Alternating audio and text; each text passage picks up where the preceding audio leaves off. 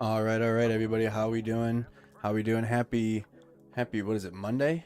March 21st, 2022. I'm Andy Mercado. Welcome to Mercado Media Productions, live on Facebook and YouTube. Like the video if you guys haven't. Make sure you've shared the stream. Check in, comment where you guys are watching from, what city, what state, or where in the world you're watching from. So, Ukraine war update from March 21st, 2022. Just the headlines right now. U.S. is not seeking any indications that Belarus is positioning troops or making moves in preparation to send troops into Ukraine, per a senior U.S. defense official. The U.S. will complete deliveries of President Biden's $350 million military aid package to Ukraine this week, but new $800 million in American weapons deliveries are yet to begin. The ports of Mariupol, Berdyansk, Skadovsk and Kherson have been temporarily closed.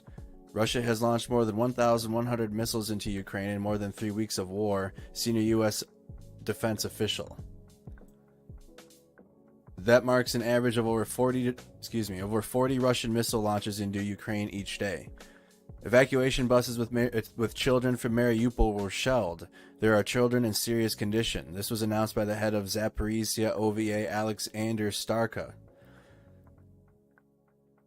A pro-Kremlin tabloid says that according to a Russian military of defense numbers, 9,861 Russian soldiers died in Ukraine and 16,153 have been injured.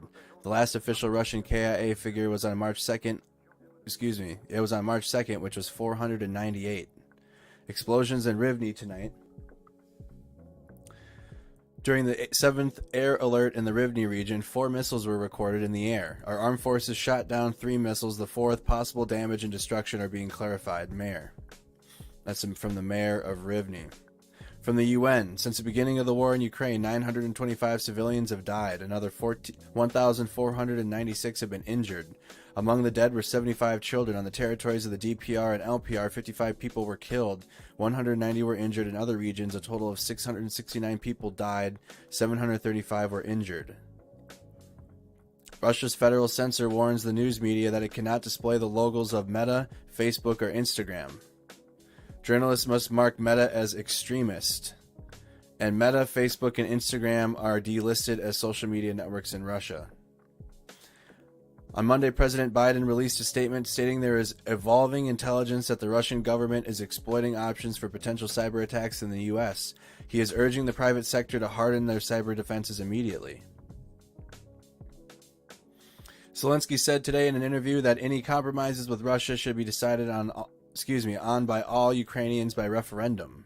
On Monday, an art school in Mariupol was hit by Russia bombs. Zelensky said that about 400 people, mostly women, children, and the elderly, had taken shelter there. At the time of the report, there was no word on survivors. Today, several pieces of evidence came out that the mall had been used as a location of military operations, and that's what this title of this stream is, about the mall, the missile that hit the mall at the end of the stream last night into this morning. Anyways, as I was saying, today several pieces of evidence came out that the mall had been used as a location of military operations. One of these was a video showing a 152 millimeter 2S3 Akatsia driving across the parking lot. So a tank, an up-armored vehicle. We'll look into that. Driving across the parking lot at an unknown date and time. Russia had deployed more ground forces in southern Belarus, just 18 miles from Ukraine's border, per satellite photo. New troop tents and equipment are being staged in the Belarusian city of Dublin. Based on evolving intelligence, President Biden says Russia is likely to conduct a massive cyber attack against the United States. Quote, "It's coming." And those are the latest headlines, latest headline updates. Again, like the video if you guys haven't. Make sure you've shared the stream. That can be found in our description on our stream. Thank you. Welcome to the United Kingdom. Let's just go through what we got here. Coffee money. Thank you so much for that, Karen C4. What do we got in here? What do we got? Sierra Vista, Arizona, Rogersville, Missouri, St. Paul, Minnesota. I'm from Sweeneytown. How you doing? From and watching from Akron, Ohio. Hello. How you doing, Daniel?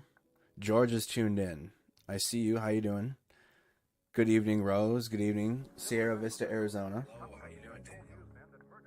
Utica, Michigan. West Newton, Pennsylvania. How you doing? Good to see you. Watching from Kansas. Sonora, California, Asheville, North Carolina, Oklahoma City. Share the stream. Spam those reactions. We're going to be getting into it shortly. Eagan, Minnesota, Calgary, Alberta. Can anybody see my text? Yes, I can. Hey, Andrew, hope you're well. Thank you. Chicago, upstate New York. Welcome. Whitehorse, Yukon. All right. So let's just go through our timeline. We can go back. Shout out to our amazing mod team and team at Mercado Media helping the flow of information. Shout out to the Discord server keeping the flow of information moving. Thank you guys so much for engaging the stream. Again, today is Member and Supporter Monday. So I'm going to be switching the chat over now. I'm going to be switching the chat over until midnight. It's 9:42 p.m. here, and then Member Monday ends at midnight. So thank you guys so much. This is a viewer-funded, viewer-supported stream, and so those that support monthly really help keep the news going and help me get more equipment and continue on doing this. I don't have a sponsor. It's not sponsored. It's sponsored by you guys, the viewers, and those that follow and subscribe. So thank you guys so much, and I'm going to set the chat now over to that function. Just grab the badge on Facebook. It's a subscriber badge. The link, the option should be in the bottom right corner, or use the link in the description. Actually, use the link in the description on Facebook, and then YouTube, it's in the link as well. Every hour on the hour, I'll be opening it back up to everyone, so the chat's public. The stream will remain public, so you'll still be able to watch. Mondays only. Mondays and Mondays only. All right. So at midnight, it'll be back open through the rest of the week until Monday again. All right. See you guys again we'll do another check-in at like 10:30, maybe 10:45 p.m. I'll open it back up. All right. Let's get into it. So this is what the mall looks like. Thank you so much, Daniel. This is what the mall looked like in the aftermath, and we're going to go from here. That was hit from, would have been Sunday night into Monday. Last night here in Kyiv. So this is aftermath video. 15 minutes away from the center. That's crazy. This is totally insane.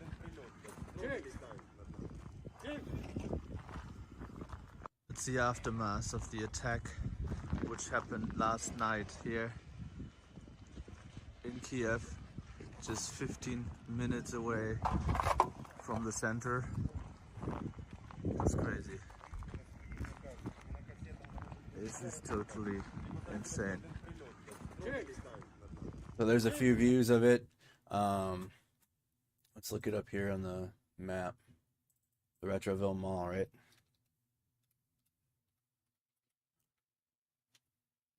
Retroville Mall. We got to watch a live stream in the last stream as well. There was news there in the morning. The news feed. So here's what it looked like before. And now there's reports throughout the day that Ukraine had military movements and military equipment here. There were pictures that came out. We'll see it. There was a tank driving through this part of the parking lot. So this is like a kind of a before look of what it looks like. Is it low volume for anyone?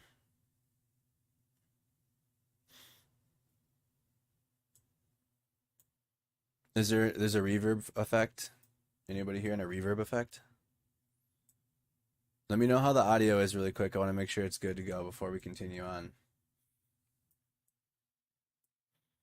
I don't have a production team, y'all. It's me still. So until that day comes, until I have some professional audio people on Mercado Media, it's me and my silly audio knowledge, which is hardly any. All right, it's good to go. No reverb, nothing. All right, it's good for you. Good. Volume was fine. Okay. All right. So this is what it looked like before, and then one more time. Here's the after. All right. It's the aftermath of the attack which happened last night here in Kyiv, just 15 minutes away from the center. That's crazy. This is totally insane.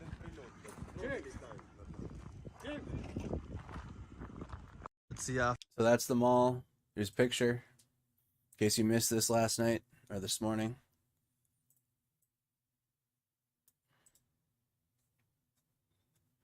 Retroville Mall. Keep going through the timeline. John Sweeney's diary updates. There was explosions in Mariupol yesterday, 15 hours ago. So this is kind of the recap time. We usually will hit breaking news or recent news about 1 a.m., midnight, 12:30, 1 in the morning. Is when breaking stuff usually will come out and happen. So this was in Mykolaiv 15 hours ago. Cover from what I missed from everything from the ending of the last stream to now. 15 hours ago in Mariupol. Excuse me. Mykolaiv. This is in Mykolaiv.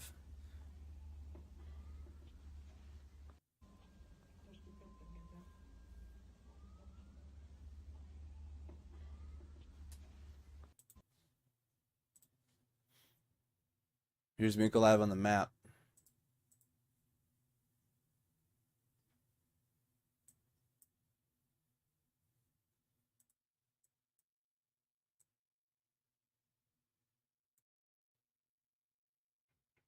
Right in between Kherson and Odessa. So Mykolaiv is right here. One of the port cities. It's kind of inland, but it's still a port city.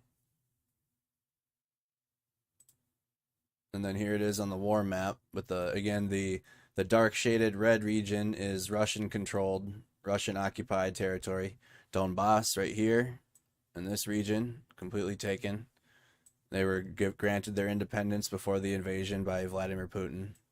And then the annexation of Crimea, which was in 2014. So they've had this. And then they were Vladimir Putin basically was like, yeah, it's ours. Yep. Or they're independent. So, and then these are this is the territory that they've gained since the invasion, as well as here. A little bit here between Kharkov and Sumy, and then sprinkled in between Sumy and Kyiv. And then here's the Chernobyl region that they took on like day 2 or 3. The Chernobyl power plant to the northwest of Kyiv. So that's all Russian controlled. And then here's Trinitstria. I can't even say it properly.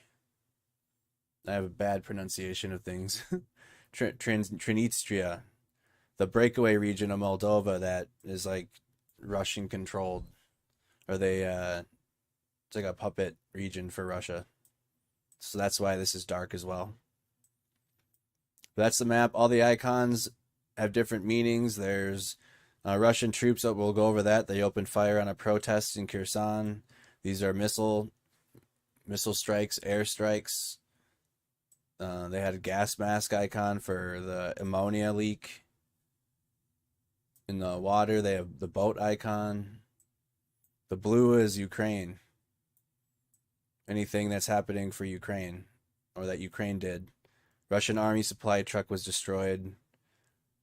Kyiv authorities announced 35 hours curfew. So they're under curfew for 35 hours, huh? 8 p.m. their 35-hour curfew started. That's tough. Okay, so that's Mykolaiv again. We'll keep going. Here it is. John updated from the mall. So I didn't see this. This was 14 hours ago. An update from John Sweeney. Kyiv diary, day 26 of Vladimir Putin's war. So this is a bit of Vladimir Putin's handiwork. It's a shopping centre. It's also hit. The sign in orange, by the way, says Foxtrot. Well, nobody's dancing here. Kyiv diary, day 26 of Vladimir Putin's war. So this is a bit of Vladimir Putin's handiwork. It's a shopping centre. It's also hit. The sign in orange, by the way, says Foxtrot. Well, nobody's dancing here. Kyiv Diary. So that was after the mall. 11 hours ago, Ukraine is being very aggressive in defensive operations using U.S. weapons almost as soon as they are delivered. U.S.-provided javelins had long been held in a warehouse in western Ukraine but began flowing to the front lines months before war. Environment Ministry of Ukraine, significant concentration of ammonia is still in the air. So even though they announced that the ammonia leak was all clear at the Kimprom plant in Sumy, there's an ammonia plant leak yesterday morning. Almost a 5-kilometer wide leak. And they said they had reports that came out that it was contained.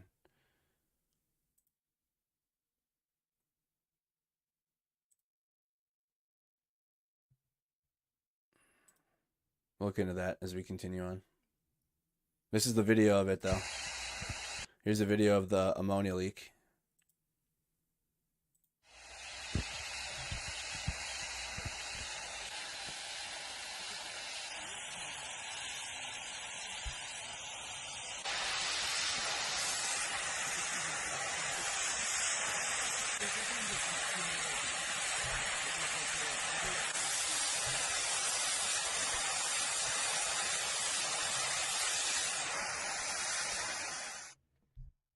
One more time.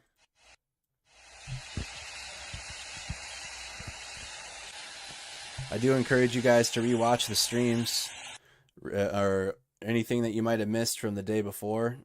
Rewatch, because we definitely went in depth last stream on the effects of ammonia, what it is, how it affects you. We went into that, and we do that during these streams. Anything that I don't understand, I Google, because I didn't know what ammonia did. So definitely tune into the streams. They're posted on YouTube afterwards. Facebook posts them, but it's a little harder to find the streams on Facebook because there's lots of posting. Whereas YouTube, it's saved in the playlist.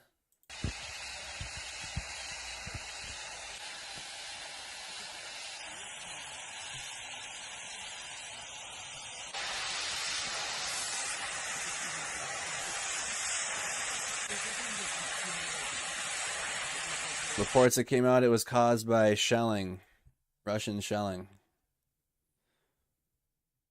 First, it was about 2.5 kilometers, and it went up to 5, and then later in the morning that they had it contained. In the Kimprom. This is how a man collects his belongings left in the apartment after the missile attack in Kyiv. So this missile attack, I believe, was the days kind of blend because this stream covers the day prior and the current day. So I believe this was Friday morning. This apartment was hit in the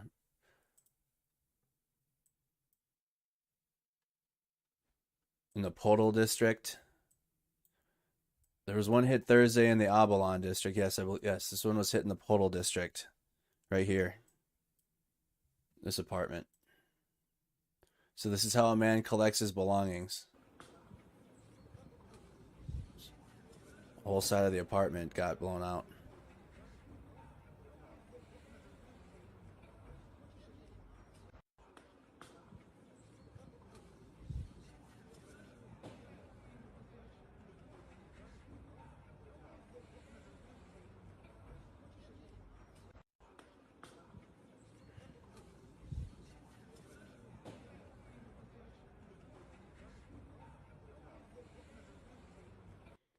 Continuing on, U.S. has not seen any indications that Belarus is positioning troops or making moves. So there was lots of reports that Belarus was positioning troops to get ready to move into Ukraine. The one thing that has been consistent, at least, is the U.S. any U.S. intelligence reports. Ironically enough. So far, any time a U.S. reports came out, whether it's been the landing operations or anything that's been like a fearful event of something bigger amplifying the war happening. U.S. reports have refuted it, or they've been accurate at least thus far in refuting any wild claims.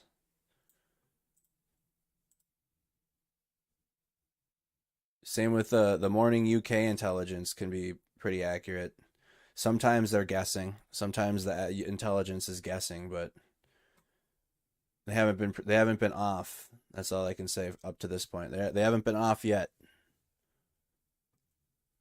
Russian. So anytime I say MOD, when I say Russian MOD, that's Ministry of Defense. I should make that clear. So this is like propaganda from the Ministry of Defense. Russian MOD posted a video showing that Ukraine was storing MLRS multiple launch rocket systems. MLRS stands for multiple launch rocket systems at the mall in Kyiv that was struck last night. So they actually released video. That's interesting. So here's from the Ministry of Defense side of the attack on the Kyiv mall from their UAV.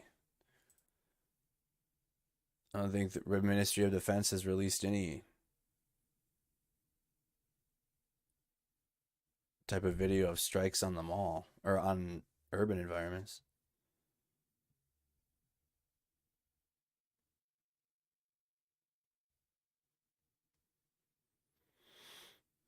No audio right now.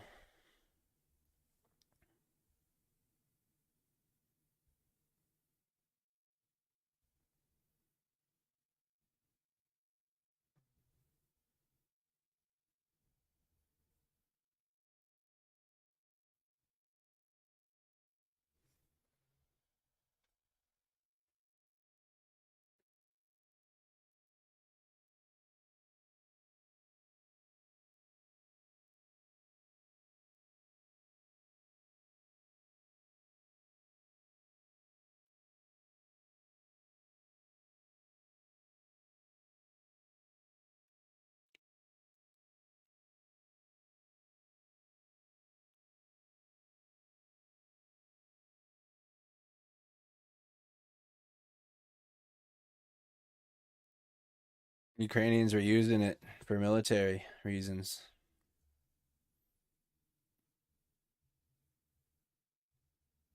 So this video, it's from the Ministry of Defense. There's a strike on it.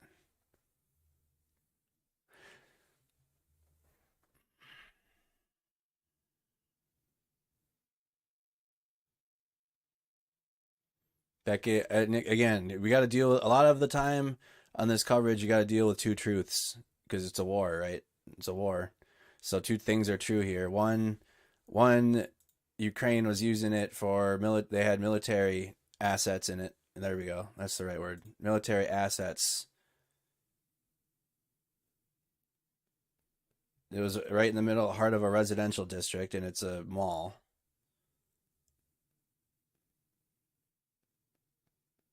I don't know. Now, the one thing is that now that Russia splices into this is this MLRS rocket system. So that's like where so they track this. Okay. Hold on.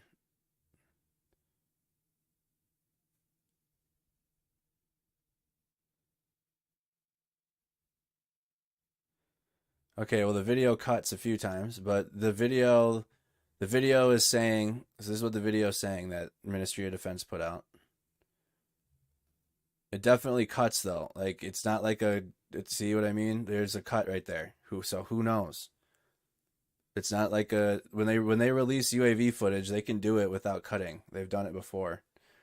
But this is what it's saying. This is what the MOD video from Ministry of Defense is. Here's the mall in their UAV. Here's the video of the MLRS, the multiple launch rocket system from Ukraine being used. Now here's the video. Now here's the video of the truck. This is what, again, from Ministry of Defense. And now they're following the truck, right? This is the Russians. They're following the Ukrainian truck. It cut so many times.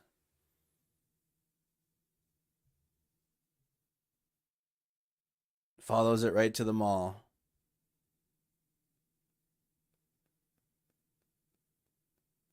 Follows the truck right to the mall. Sees it pull up to the mall. And there's other picture evidence of Ukraine using this mall for military assets as well that we'll go through here shortly. It is hard to believe Russian MOD. Very hard. There's also other evidence of military vehicles at this mall, though. That's the one thing that's tough.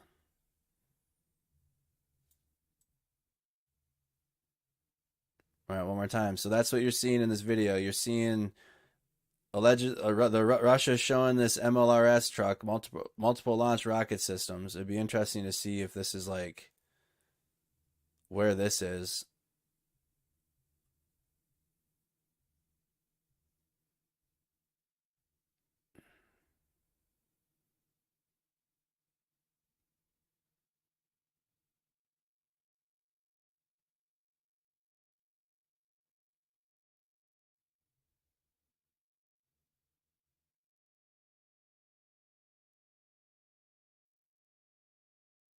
So that is the same intersection. That's the same intersection as like here. Right here in the corner.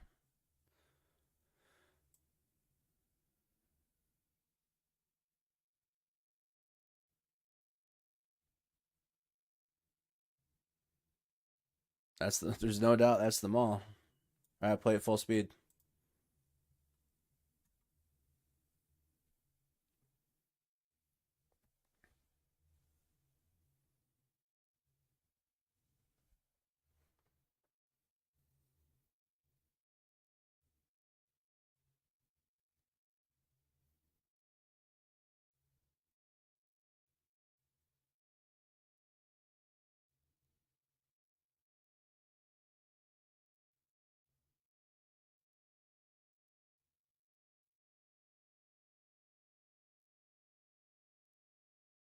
That's why war sucks, y'all. The war is not a. It sucks because it's like it puts you. You have to really take a feeling and emotions out of it, because like one, Ukraine is defending themselves. Ukraine is this is like imagine like you trying to defend your local town, and you got to go to the mall, and like it's just how it is. It's how the situation is. Like they're using their malls. They're using regular shit to store their military targets, like all of their resources. They have a shitload of supplies now, equipment, weapons. You know what I mean? They're using non-military targets, but Russia's like they're using those to store their military equipment.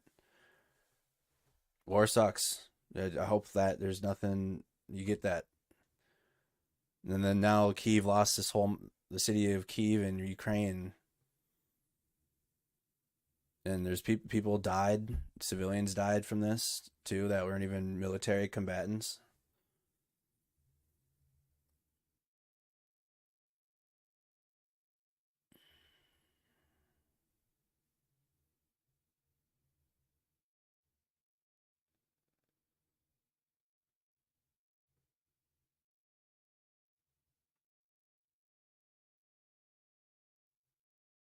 The other thing too,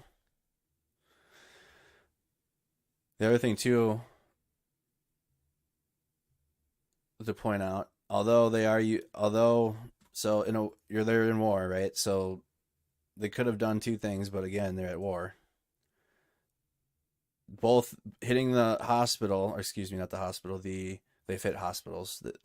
Hitting the mall both sends a message of devastation because it's hitting a civilian target in general. Two, they likely hit other military assets in this for hitting the one.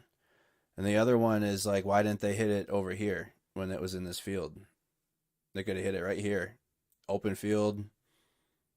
But it caused way less damage to maybe outside objects if they would have hit it here.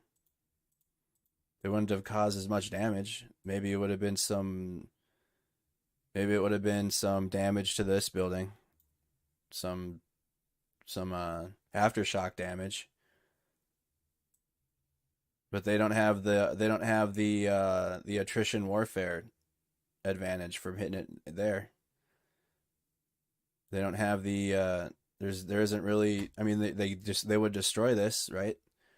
But they hit it over here for few reasons, a few reasons I should say. Military assets, the most destruction, it's devastation, it's right into the heart of the city.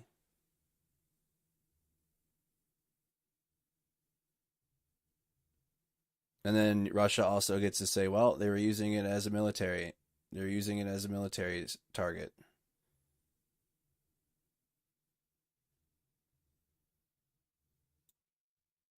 And then there's other pictures too. So we saw that. We got to go through Mariupol, but I want to find the pictures really quick. Here. Shortly after the missile attack in the Retroville Mall last night, the Kyiv Police Department posted this image on Facebook as part of a post showing the destruction. This appears to be the charge for a 152mm artillery round. Today, several pieces of evidence came out that the mall had been used as a location of military operations. One of these was a video showing a 152mm 2S3 Oktisa. What is that? So we haven't even... here's a picture of it, actually. Here. Provided. Picture provided.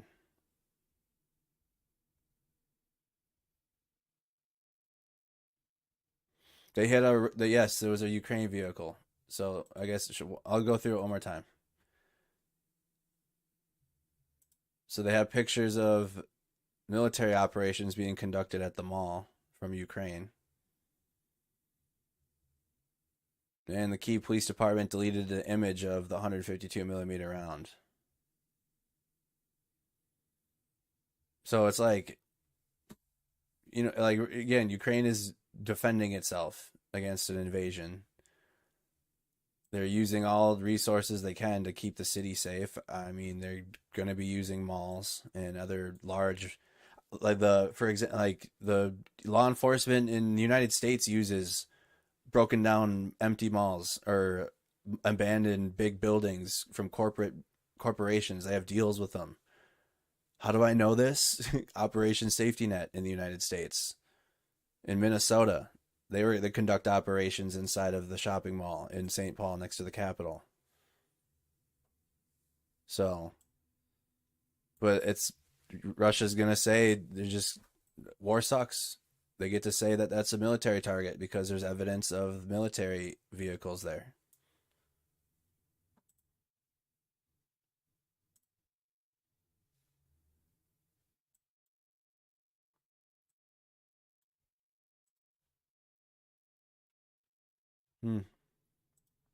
Go back one more time. I'll show you.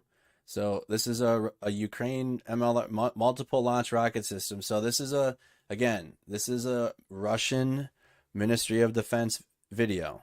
Okay, so this isn't a Ukraine side of the war video. This is a Russian side of the war video, and it's showing the MLRS truck in action here. So this is fire from the MLRS truck.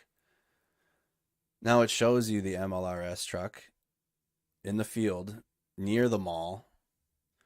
It shows it in action.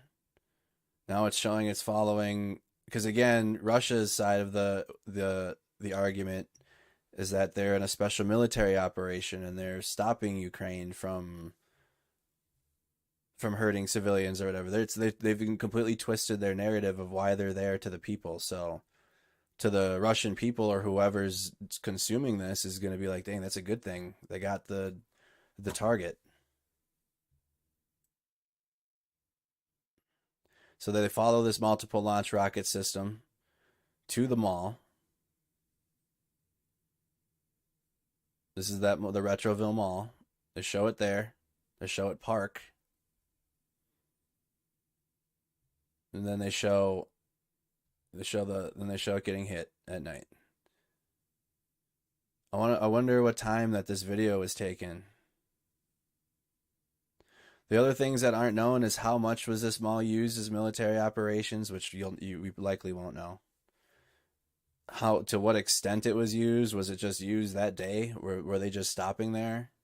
I mean, even in the army, we stopped on convoys. We'd stop at a mall or at Walmart or at somewhere on our convoys. They're at full scale invasion level, so driving a military vehicle to a mall might not be so like weird.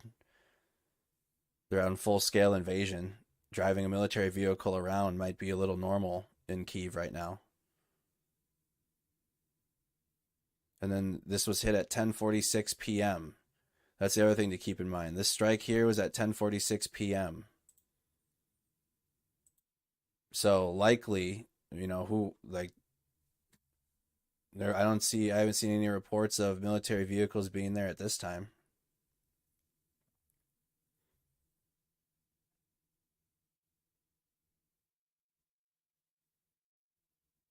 They hit it well after the fact. So that's what you're seeing from that video. All right, let's continue on. So now this is what Mariupol looks like. Here's Mariupol, the last city standing in Ukraine control to the southeast. Here's Mariupol on the map. Here it is on our war map.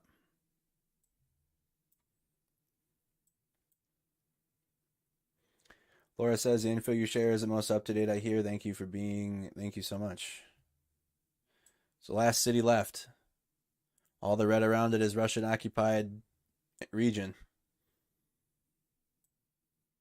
All this is Russian-occupied here in the southeast. But here's Mariupol, strikes on Mariupol from the sky.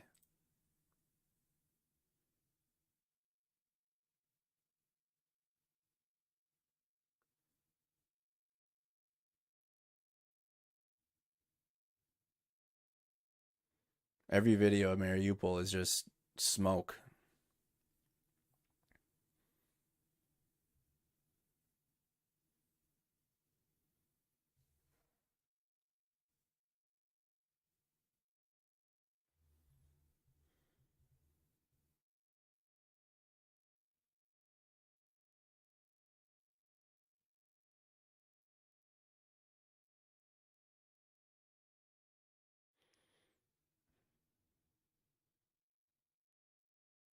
There's a factory in Mariupol.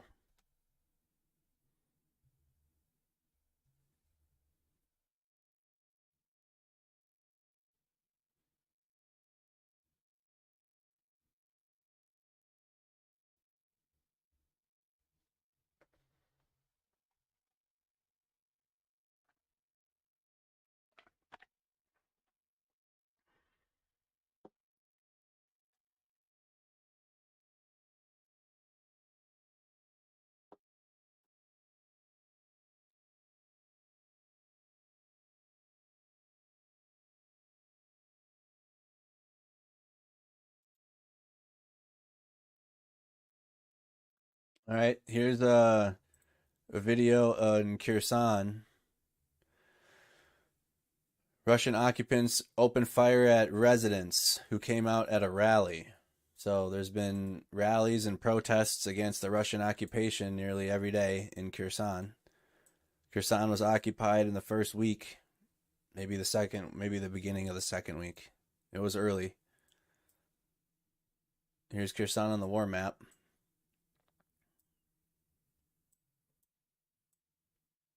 Completely occupied, but the residents have been protesting. Russian occupants opened fire at Kherson residents when they came out for a rally. Let's watch. Что за хуйня? Ну-ка, блядь, смотри, что творят, ебать. Снимаем, блядь. Домой! Домой! Домой!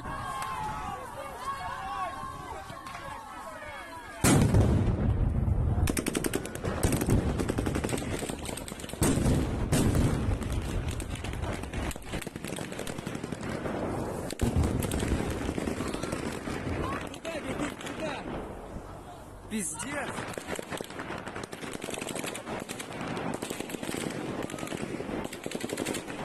Пизда! Чисто...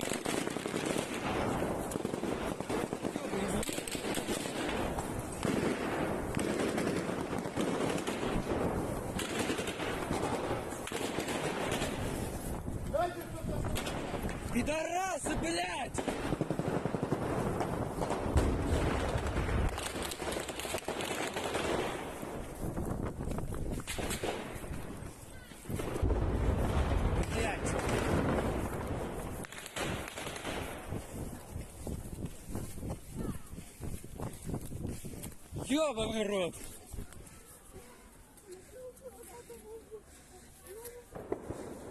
Нормально все? Пиздец.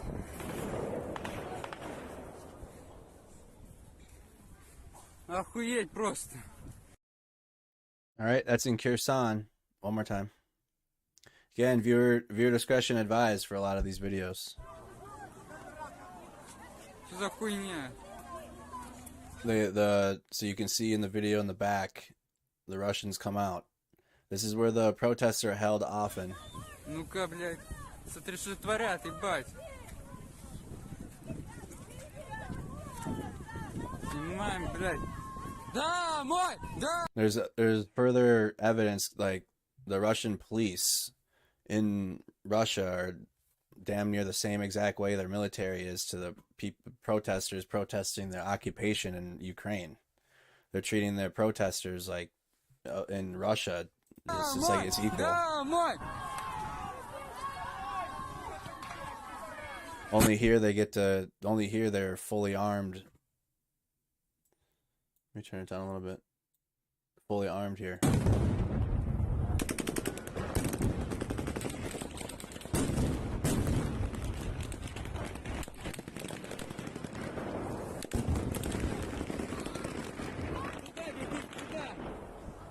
Пиздец!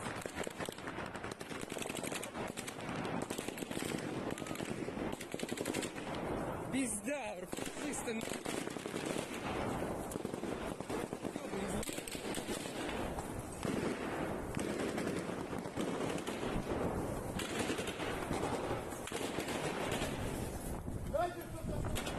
Пидорасы, блядь!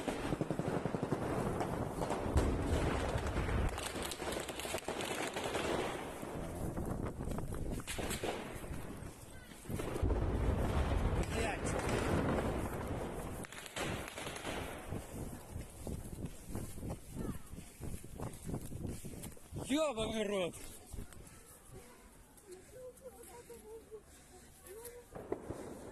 Нормально все? Пиздец.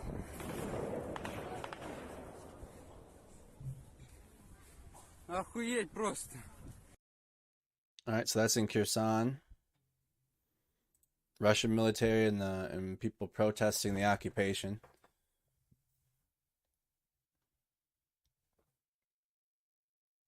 There was a shelling in Kharkiv 4 hours ago. Kharkiv is to the east, to the northeast, along the border with Russia. So like right here. Let me pull it up on the big map.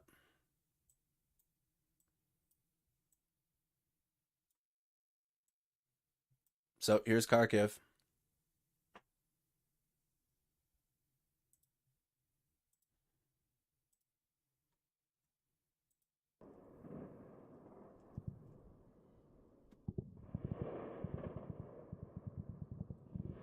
Офигеть!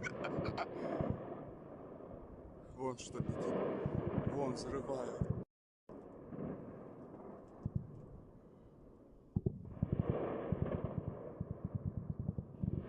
Офигеть! Вон что летит. Вон взрывают. Also, what happened today is a group of Ukrainians on a small boat tries to block Solaris, the yacht belonging to the Russian oligarch Roman Abramovich, from docking in Turkey. So, a Ukrainian boat tried to stop Roman Abramovich's yacht from docking in Turkey. Look how large that ship is.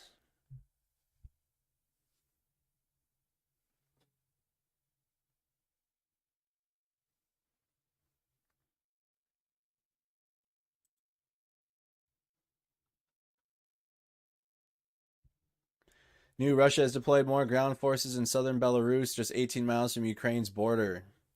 So here's a satellite photo. So again, there's U.S. reports that there's no indication, but yet here's satellite photo.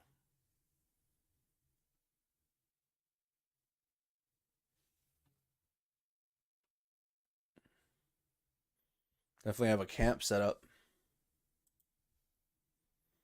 Southern Belarus.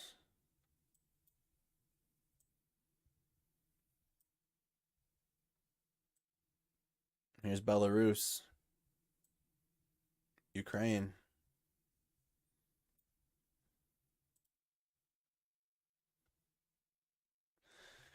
So here's Biden, President Biden, talking about the U.S. intelligence report that a massive cyber attack is coming. So here's the president. But look, today my administration is issuing new warnings that based on evolving intelligence, Russia may be planning a cyber attack against us. And as I said, the magnitude of Russia's cyber capacity is fairly consequential, and it's coming. The federal government is doing its part to get ready. But under U.S. law, as you all remember, the private sector, all of you, largely decides the protections that you will or will not take. But look, today my administration... So, going to be on the lookout for cyber attacks. And that's the latest from my updates. Let's go through the timeline and get the latest now. Sounds like there was sirens in Kyiv City, all clear. Here's so wind of change is picking up in Russia. What does that mean? Wind of change. Oh, maybe it's just what he used to describe this. We need to support and inspire these brave women. So this is like a protest happening in Russia.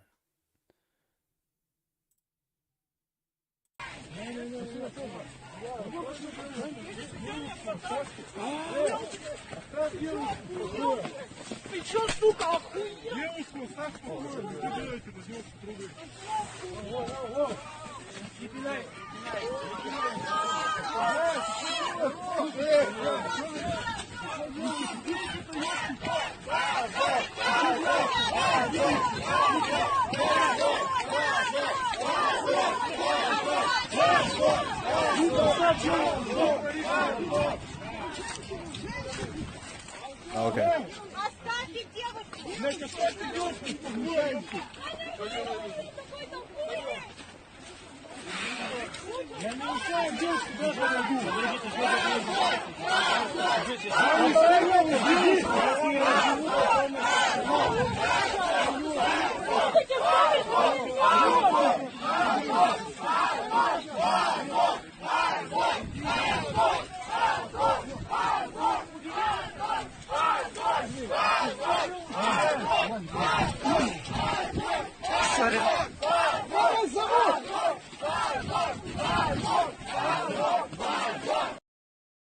So that's happening in Russia.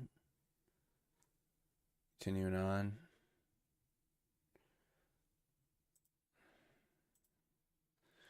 Let me guess, this has music to it. Knew it. So dumb. Irpin, Ukraine's emergency service workers. Our pets need care too. Oh, it's like some of the dogs that you've seen. This looks like the where the camera was a couple weeks ago. We were watching the evacuations, and there's the dogs that were around there.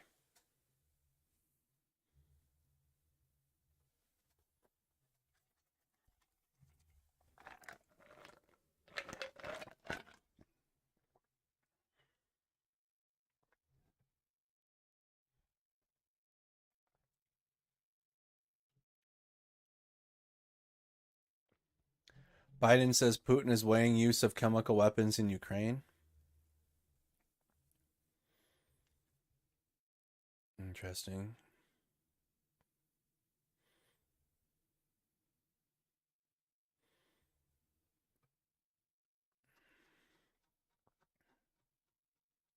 Doesn't seem like too many updates are coming out right now at this time.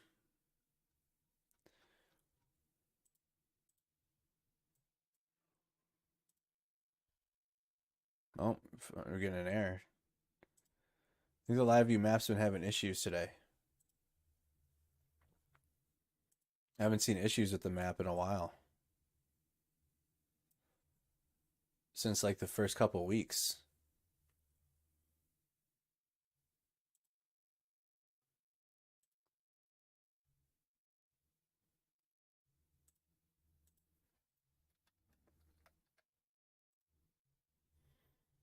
And tune into Zabby's feed.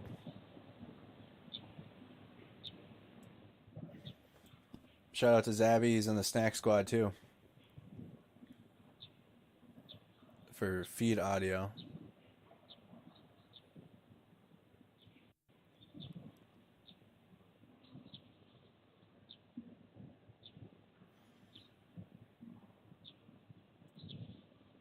Here's a look at some of the cameras. This is all live feeds in Ukraine right now.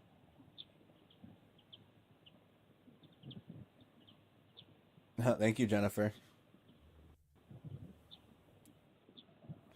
As we wait for further. Again, y'all, just a reminder, Tuesdays and Thursdays are my new days off. Tuesdays and Thursdays. I'm going to be utilizing this time to get a new place.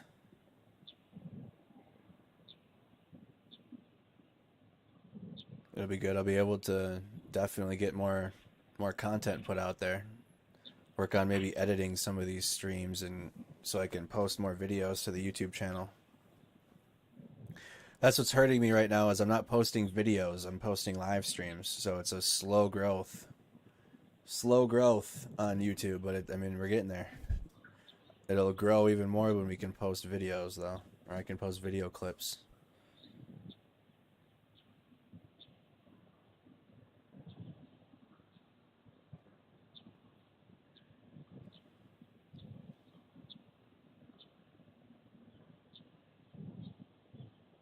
Yes, it would be.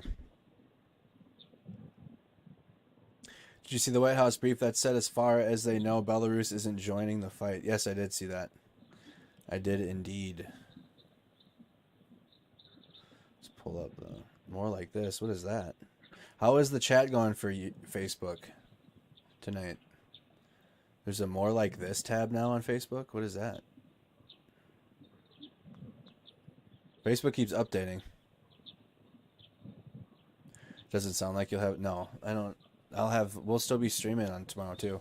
Also consider joining us for some video game streams tomorrow. Even though it's a day off, I'm still going to be streaming.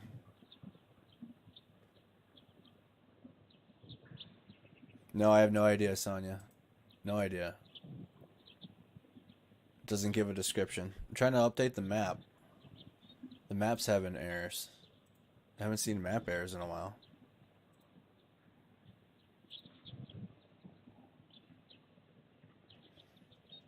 Alright, well, let's check Speak the Truth update then, I suppose.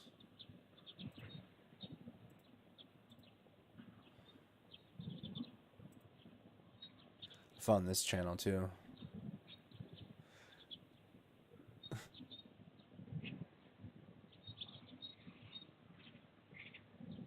Then I'll play one when they update it. Mr. Spherical, it's like a cartoon channel.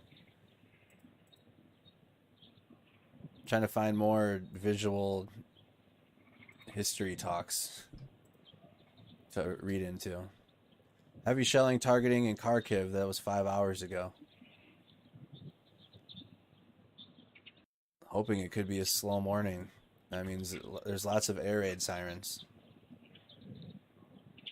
Lots of air raid sirens.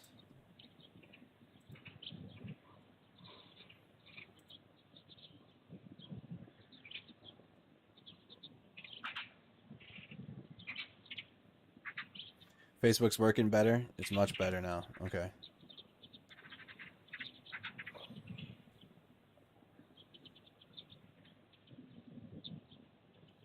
There's a siren in Kharkiv. That just came out a minute ago. Ukrainian troops liberate Makarev. The General Staff of the Armed Forces of Ukraine reported on March 21st that Ukrainian flag was raised over the town of Makarev, and Russian forces have been pushed back. Makarev is located 60 kilometers west from Kyiv. Oh yes, I did enjoy that. The history lesson last night.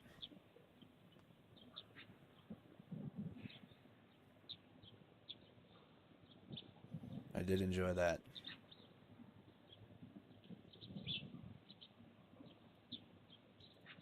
We can go into every. So there isn't really anything breaking happening at this time, but we can go further in depth on some of the breaking stories, or not the breaking stories, some of the headlines from the day.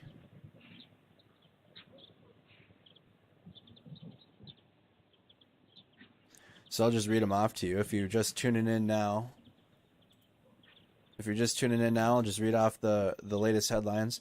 U.S. is not seeing any indications that Belarus is positioning troops or making moves in preparation to send troops into Ukraine, per a senior U.S. defense official.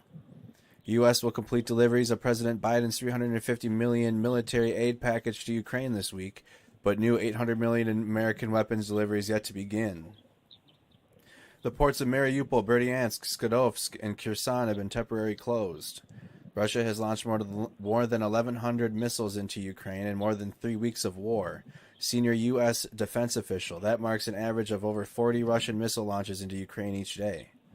Evacuation buses with children from Mariupol were shelled. There are children in serious condition. This was announced by the head of Zaporizhia OVA Oleksandr Starukh.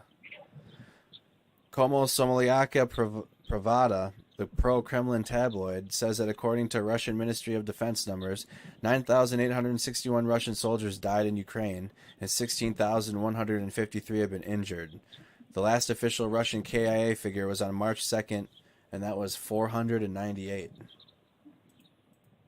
So Russia's putting out that 9,861 soldiers have died in Ukraine. And here's what Ukraine is saying. We put out a number every day. Every morning.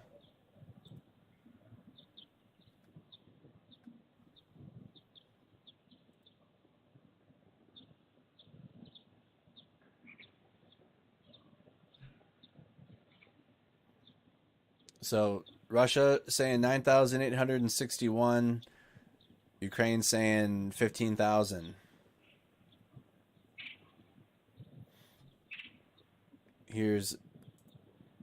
This is Ukraine's numbers that they put out, the latest. They put out a number again. They'll put out a number again at like 3, 4 in the morning.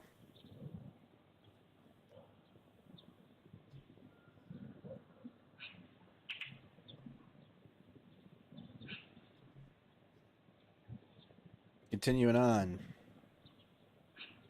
There were explosions in Rivne tonight. During the 7th air alert in the Rivne region, 4 missiles were recorded in the air. Armed forces shot down 3 missiles. The 4th possible damage and was that a rooster?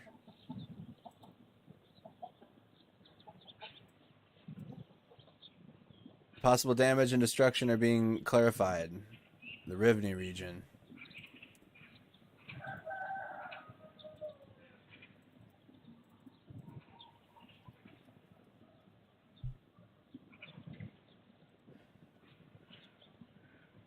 Here's the Rivne region. Kind of by northeast of Lviv. Northeast of Lviv.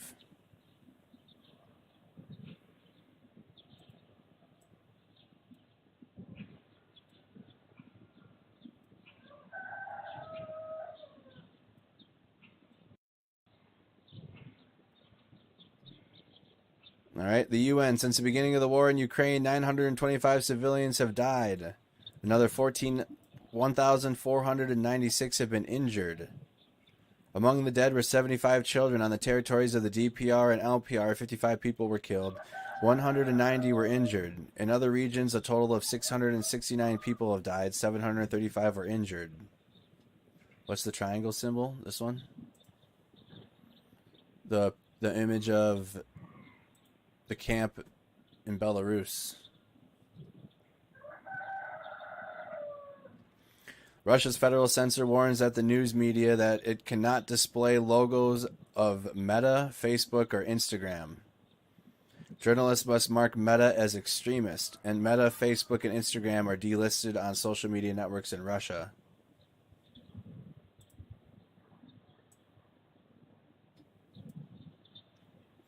On Monday, President Biden released a statement stating there was evolving intelligence that the Russian government is exploring options for potential cyber attacks in the United States. He is urging the private sector to harden their cyber defenses immediately. Zelensky said today in an interview that any compromises with Russia would be decided on by all Ukrainians in a referendum. On Monday, an art school in Mariupol was hit by Russia bombs. Zelensky said that about 400 people, mostly women, children, and the elderly, had taken shelter there. At the time of the report, there was no word on survivors. Today, several pieces of evidence came out that the mall had once been used as a location of military operations. One of these was a video showing a 152mm 2S3 Akatsiya driving across the parking lot in an unknown date and time. Russia has deployed more ground forces in southern Belarus, just 18 miles from Ukraine's border. Per satellite photo, new troops and equipment are being staged in the Belarusian city of Dublin. And that's this. That's this photo right here.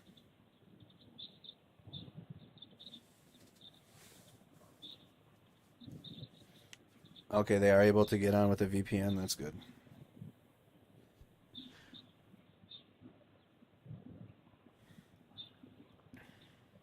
And that's like the latest updates. There was the strike on the mall yesterday morning, or excuse me, it would have been Saturday night. So Sunday morning the pictures came out.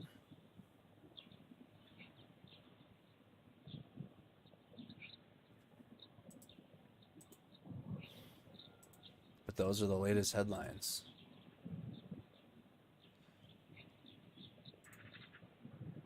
Russian singer puts down the flag of Ukraine and seized Enderahar. What does that mean?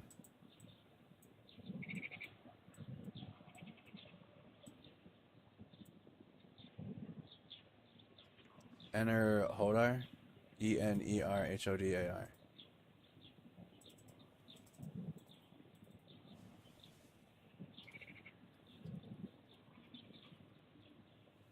In Zaporizhia. That's a plant, huh?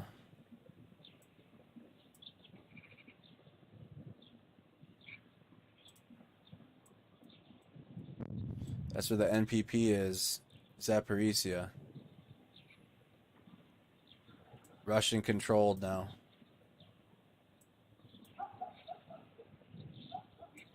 So this is the NPP plant in Zaporizhia.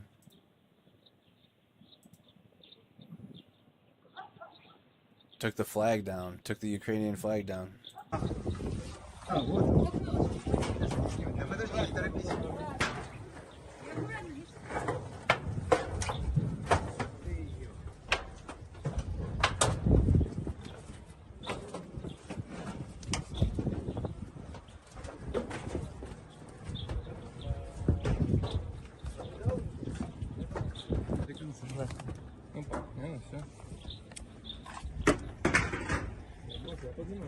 Тулула, Тулула, Тулула.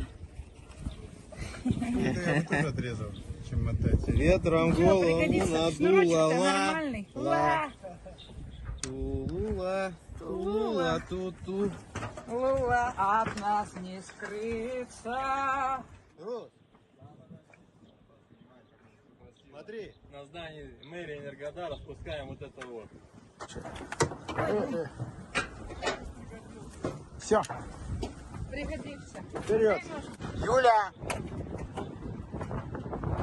поехали. Хватит позировать. Дело сделано. So that's Russians and a Russian singer taking down the flag at that NPP plant or in Erdenhar in Zaporizhia. Подожди, не торопись.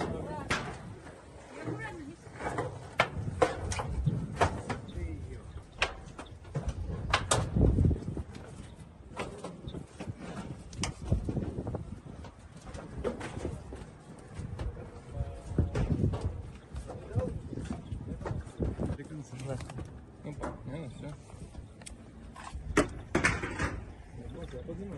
Тулула. Тулула, тут. Тулула. Это я бы тоже отрезал, чем мотать. Ветром голову Пригодится. Шнурочек-то надула. нормальный. Ла. Тулула. Тулула. Ту-ту. Лула, от нас не скрыться.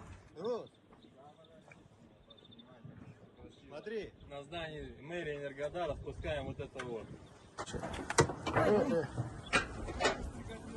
Все, Пригодится. вперед. Юля. Поехали. Хватит позировать. Дело сделано.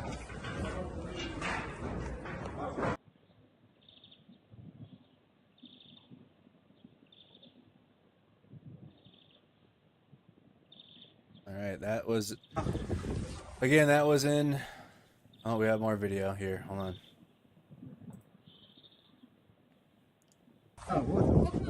That was in Enerohar.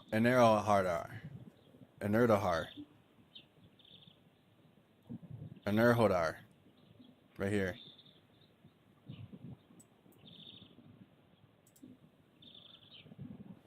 Russia's only tank manufacturer, Lavozganovlad. Oh my god, wow. This has been I've had the toughest time pronouncing. This has been the most difficult period of me trying to pronounce words in my life. Oduction. No. The main Eurovagonzavad. Urlavagonzavad. There you go. Russia's only tank manufacturer, Urlavagonzavad, has stopped its production. The main reason for this is a lack of component parts. This is a tank plant where they make tanks. I also learned why that we're seeing the top of the tank blown off and why it's like sitting next to the rest of it. It's because these tanks are auto-loading. They have auto-loaders on these, whereas in a U.S., like a M1 Abrams, which is a much larger tank, you got a troop doing it. You got a soldier in there manually loading it. So when these get hit, especially if they get hit at the top area, you're setting off all of the shells in there at the same time, and it blows it off. It blows the top off. I guess you got a smaller tank and it's auto loading, which I guess, but like if one strong hit to that area, you're blowing up the whole top off. You're blowing the whole top off of the tank. So I didn't know that. I was wondering why we were seeing just like this right here and the rest of it on the ground.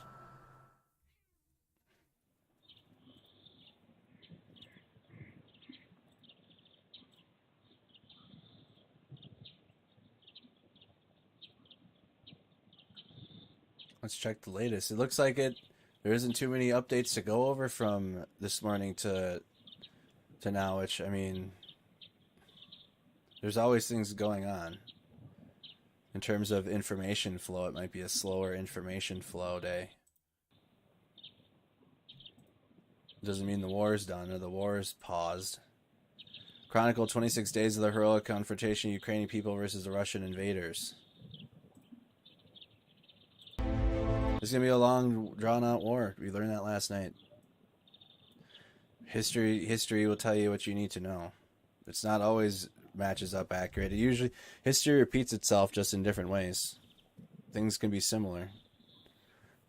But the Russian strategy is very similar to the Chechen wars.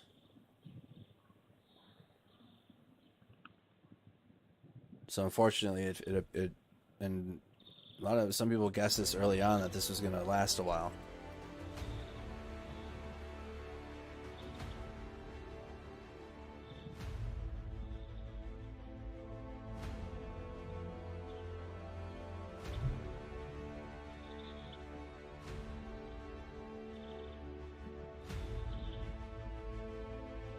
This is put out from the Ukrainian Defense Ministry. It's kind of hard. Can't really read what any of that says. But it's a compilation.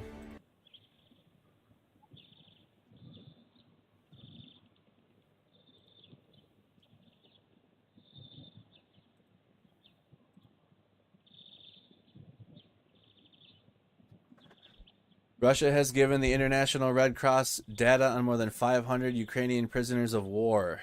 They are ready to be exchanged for Russian army soldiers taken prisoner of war, the Russian Human Rights Commissioner Tatiana Moskalova has said. Thank you, John. Thank you, Lynette.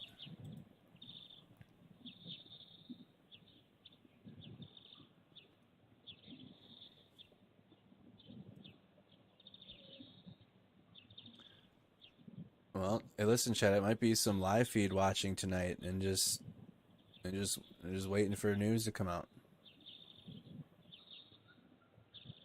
As much as I try to fill the time with me talking, I can't all the time. We go over this so extensively, where we just sometimes hit a wall in information flow. Let's check the Discord.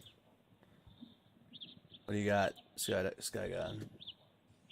What do you got here? A view of Kyiv right here. With some audio.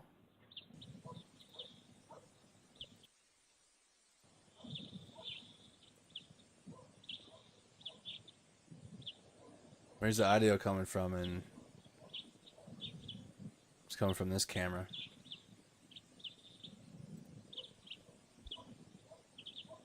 I know a lot of people forget.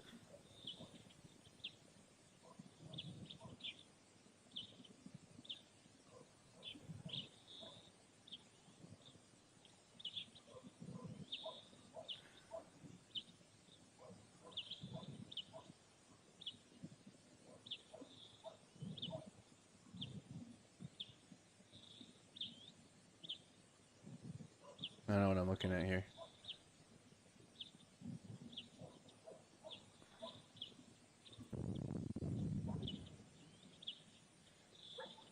We got this feed. Sophia Square. I wish we had audio though.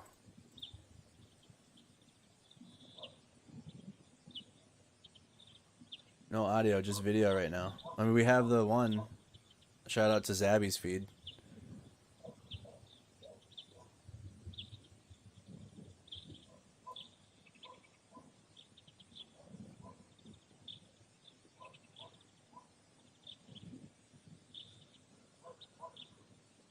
Might be just some feed watching tonight, chat. Reading comments for a little while. Of course, this won't last long. Breaking news will be coming out of reports of the shellings throughout the night and geolocated evidence to those.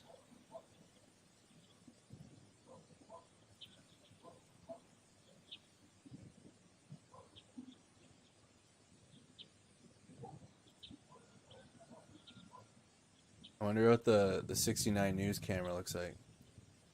Oops.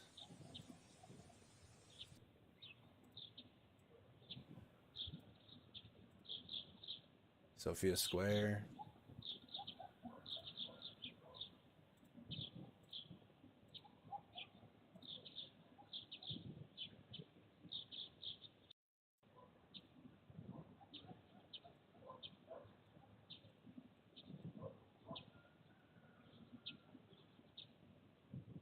Oh, this one?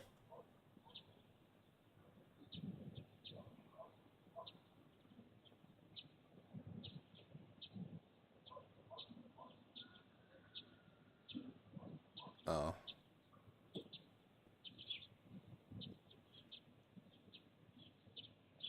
Like the video if you guys haven't. Share the stream. Went through the updates and anything that I missed from the last stream until now. And we're just waiting for more.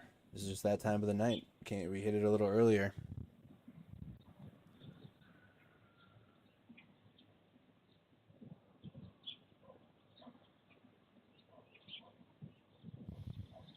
Where are you guys tuning in from, members? I'm going to open it up in like 9 minutes to everybody.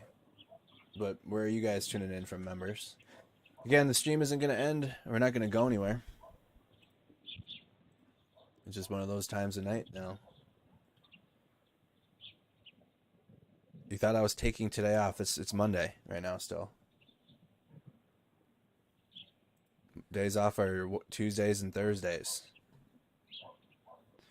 Portland is tuned in. Hello, Darren from Cobb Hill, Kentucky. KR911, Wisconsin Rapids, Wisconsin. Daniel Valesprio Valparaiso, I can never say it. Valparaiso, Indiana. 41 degrees Fahrenheit and raining. Council, Idaho. How you doing, Joseph? Lufkin, Texas, Paula. Alyssa in Houston. We have a tornado watch. Lisa says Portland. John's from Pittsburgh, Pennsylvania. Helen's from the United Kingdom. Blackpool, Eugene, Oregon. Mary, Long Beach, South California. Michelle, Duluth.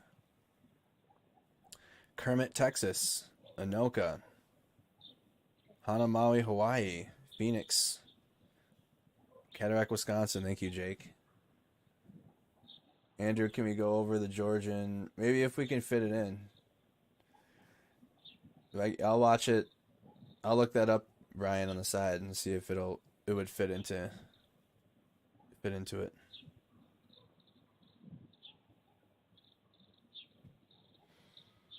St. Paul, Minnesota is tuned in.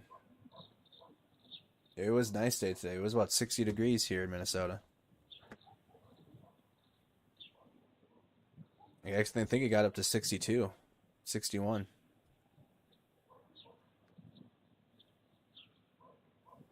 Corinth, Mississippi. Northwest Florida. 3:52 a.m. here in the United Kingdom. I hope a lot of you guys are going to join us tomorrow night on Snack Squad Gaming. Of course, on the days off, if anything breaking happens or, I need to go live, I will go live and cover it. So say something happens on a Tuesday or a Thursday, or even while I'm not streaming, while this schedule is going.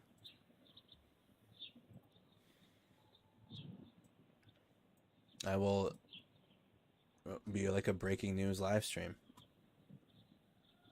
Nothing new yet. Nothing new to update.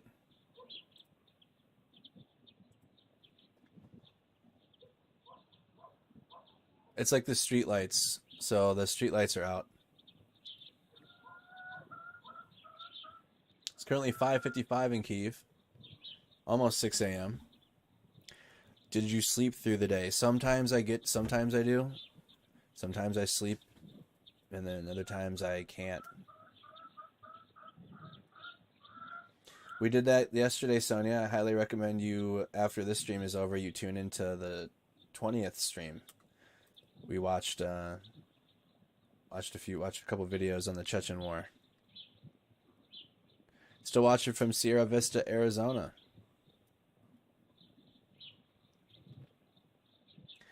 Mondays are chat for the members and supporters or subscribers. Get that badge on Facebook that you guys see in the comments. I think it's got a heart in it. It's a teal badge with a little heart inside of it, and it's a subscriber badge now Facebook calls it, but I'll still always call it a supporter badge. That's what it was originally called. But grab that badge and you'll be able to comment. Mondays only, so that means that fact will end in an hour. It's almost 11 p.m. Central Time. So in 1 hour, then the chat will be open until next Monday. The only thing that we do have is a layer of protection against troll influxes. So I do have follower only and subscriber on YouTube only option on. So even after the opening of the chat, there's a group walking right here. Like a day patrol. No. I was going to point at him. Right here. This is a live feed we got on, guys, right now. We've gone through the latest and greatest. Morning patrol, huh? They're under curfew right now. That's the other thing I should say, an update. Is Kyiv is under a 35-hour curfew.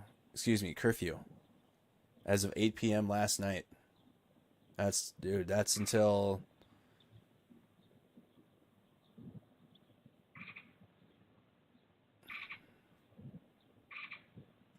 That's until 5 a.m. tomorrow. They're on curfew till 5 a.m. tomorrow.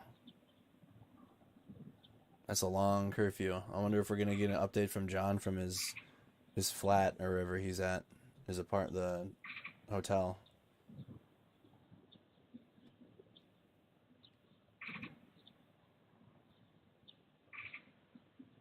Yep, they're under martial law.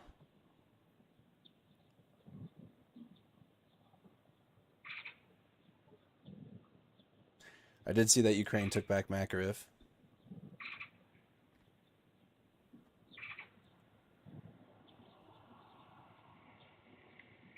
Definite morning patrol.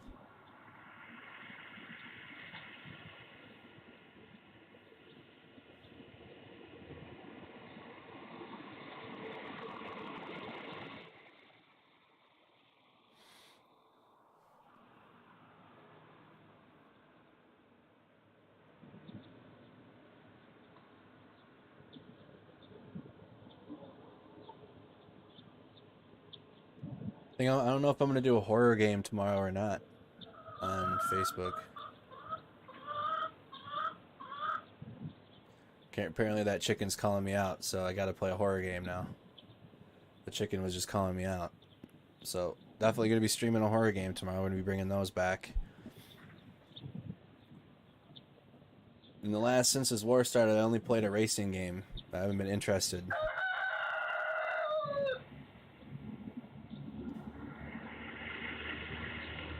There's a live feed going of another spot in Kyiv.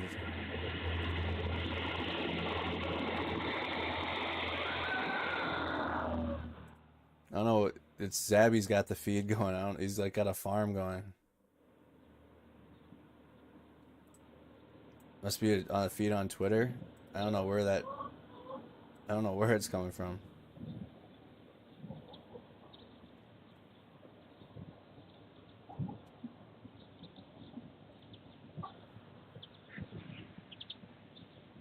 Where is the original for that?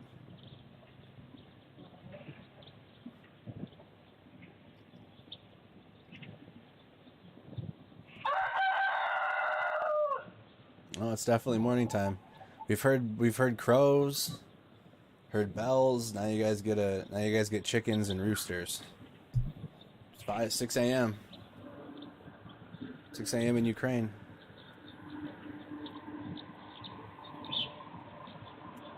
I gotta open the chat. 11 p.m.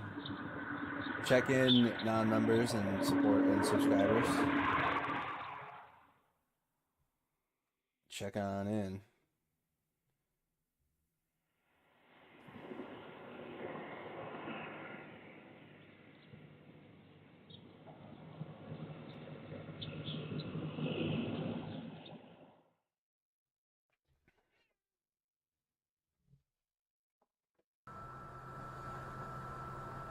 Roosters and chickens this morning.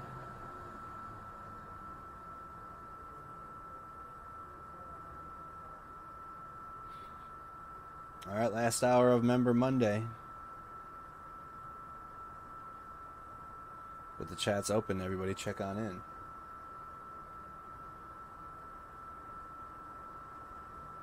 North Carolina's tuned in. You're back, Graham. How you doing?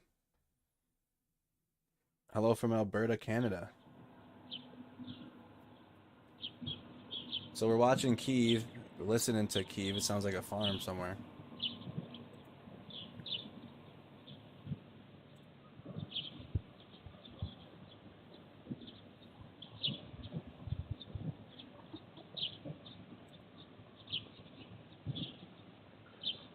Oh, wow. We got a whole bunch of them here.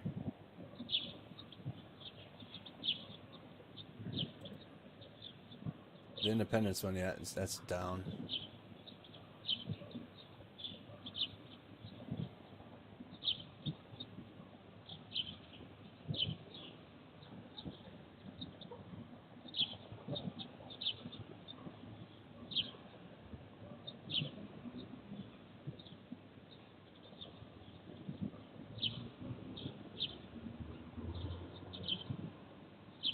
Search the tag on the cam.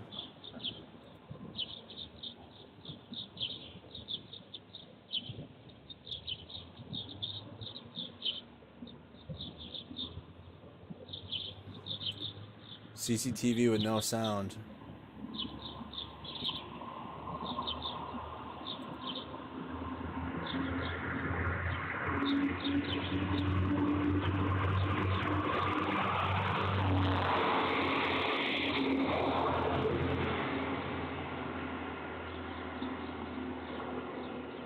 Oklahoma City. Welcome, welcome. We're looking for a big screen of that feed.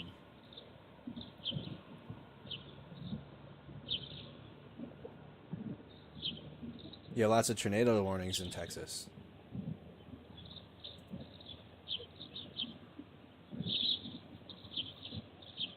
Austin, Texas.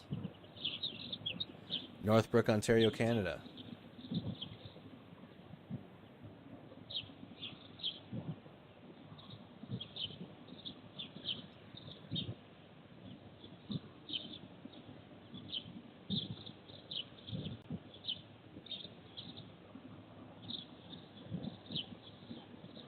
It's good to see everybody. Yeah, we went through all the updates from when we ended last night or this morning until now.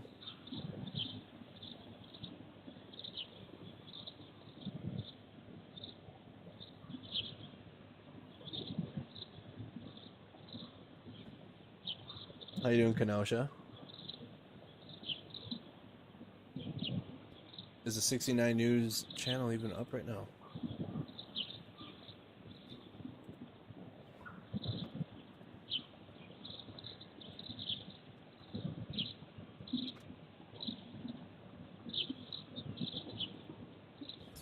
Security Service Company is your local.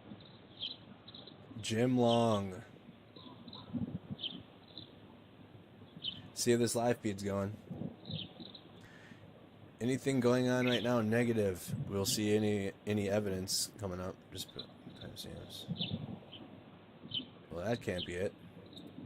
That's not Ukraine.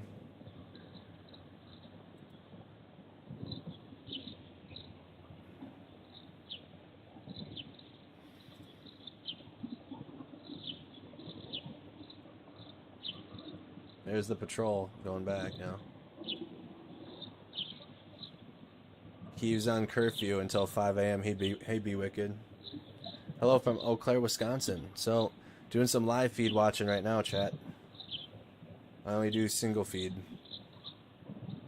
Suppose I could bring up a couple other ones on the screen while we wait.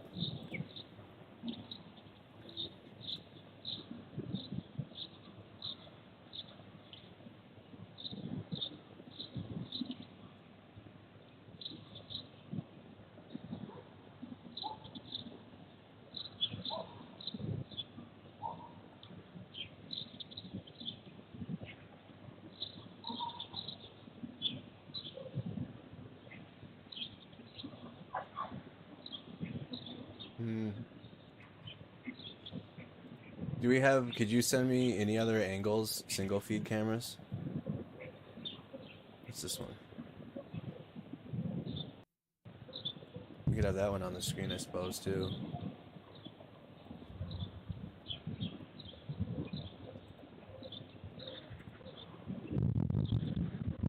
Live feed watching. The roosters are new.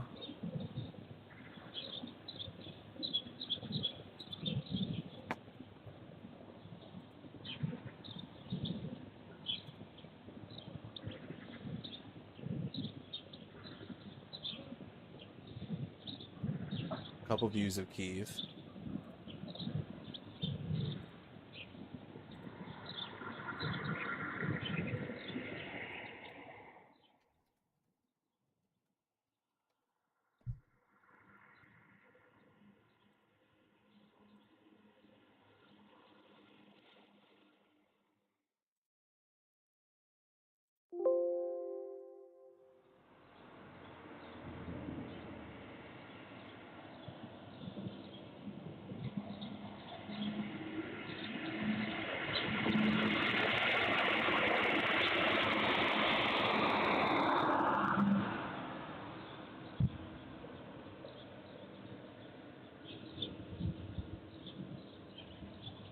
Well, that'll work. All right, now let's do this.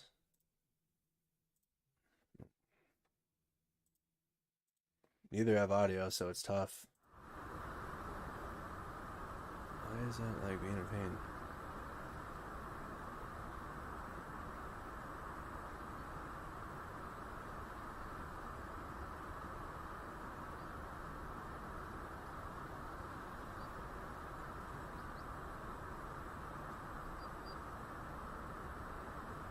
There we go.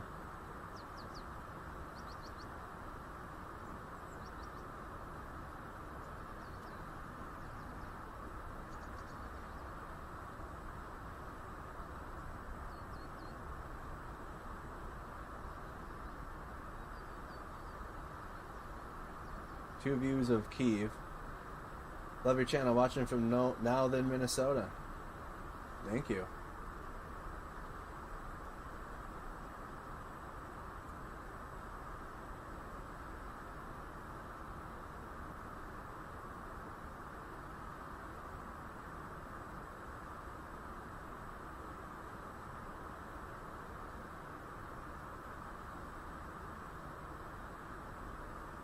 Which mall got hit by a missile? The Retroville Mall. All right, y'all. See you again at midnight. We're just kind of live stream watching right now. See you again at midnight. Become a member or a supporter to continue on Mondays. Chat on Mondays.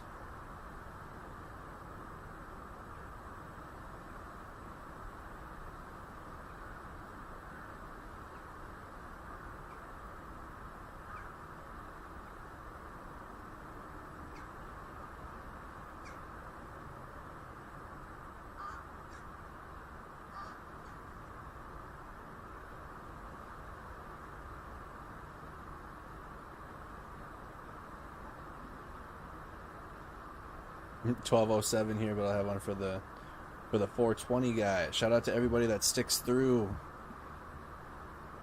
even when there isn't much really to talk about and go over.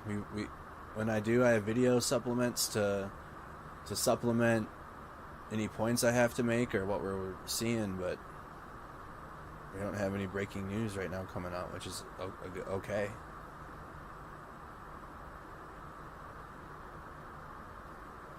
You guys able to hear at least the background noise still? Yeah, you are.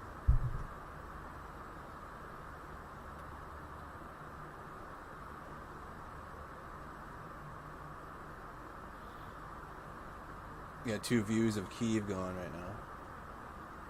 One below me and then the large camera.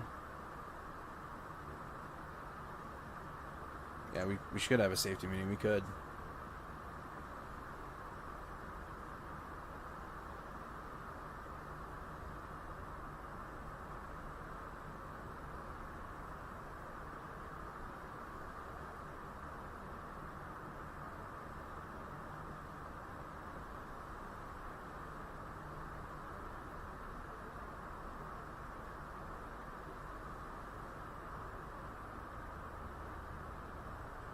Alright, we have a safety meeting.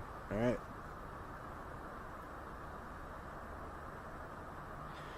First night in a while I haven't had hours of recap. Usually the recap takes 2-3 hours to get through from everything that's happened throughout the day. But again, really the big updates are the mall that was struck in Kyiv, which we covered extensively when it happened and the aftermath. There were reports today that came out, video, pictures, that Kyiv had and Ukraine had been using at least part of the mall for military operation, or they had military equipment there. They had assets. That was a development.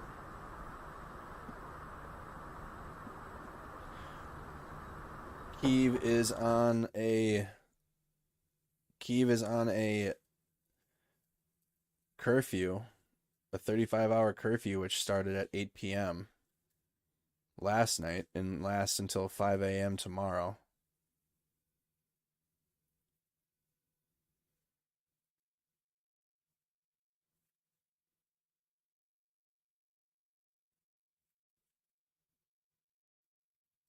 Safety meetings help my anxiety.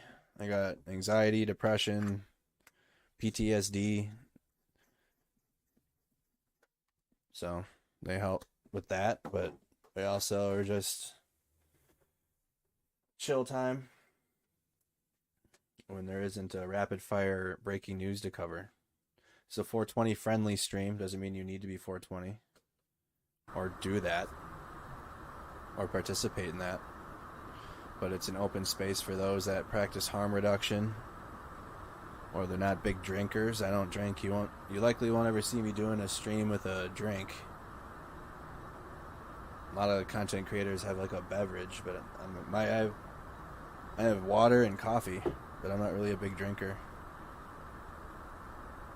I'm not a fan.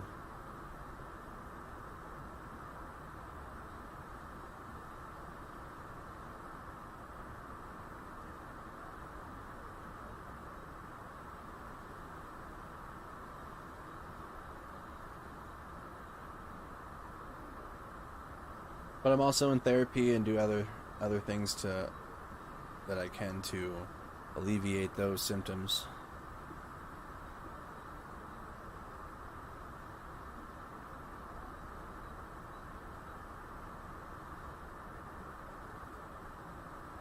It is awful. And it appears like it's gonna last some time still too, chat. If it's anything like the Chechen war.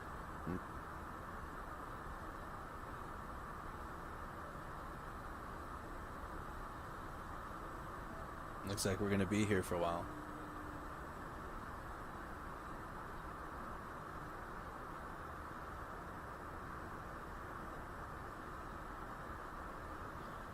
%.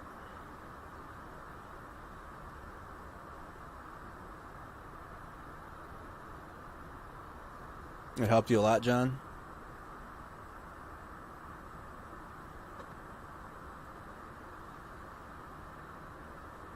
So what we're looking at here, what you're looking at on screen, I'm in the... Let me see, this might help. You guys can see well.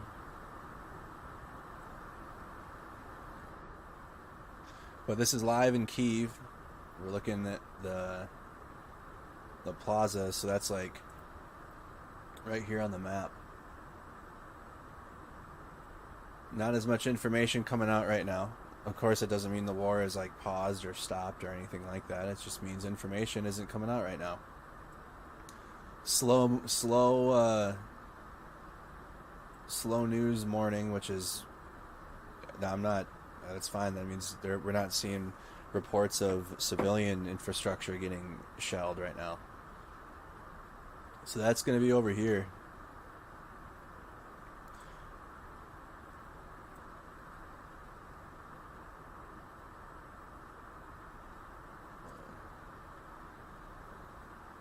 No, I have it on the wrong.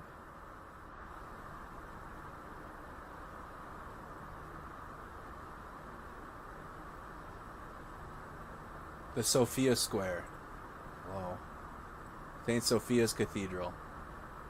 I was looking at the St. Michael's Cathedral. This is the St. Sophia's Cathedral. I'm going to try to find the view. I think it's like right here. Yeah. Here we are. It's like kind of... The camera angle's obviously not exactly here. I think the camera has to be up there. Can I get back there a little further?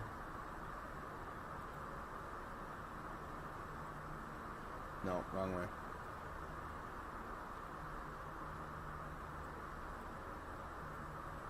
I'm trying to get a little bit away from it so you guys can see it. It's a St. Sophia's Cathedral. Maybe back here would be better.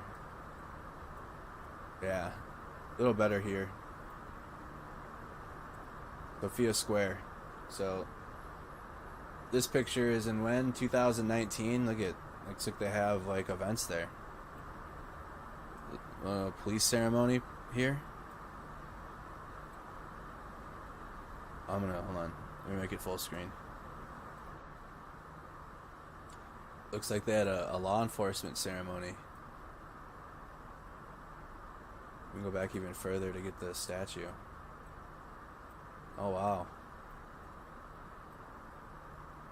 Wow, look at it here. This is in December.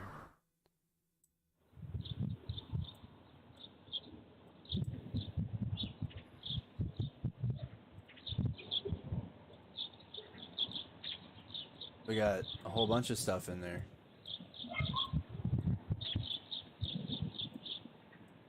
Stuff, all types of stuff to do. This is taken in December of 2021, so last year. This was the last Christmas.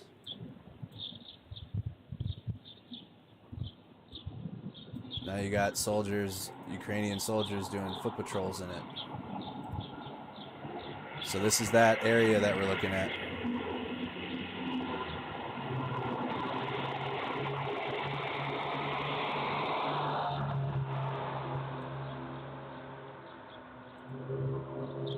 Sophia Square.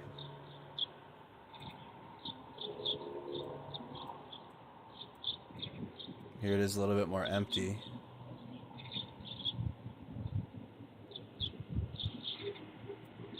So it looks a little bit more similar.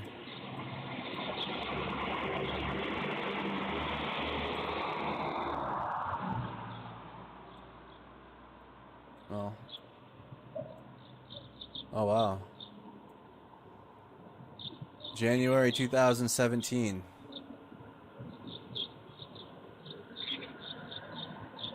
Look how busy it is in there. Whoa. Oh, there's like markets. There's something to do down the whole street.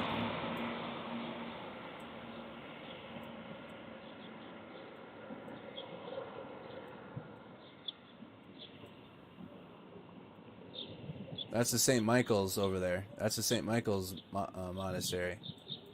They have a lot of these cathedrals, monasteries, all the golden temples.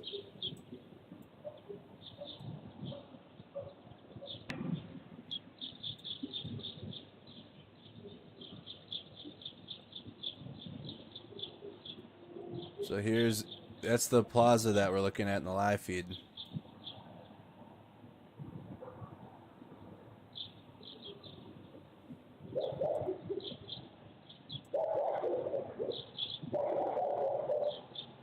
Went from that to a ghost town now.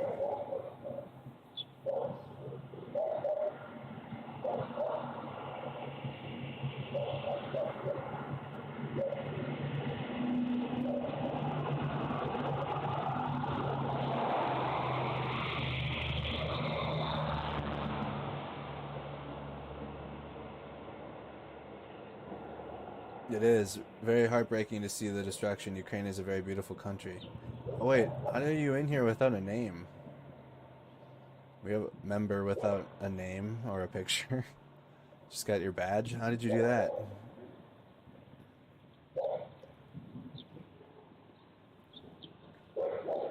Thank you for being a member. I don't know, you could go nameless in the chat.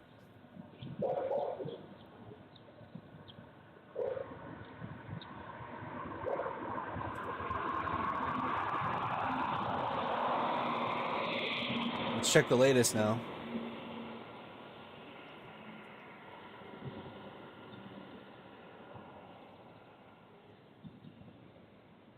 Zelensky in an interview with Ukrainian TV channel Susplina. The issue of Crimea and Donbass is a hard story for everyone. This issue cannot be solved only by the president. It is a long process. It must be solved by both Rada and the people of Ukraine.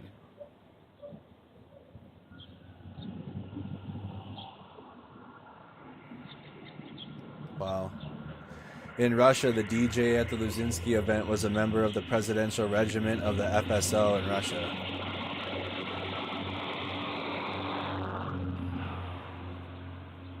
You got government.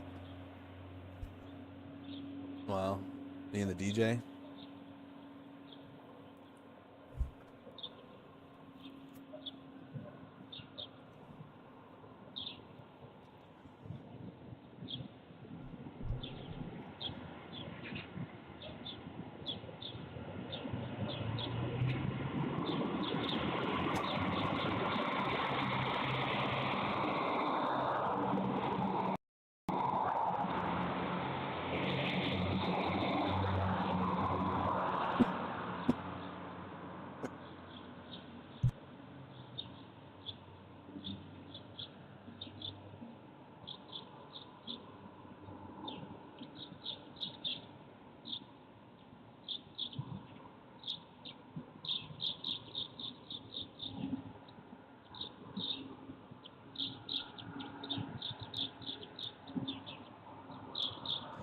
That's the only updates right now.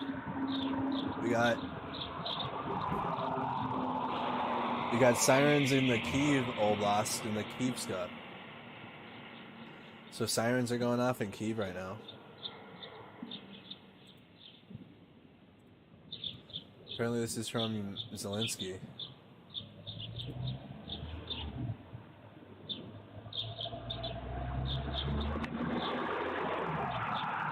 They have English subtitles?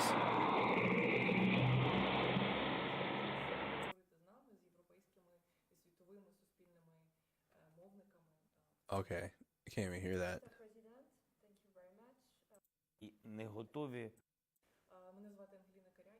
Okay, that's way too quiet. Is there an English subtitled version of this? President Vladimir Zelensky, open interview about NATO compromises on negotiations. They have I need one with the English subtitle a little louder. That's very quiet for me too. So that means this video is quiet.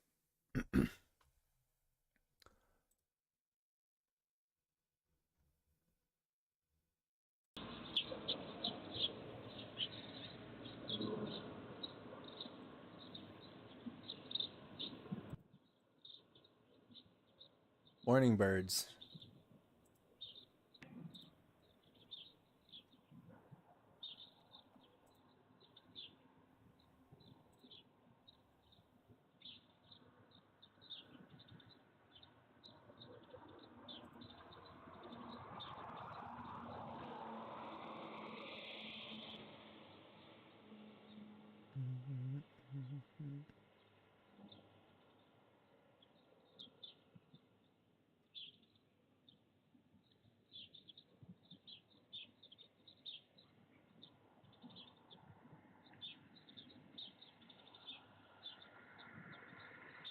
Okay.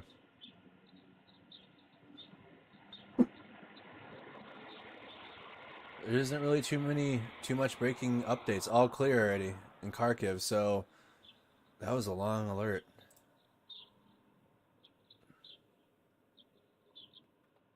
In Kharkiv. Kyiv City 11 minutes ago. Yeah, 54 minutes ago. That was before I knew it. That was a while ago. So they just got the all clear in Kharkiv, huh? So there is sirens going off in Kyiv. Unfortunately, we don't get audio here, even though we're watching Kyiv right now. There's no audio.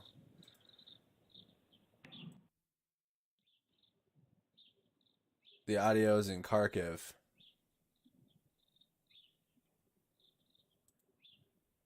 Shout out Zabby for the audio.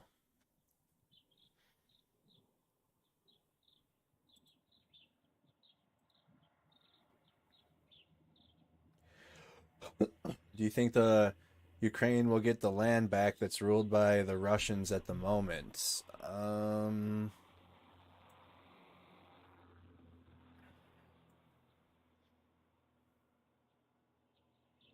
Not right now. They're holding them off by Kyiv and the inland areas. Well, Ukrainian counteroffensive have proven effective, and it's worked in where they've used it. But right now, it's to the southeast. It's the only real counteroffensive is in Mariupol.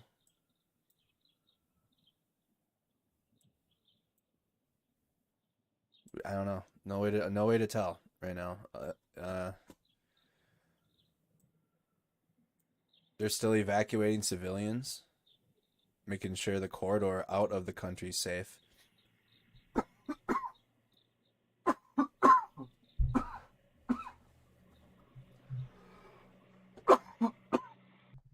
Maybe they're waiting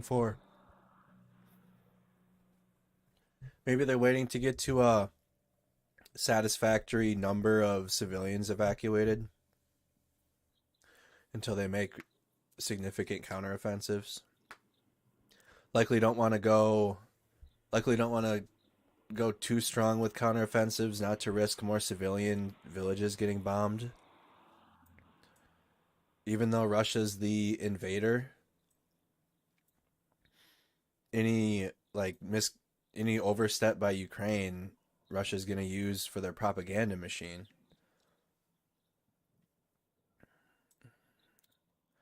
Ukraine's like got their hands tied at the same time, so the counteroffensives are happening. They're just not happening as often right now. Air alarm sounding in Starokh Yaniv. Where is this?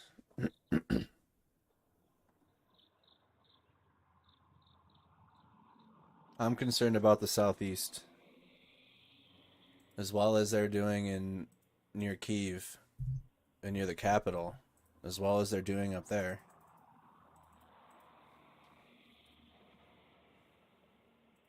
In Odessa.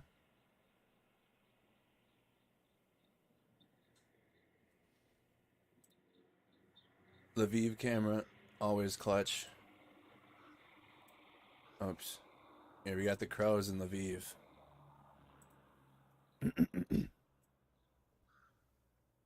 Crows in Lviv, there you go. This camera's been here since day one.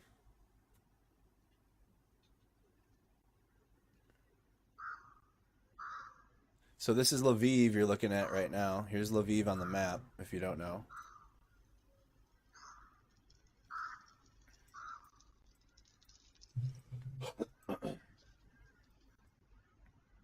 Here it is. To the west. Like CNN's there now. They're not in Kyiv anymore. They were all in Kyiv. Fox News isn't even in Kyiv anymore. I honestly don't know if any major... There's affiliates in Kyiv, but it's mostly the foreign media, just like it was in any... Out of all of them, CNN will stay the longest out of the conflict situations, but they'll for sure get themselves like away from somewhere like Kyiv. So this is where CNN and the other mainstream news is now from the West, in Lviv, right next to Poland. So it's kind of like the last major city before you get to NATO.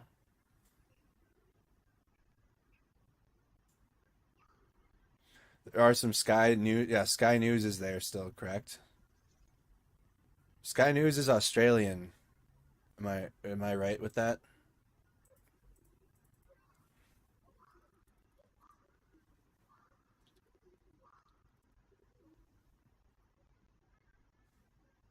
Oh, they're British.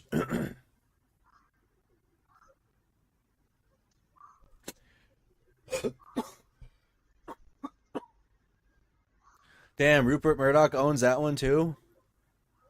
What the fuck, dude? Why? I know they have their live feeds. I don't think they've had one in a little bit though. They're UK. Is that like your guys' version of Fox News then, I'm guessing? Is Sky News your version of Fox News?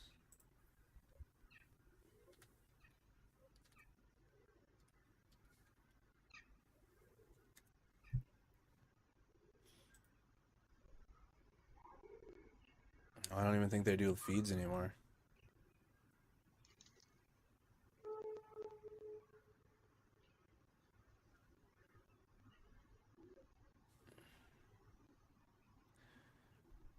So they have like they have their journalists on the ground there for sure. Sky News does.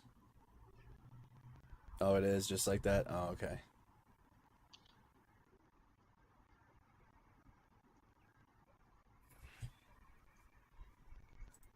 I wonder how much money Rupert Murdoch takes in from Russia.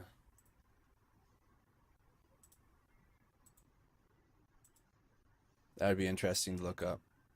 How much Russian money does Rupert Murdoch take?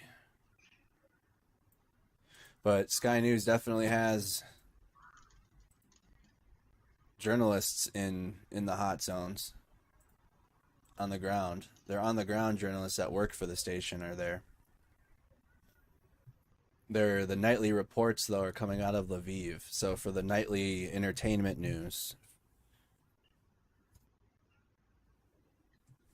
those nightly news programs are entertainment news. From CNN, Fox News, and they're all coming out of Lviv.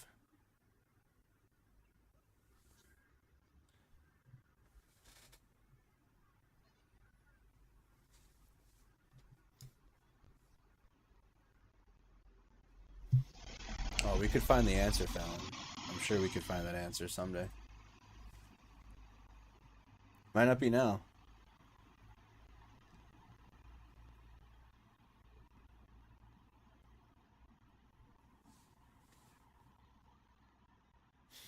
But this is a live look at Lviv, Lvivska Street. The biggest westernmost city next to Poland. So the nearest city next to NATO protection, if you will.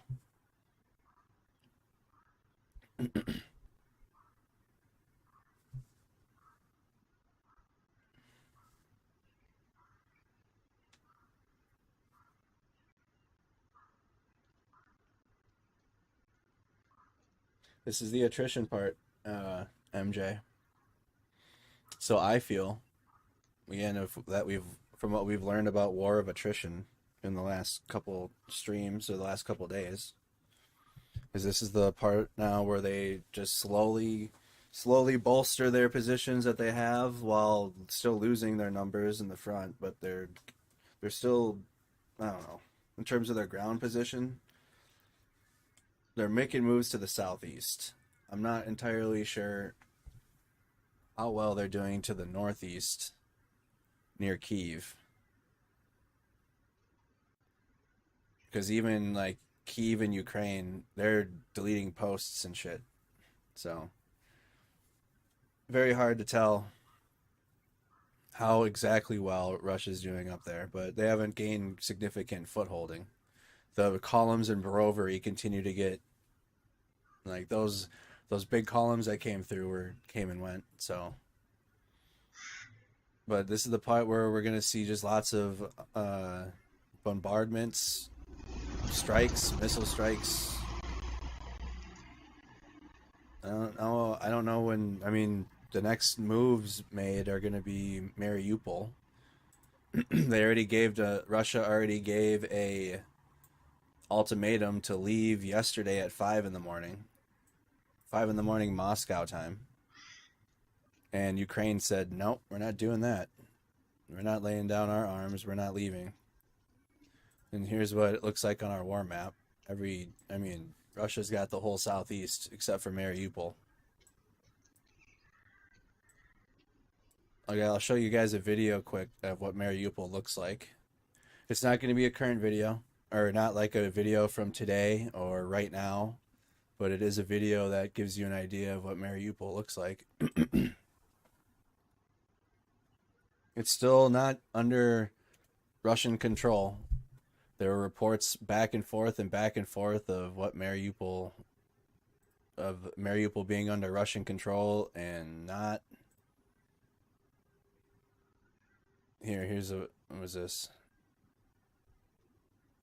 No.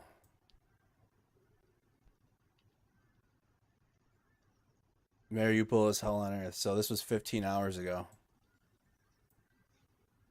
I'll just show you some Mariupol videos. But if they take Mariupol, then they'll be focusing on... If they take Mariupol, their next focus will be taking Mykolaiv. If they take Mykolaiv, their next focus will be Odessa. This part down here, they could, honestly... This might take a month or two, another month or two down here. They're working down here. They're just keeping Kyiv busy and the Ukrainian government busy up here. They haven't made any significant impact. They're right on Kyiv. They're here in Bucha and Irpin, the Russian military. They're all right here. Here's Kyiv. They're right there. They're not making any moves. They're just sitting here. They're gonna hit, and this is my opinion, they're gonna hit targets inland and continue strikes. The strikes aren't gonna stop while they're making moves down here. That's how it's been now for like a week, 2 weeks. They're up here, you know, even the Ukrainians are making counterattacks. Like I said, they've hit the columns going through Brovary. Successful counterattacks, ambushes. The Russians definitely tried to take Kyiv here. They've halted that, so that's a win for that's a win for Ukraine. However, now Russia's just kind of sitting up here while they're making moves down here. This is what I'm seeing. Again, I'm not there on the ground. I don't have the intelligence reports that the governments are getting or whatever. I'm just going off of what I'm seeing. All the moves right now are going to be slowly made down here while they stalemate up here.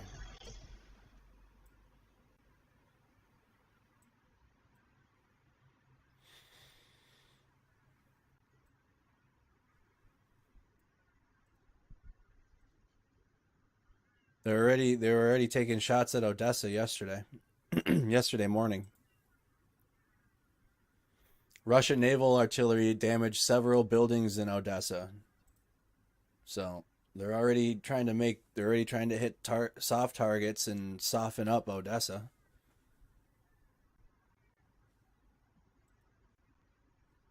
But anyways, here's Mariupol.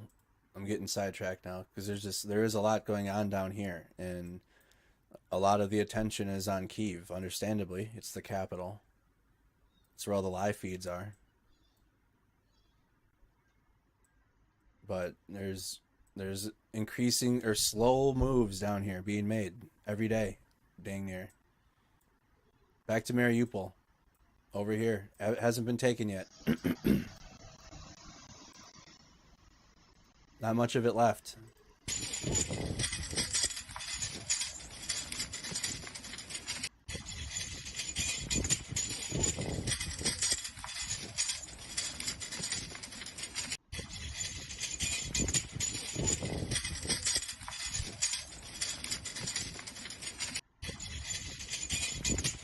Continue on.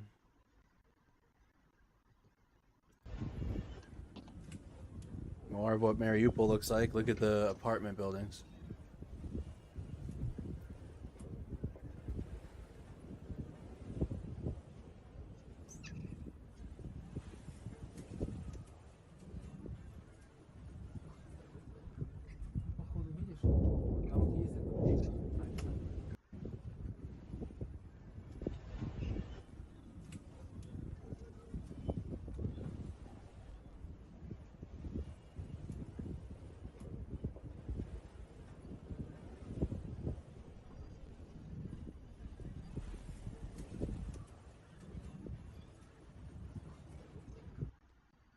More video Mariupol. The city's pretty much leveled, but they're still holding.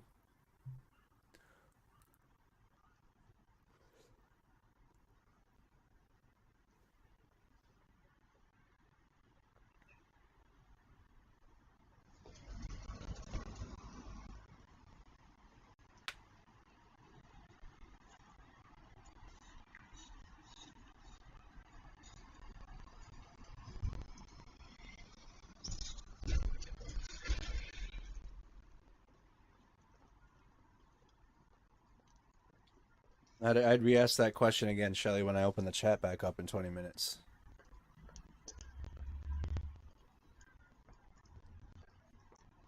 No, send me the link to the air quality in in the Discord.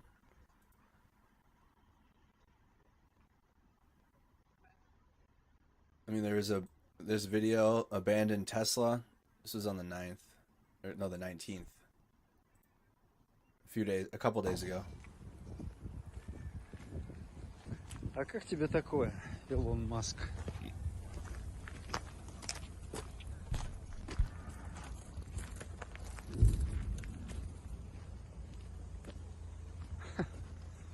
Кто-то явно на ней прыгал. Tesla in Mariupol.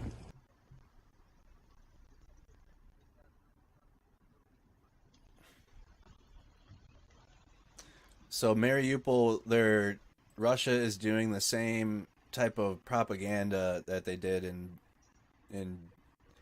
Luhansk and Donetsk while this invasion's happening. They're propagandizing Mariupol to the Russian people with the Chechen fighters. They're using the Chechen fighters there. And we know that the Chechen fighters on the side of Russia are attacking these apartment buildings and then like saving they're saving the people in the buildings. It's like so fucked. It is. It's bad. But that's how they're selling these videos. That's how these videos are being presented. These are Russian propaganda videos. But here's a video of what that looks like. This was on the 18th. I'm gonna mute the sound. We don't need music.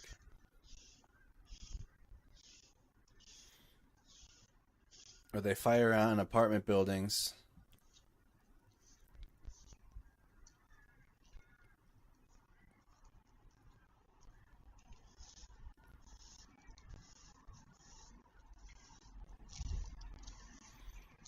Is this the one with the...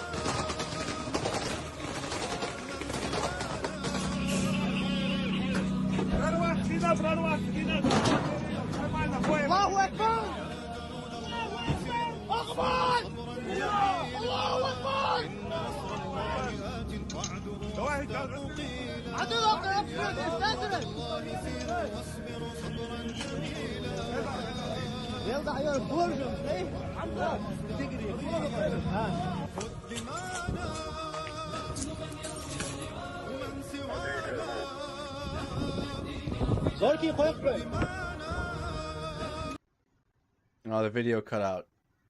Right at this part, he walks out with a baby in his arms, and he kisses the baby. He kisses the baby when he walks out of the steps. Is that... it might be in this video. You don't need to see that again. Yeah, there it is. So you know, I'm not a cab. So they literally are like just opening fire on this apartment complex and then go in and get the women and children out.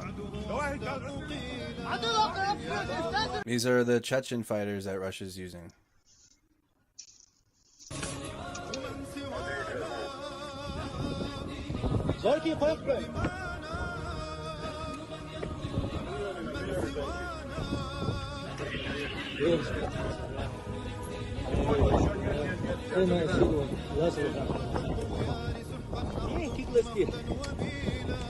I know that, but so you got to realize the mindset that Russia has their people in, and unfortunately some people in the West, that they're saving. They're saving.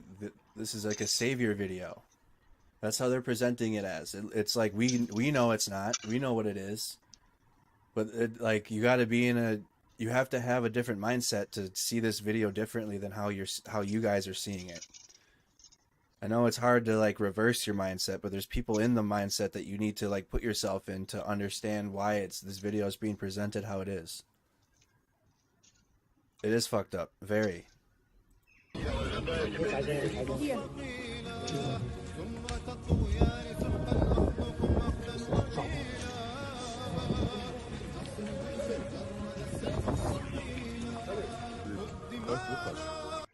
See?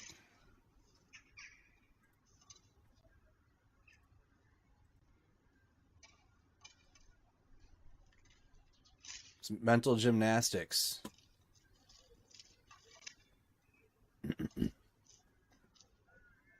Yeah, if you wanted to believe that, you could, or ignorantly believe it on purpose, because Just cause. I found that like people have an opinion and it can be ass backwards and wrong, and then you can like full on educate them to the point where there's like no argument, and then they'll still just have it just to like either piss you off or just because they're just that type of person. They could be dead ass wrong and still carry that no matter what.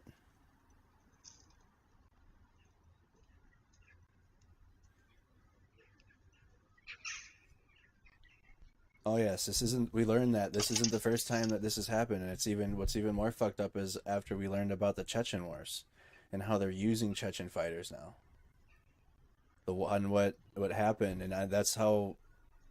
Like I was like a Jimmy Neutron brain blast last night after watching and more about the Chechen wars.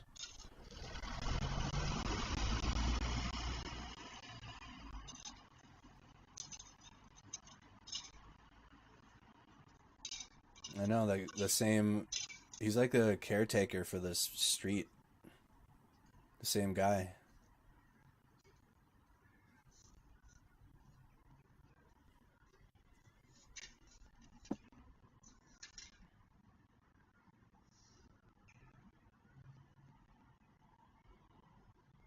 Hello, Andrew. Hey, Callie.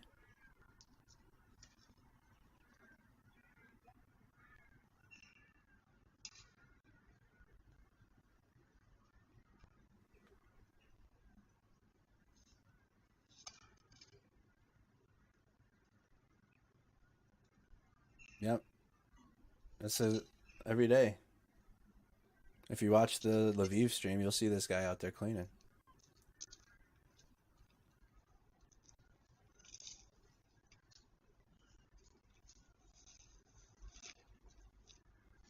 Keeping the streets clean.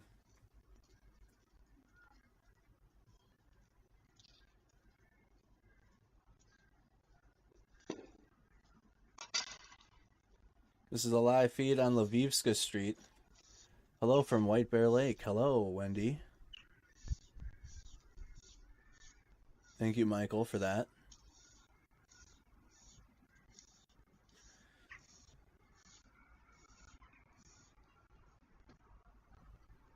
Yes, he is using the same, except for he's got it.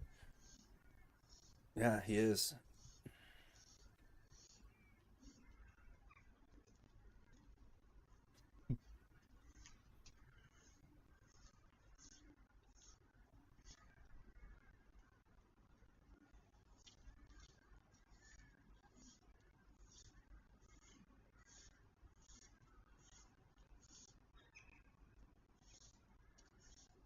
Chris, thank you.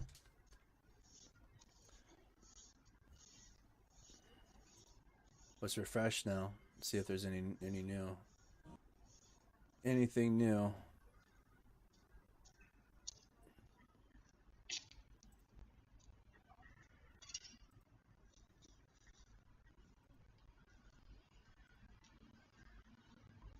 Siren alert in Dnipro.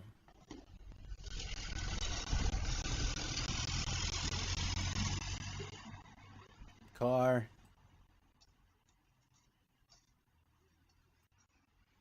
Hey, Kitty. How you doing? Thank you so much for becoming a member.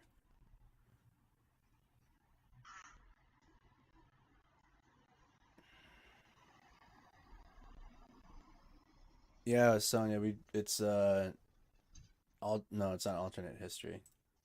It's in the Discord.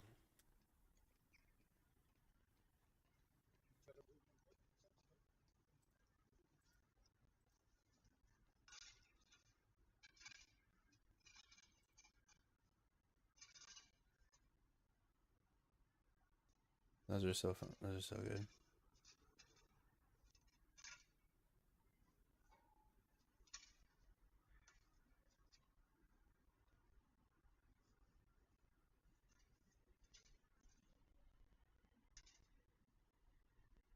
Right here, feature history.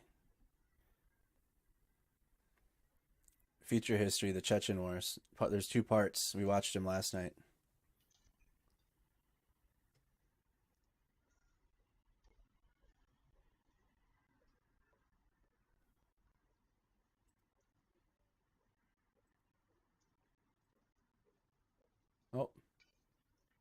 Oh,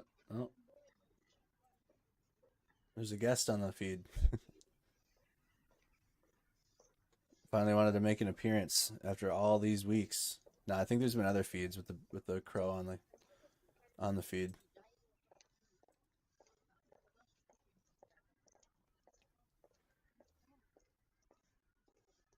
That's a pigeon, not a crow.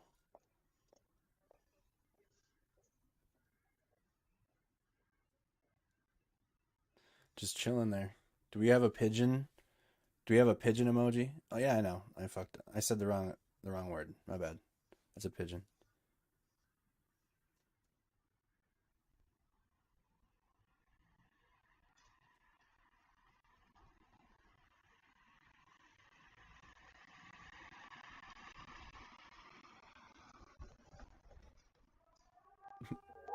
Oh, we got a hold on. We got an alarm. Damn, we had one moment of peace for a second. I was just about to say, when I open the chat up, we're gonna get a whole bunch of birds aren't real comments. So this alarm is going off in Lviv right now.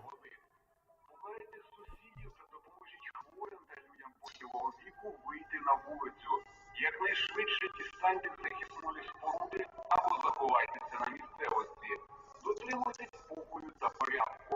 Уважно слухайте повідомлення Департаменту з питань цивільного захисту Львівської облдержадміністрації. Увага! Говорить Департамент з питань цивільного захисту Львівської обласної державної адміністрації. Громадяни, повітряна тривога. Відключіть світло, газ, погасіть вогонь у печах. Візьміть засоби індивідуального захисту, документи, запас харчів та води. Попередьте сусідів та допоможіть хворим та людям похилого віку вийти на вулицю. Якнайшвидше дістаньте з захисної споруди або заховайтеся на місцевості. Дотримуйтесь спокою та порядку. Уважно слухайте повідомлення Департаменту з питань цивільного захисту Львівської облдержадміністрації. Увага! Говорить Департамент з питань цивільного захисту Львівської обласної державної адміністрації. Громадяни, повітряна тривога. You turned down some. I know.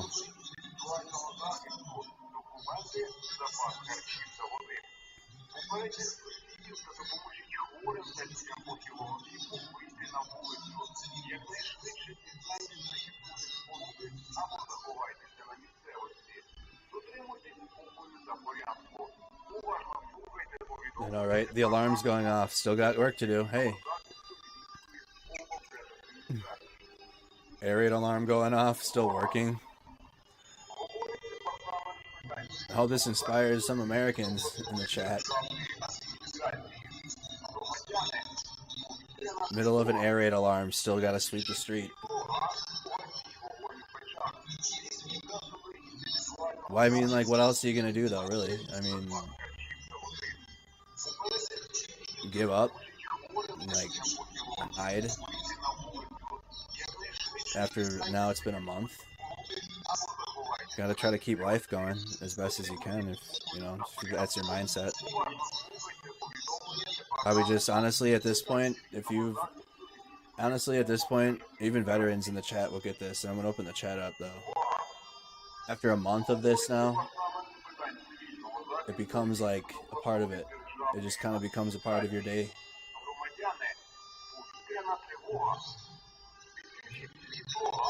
Eventually it just is the day. I'm gonna open the chat up now. It's midnight. Shout out to the members.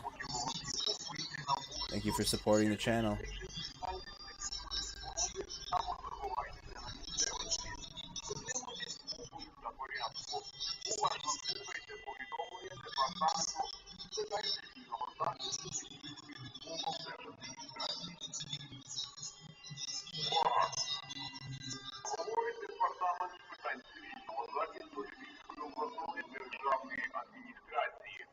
Громадяни, повітряна тривога. Відключіть світло, газ, погасіть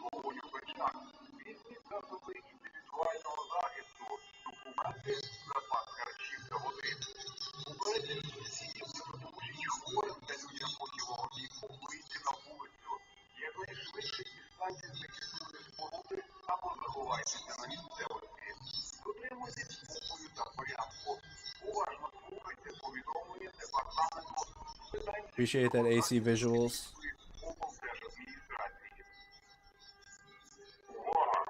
You guys can also follow me on Twitter. Say like you can't like tune in, right?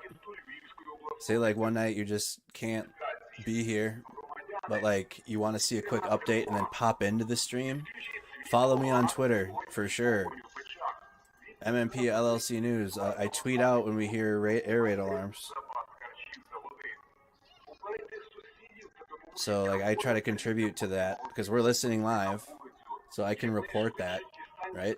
Even though I'm not there in person, we have a live look in. So I tweet out when I do hear the alarms. So follow us on Twitter so that way if you guys can't be here all night and you like want to know when alarms are going off or if something happens, follow on Twitter. MMP LLC News. And then my personal Twitter is in the description, so you can just follow here and then click this and it'll take you right to mine, just like that. 2 for 1. I think you can also do !Twitter in the chat and the link will come up. I should just be telling you guys that we have the bots are on, I think. Uh-oh. Did I forget to turn my bots on?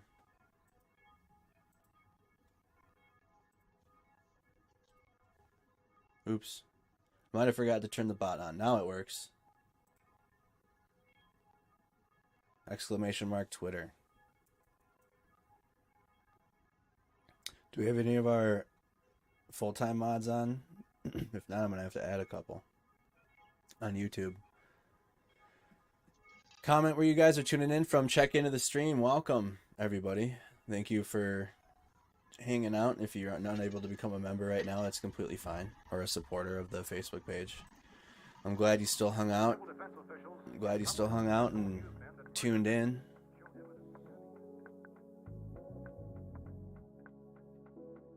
And now Member Monday's over, so now the chat will be open until next Monday.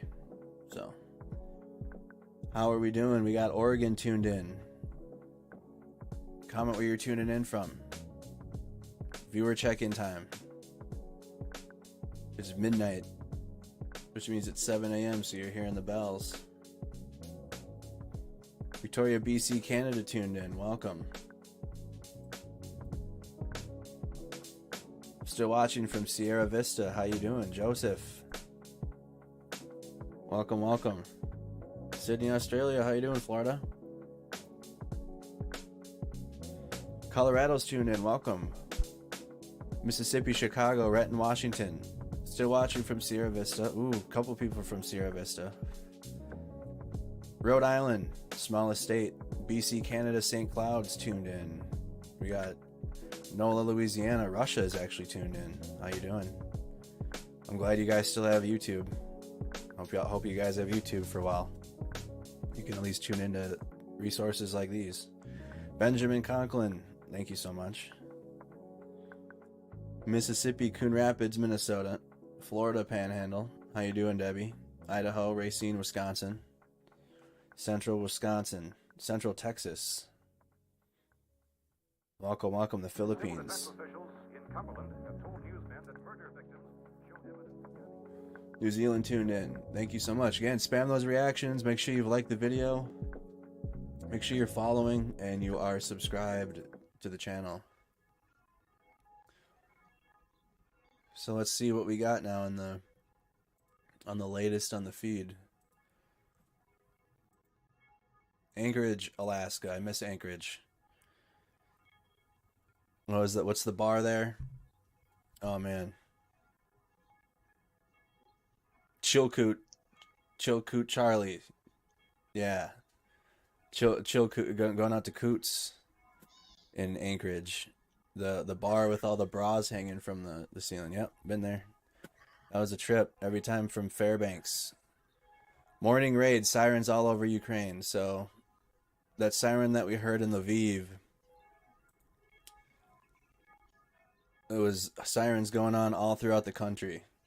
So this is a tweet from our live view map. Let's get a refresh on it.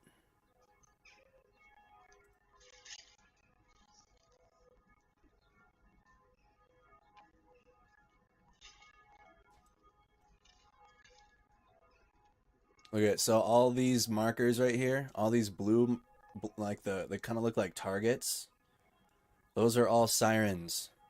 So that's like I wish they had a key on here.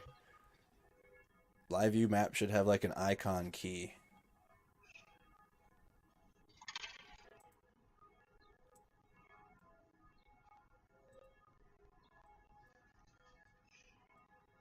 Oh, we can draw our own stuff on here?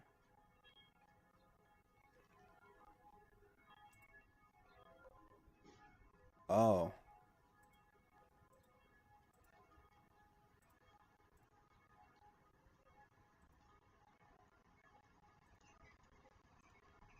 Oh, that's cool. That might come in handy. I didn't know you can draw on here.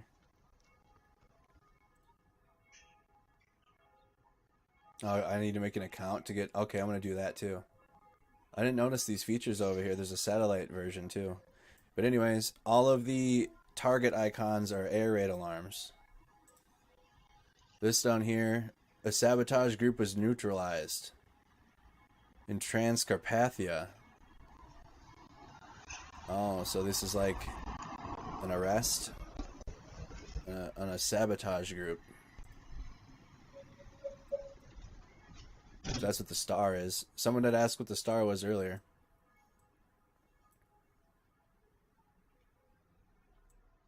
Ohio tuned in.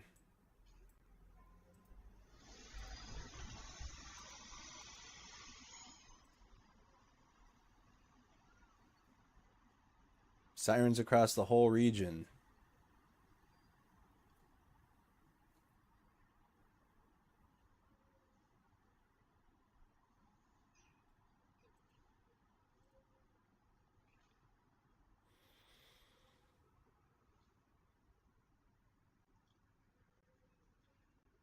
What is this?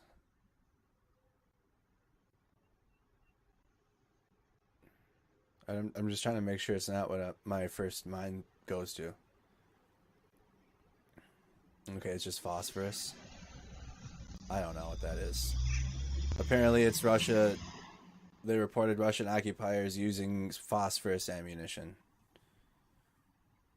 I don't want to click into that and look further, but so all types of evidence of Russia using weapons that they're not supposed to be using.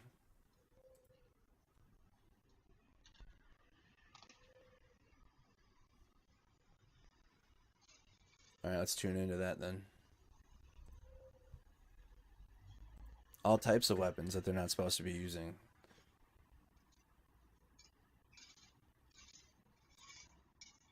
How are you guys doing? Welcome over here to the channel. Is this the latest one? Yep. All right. Speak the truth. Rob.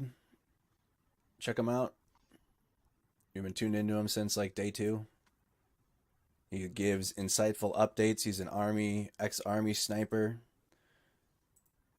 Gives his opinion and how he feels on Russian advancements, but most of his work is based upon the reports. He's got all the news reports and he uses maps and he sees where the geolocated updates are, and then he has his own map, and then based upon his insight on how military tactics work, he provides some analysis on that. So the same thing that you'd get, no, not the same thing, it's actually you get a little more from Rob than you would like a general on the mainstream news, because the generals that get put on the mainstream news for insight are like the CIA directors or whatever. They're usually pushing agendas when they're on the news talking about this type of stuff. How are you guys? So here's Rob, speak the truth. Doing. Welcome over here to the channel. Hope you guys are having a fantastic day. If you guys are new to the channel, please do me a favor and hit that subscribe button. Hit that little notification if you guys are wanting to get notified every single day a video goes live. We do post one at least every single day. And if you guys did not know this, we're posting about 7 to 8 hours earlier on the podcast network. So on Spotify and Apple and all that, you can also follow those. I'm sorry. Let me pause the Lviv video. I'm so sorry. That's annoying. I'll actually turn it down to minimal, so we can still hear if like the alarm goes off. All right. All right, here we go. post one at least every single day. And if you guys did not know this, we're posting about 7 to 8 hours earlier on the podcast network. So on Spotify and Apple and all that, you can also follow those down below if you want to listen to your ears. The reason for that is a lot of these videos on YouTube actually have to get approved before going live because of the stuff we talk about. So if you guys want to follow those will be linked if you guys want to listen to while you're on the road or whatnot. There's no commercials or anything like that in those. So just go ahead and follow those down below and listen on the podcast channels. So out the gate, we're going to be talking about the northern region of Ukraine for the most part today. Down there in Mariupol, there's a lot going on.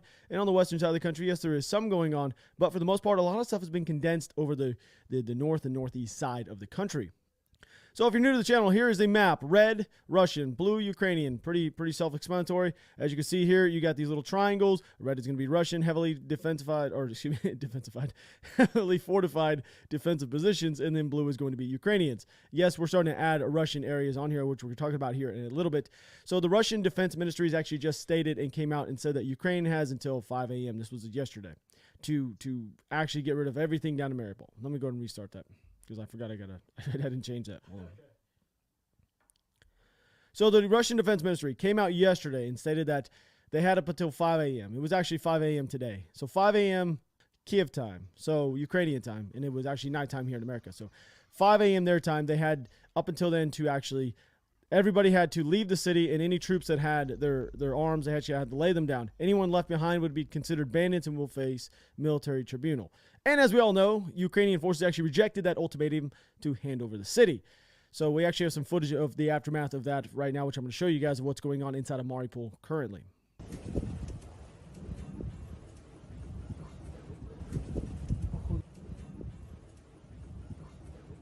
So they actually went on to state this as well. So after a complete cleansing of Mariupol, the team of DPR ombudsmen, together with law enforcement agencies of the Republic, will enter the city and collect evidence of all war crimes of the Ukrainian national battalions for tribunal.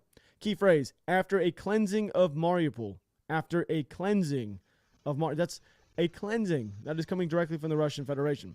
This will likely end in executions and deportations to camps. The military-age males in this area will all be killed, most likely, and or put on trial right then. If they surrender, they have no option but to stay and fight until the end. That is one of the reasons why you guys saw inside of that video.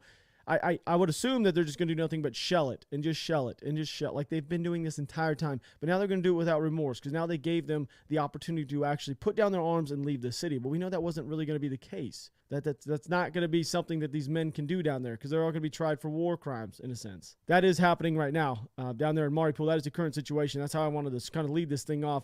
And we're going to come back over here to the northwest side of Kyiv here in a second. But what's even crazier, Russia slightly has gone off the rails with this one. Just a little bit, just a tad bit. So Russian court has actually classified Meta as an extremist organization and has banned Facebook and Instagram from operating inside of Russia. Oddly enough, they still have Chechen fighters fighting for them, but Facebook is too extreme. Very strange situation there. That is probably one of the stranger things I've heard come out of Russia, but I've read this multiple times, and I'm not saying that this is something that's actually happening, but apparently the higher, like the oligarchs, as you say, the higher key components of that country when it comes to money, apparently they're trying to overthrow Putin. I don't think that's going to happen. I mean, I could be wrong. Like, that's something that they're talking about. I've seen it actually multiple times. It's not something you can confirm, but I'm just going to, we're going to throw that one out there. We're going to give you guys that one on a platter, just kind of little tasty little nugget for you. Anyway, the Russian ambassador in the United States is also stating. Let's find that real quick.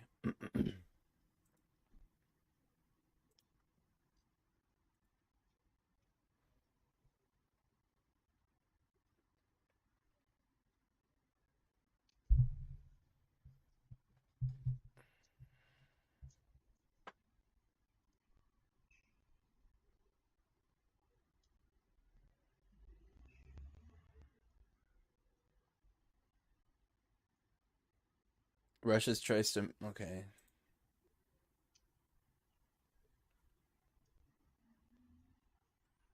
Russian State Ministry reported the news of the Russian Defense Ministry offering the besieged Ukrainian city of Mariupol a chance to surrender. A Twitter user whose research focuses at Kremlin noted the Russian state news outlet saying, our Twitter user...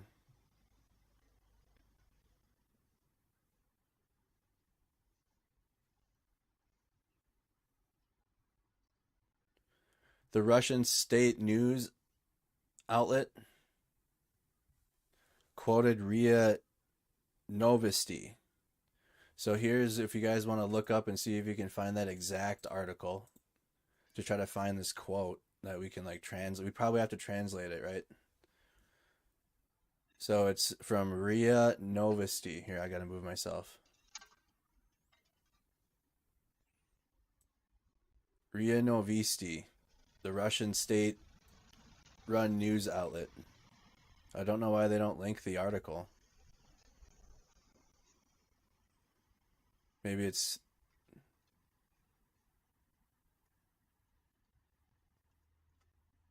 No. There's a Reddit post, but I don't want to, like, no one's going to use Reddit as a source. Look at, there's one on Reddit.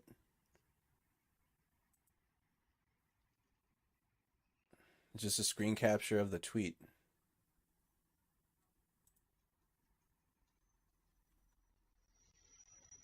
Right. I want to find that article though. That the Russian article.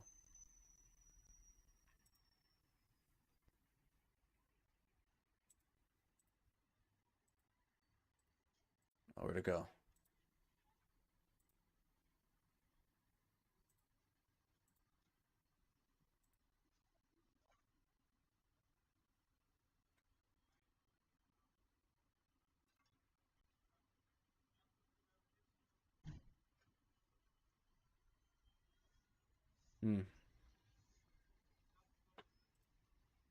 All right, let's continue. The cleansing of Mariupol from state media. Stated that diplomatic relations between the two countries are extremely close to being severed entirely. I don't know if you guys know the last time this ever happened was actually 1917. Yes, not even during the Cold War era in the 80s and through the 90s, I guess.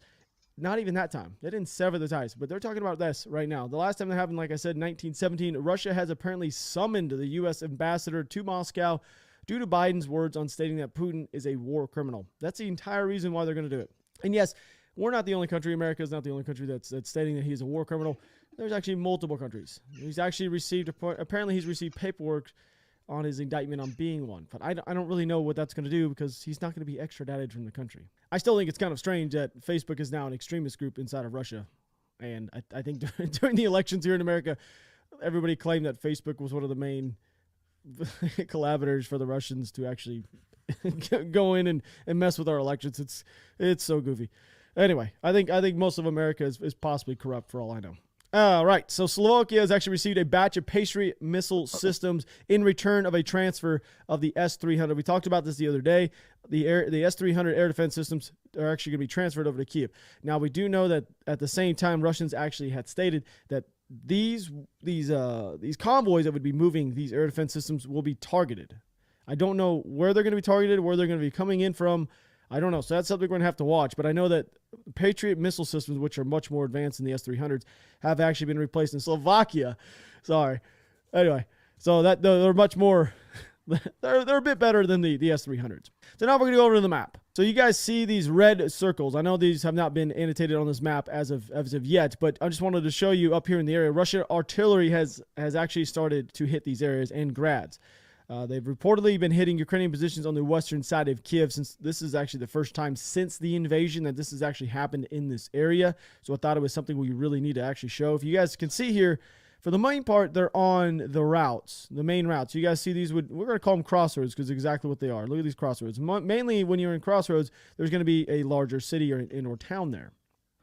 Now, these aren't directly exactly like GPS coordinate, like perfect on, but I will say they're pretty rough estimates and they're pretty close. So these are the areas they've actually been doing this over the nighttime here in America for the last 12 hours or so.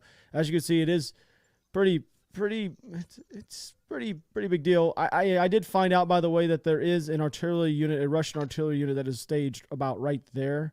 Some are roughly about right there. And you got to think about a lot of the artillery, you got to think it's got to be within a 24-kilometer circle radius, I guess you would say. And I've been trying to actually kind of get that figured out here in Kyiv. I don't think they've got most of the artillery down, which we do know. They're actually, which we're going to talk about here later, the Russians are starting to heavily fortify some positions inside of Irpin and move the artillery units a little bit more south. But the problem is if they don't secure a line getting down into the southern... Listen, it's okay if you don't agree with his political opinions he's lightly sprinkling in. I don't agree with him, all right? But I listen to him for his knowledge on when he starts talking about the military aspects. So it's okay. If you don't agree with him on his political opinions, I don't either. But we're tuning in because he knows what he's talking about with this part, the maps. Try to separate it. I know it's hard. We have our community on this channel is full of people with differing opinions. Promise. For the last 2 years at all of the protests, all of full of it, chat fighting with each other. We've somehow managed to get through that. Now we're in a new phase, but our platform is for everyone. All right. But I get it. I don't agree with it either, but I tune in for his military knowledge. They're pretty close. I'll try to slow it down and pause when I can. So these are the areas they've actually been doing this over the nighttime here in America for the last 12 hours or so. As you can see, it is pretty.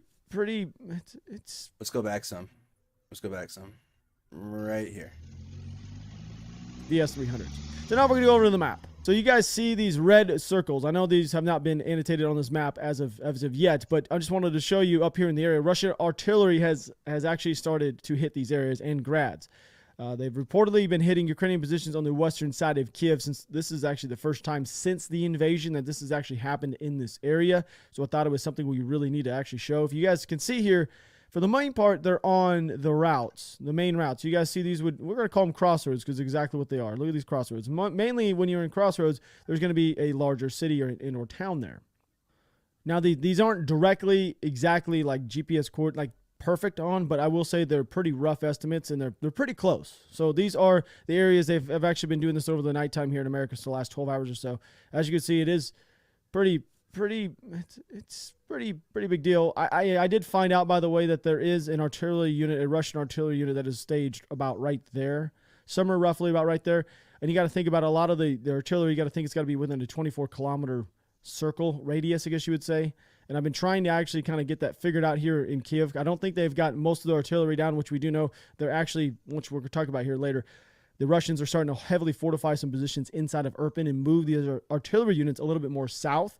But the problem is if they don't secure a line getting down into the southern side or northern side, I guess you'd say, of Irpin, they could stand a chance. What they've been doing, this has been happening, Ukrainian forces have been pushing up out of here, and they've been hitting counterattacks or counteroffensives actually on the backside in the rear elements of the Russian forces over the last 2 days. So they're actually having to deal with that on both sides of the front, the Russians is. On the south side, down here where the circle is, down towards Irpin and Bucha, all this area, they've been having to deal with that front. And then over here where that X is, this area just about right here, they've been having to deal with on the rear element being attacked by the Ukrainians. So that is something that's been going on as well. So the Russian forces over the last 12 to 24 hours have actually tried to push through Irpin. Once again, it has not panned out. They came down here and also tried to push through Bucha, which has not panned out at all. They've been actually consolidating on this line. So I'm going to go ahead and erase this right here so you guys can see. But this line right here, as you guys can see, I've actually annotated. They're starting to consolidate there. They have been pushing through Irpin, or trying to push through Irpin, with little to no success. Ukrainian counterattacks in the area have been causing them to consolidate defensive lines in this area while fortifying their positions and bringing more artillery up for the rear. That's what I was talking about earlier. So they're coming down these routes right here. They're trying to bring in their artillery in probably roughly about right here. Okay, and I'm saying this for a reason. They got to be within that 25-kilometer circle to hit the downtown area of Kyiv. The Russian army actually attempted to break through the lines. So something like that. That's something he knows based upon his experience with the equipment or the knowledge of the equipment. So you'd have to be, in order to hit targets in Kyiv, how much did he say, 25 kilometers out or 20 kilometers? So he's putting it on the map on where those positions would be in order for them to hit that. I wouldn't know that. Finding their positions and bringing more artillery up for the rear. That's what I was talking about earlier. So they're coming down these routes right here. They're trying to bring in their artillery in probably roughly about right here. Okay, and I'm saying this for a reason. They got to be within that 25-kilometer circle to hit the downtown area of Kyiv. 25 kilometers out. So it's likely where they have their artillery and how they've been hitting Kyiv the last 3 out of 4 days.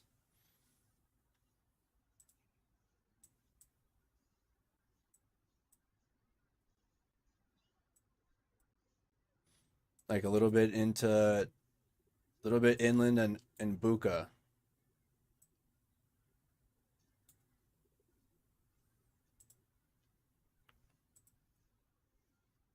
The Russian army actually attempted to break through the lines in Bucha, which is just right here, the same relative area, but ended up having to retreat because they suffered heavy losses. According to Ukrainian officials, a combined detachment of Russian 6th Tank Regiment was almost completely eliminated inside of this area, which is another big deal because we know that I think it was the 331st, was eliminated almost completely over the last 2 days inside the same area. So the Russians are having some issues inside of this area, which we're going to see them. I think the big deal here is they're going to heavily fortify these areas, entrench themselves, and start just focusing on long-term effects, long-term approaches to the city. So they're just going to sit there and shell and shell and shell. I think that's really what's going to happen. A Russian cruise missile actually hit the mall in the Podlisky district. The rescue operations are currently going on at this location clearly, but we've also had some footage of the aftermath, which I'm going to show you guys right now. So this is at the mall, the Retroville Mall from would have been Saturday night into Sunday morning. So this happened at 10:46 p.m. Saturday night, and the video of the aftermath in the parking lot was Sunday morning.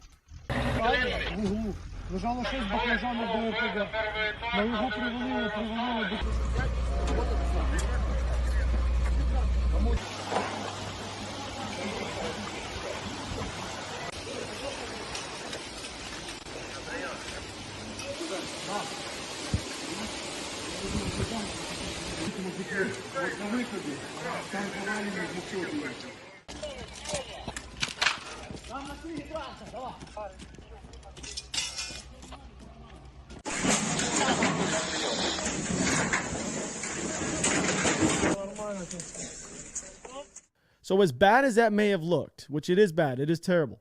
I'm gonna tell you guys right now, it may have been a just strike by the Russian military. And I try to be as open as I possibly can. I've actually been looking at tons of it's just so hard to sift through a lot of the Russian stuff because a lot of it is crazy propaganda. And over the last 48 hours, I've been looking at all these. Who's been here since the beginning of the stream? If you've been tuning in now, if you just started tuning in now, you got to listen to them. But we did the same breakdown because we watched the. Here, we should just do that really quick. Let's do that really quick before Rob does his breakdown. This is my platform. Let's find it. It's on Mercado Media. Right before Rob does it. And why he's about to say, because you could be like, whoa, what the fuck, Rob? You saying this is a just strike? But it's like, all right, I'm going to play it first, and then I'll talk through it afterwards, because we have a whole bunch of new viewers now. And this is the strike on the mall. So this is a Russian Ministry of Defense video showing the Ukraine was storing multiple launch rocket systems at the mall in Kyiv that was struck last night. Also notable that Russian Orlan 10 UAVs can operate over Kyiv.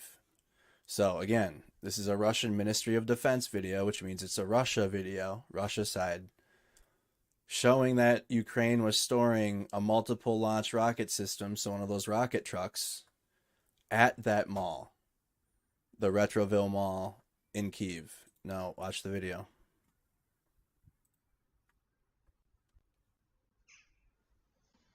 I'm sure Rob will show it too.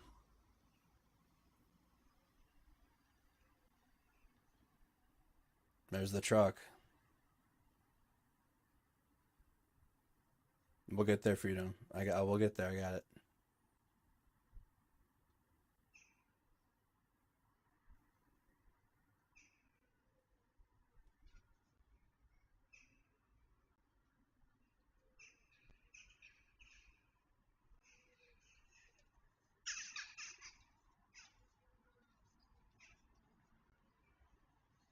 You can see it tracking that truck.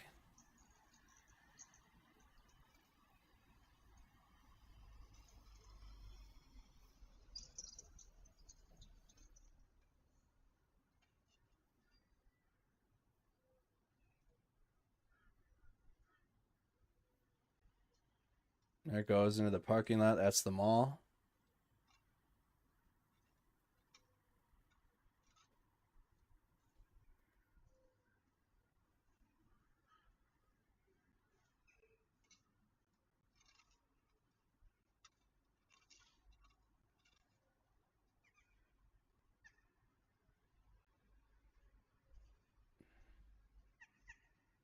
And then there's the airstrike on the mall.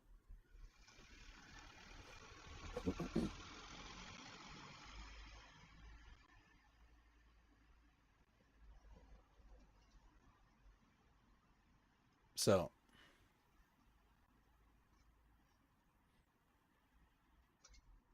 and there's all the angles of it.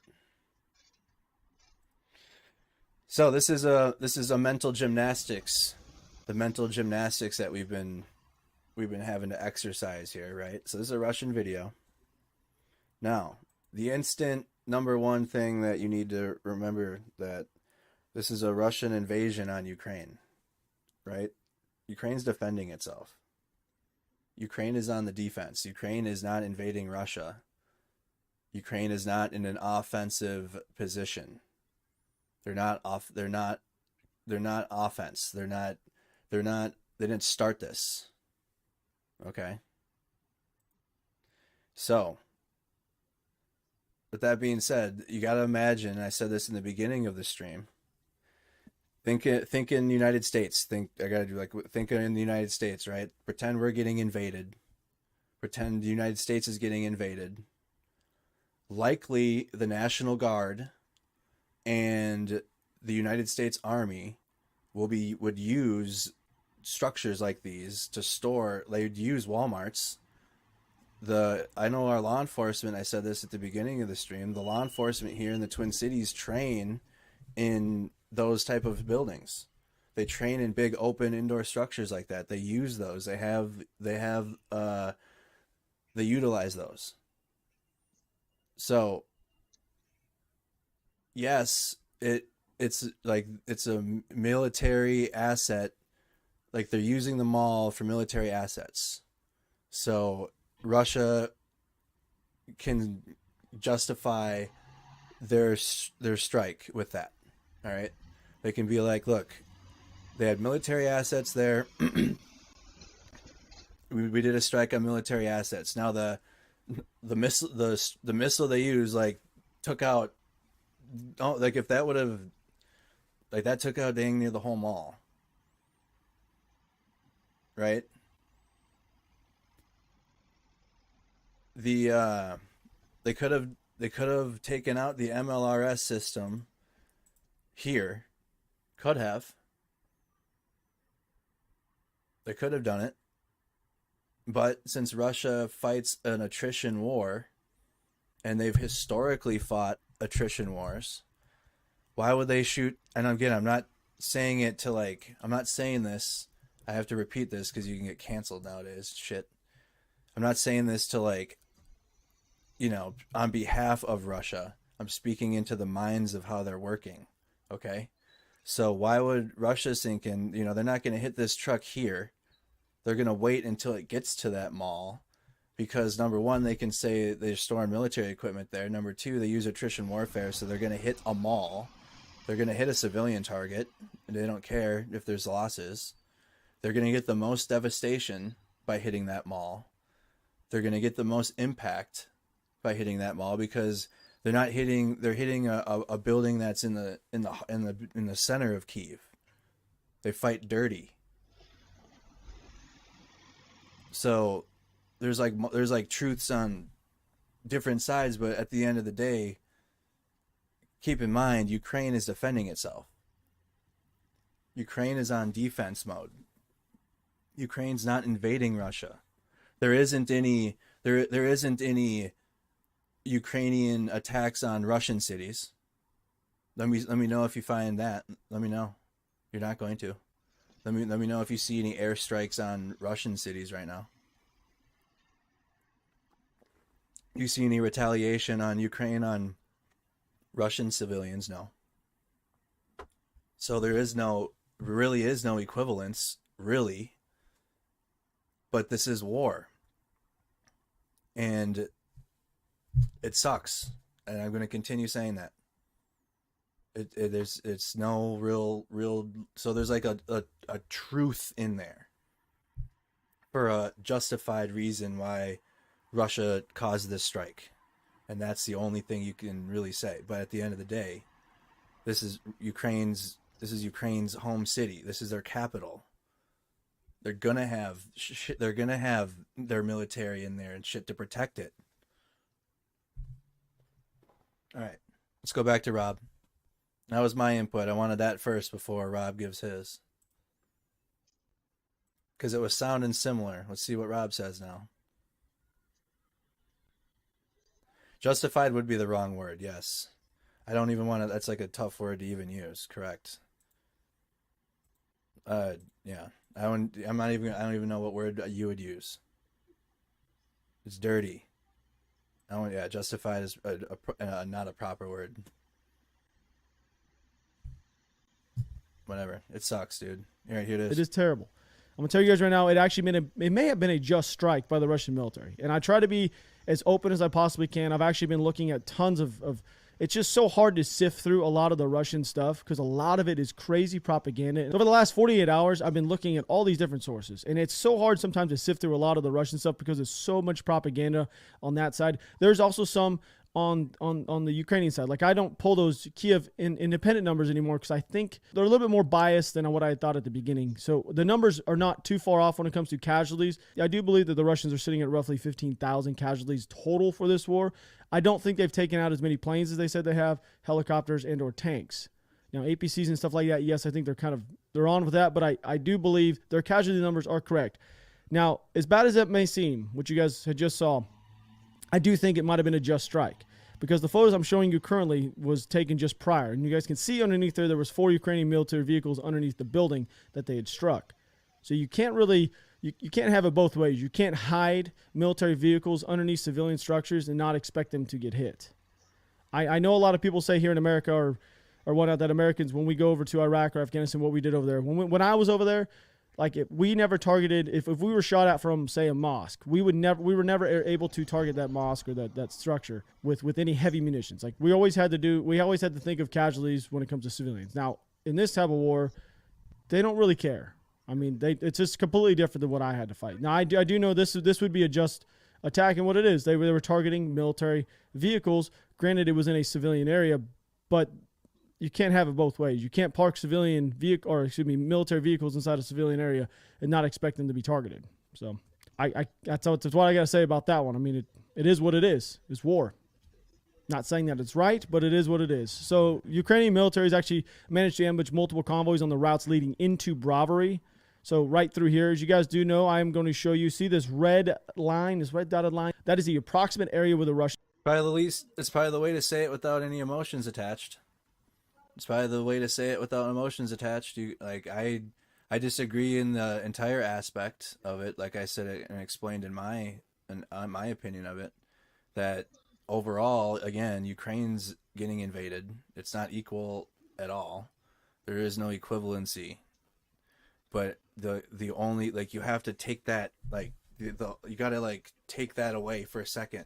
I don't even know how to properly, go into it, but, like, yes, Ukraine is on the defense, Russia's on the offense. Now, in war, now you're in war mode. Russia's going to attack all their military targets, and Ukraine's using that mall to store them there. So, like, in the military sense of it, that would be the excuse. I think that was the better word to use. Would be like the excuse to use that strike on that mall because Ukraine had military targets there. All right. Russian forces are currently sitting he's also not arguing on behalf of Russia. He's putting it without emotions attached to it. But he's not, whatever. Here you go. 2 wrongs don't make it right. 100%. The blue is kind of the front lines of the Ukrainian forces. The dark blue, as you see right there in Brovary and Boryspil, as of right there, those are the heavily fortified areas. And what I can find out as of right now, these Russian units right here, these ones, are completely cut off from their elements that we were talking about, oddly enough, just 24 hours ago. I told you they had to secure those routes coming into the eastern side of the city. Now, it's looking like this area that's coming in right through here, which this is where that road comes through. That area right there is looking like they're actually not able to utilize that road to get reinforcements and ammo and food and supply and everything else into these elements of the Russians on this eastern side of Kyiv. So back up, clean this things up for you guys. So I'm going to also tell you guys there's some other stuff going on this eastern side, which I'm telling you I think they're going in for the more long haul type approach. Russian forces have actually started to fortify the positions on the northwest side, northeast sides of Brovary. So up in this general region. It's been noted that they're actually starting to lay mines as well. They're actually placing minefields And this is the area where the minefields have been noted. Right through here. I'm going to go ahead and do that. So that's where the minefields actually have been noted. And it's also been noted that these men that are on the front line in bravery for the Russian forces actually are running low on food supplies because they haven't been able to get stuff in there. So I don't really know what's going to happen over here the next 24 to 48 hours, but it's very crucial that the Russians actually get supplies into these men that are on this front line, because if they run out of food and water and ammunition, they're liable just to say, hey, you know what, just go ahead and take it. Like, I mean, what else are they going to do? But another thing you can also think about, it's going to cause the Ukrainians to actually have to keep more men inside of the Kyiv region to fend off this city, because if they're starting to fortify their positions, it's just going to be, like I said, it's going to be a long haul type approach. But that's not going to allow them to actually push men out to do counteroffenses. That's another. It kind of goes both ways. Yes, they may be in a stalemate inside of this area, or may become a stalemate inside of this area and just maybe back and forth like it has been in the southeastern region of the country for the last 8 years. But if that's not the case, it's also going to make it to where they can't do very many counteroffenses inside of this area to actually push out and clear some more white space. But I do not believe that the Russians currently have the combat fire nor the tactical knowledge to actually completely surround the city of Kyiv at this moment. I have marked 2 areas, which I'm going to show you down here. I'm going to keep these marked as of this for pretty much ever until it actually happens, if it does happen, that I think they have to take if they plan to take the city of Kyiv. The only chance for them to essentially take over the city is going to actually starve out the population, force them into submission, which they're trying to do down in Mariupol. The same type of effect. I told you guys they have routes. Attrition warfare. Russia fights dirty. Kyiv, that is.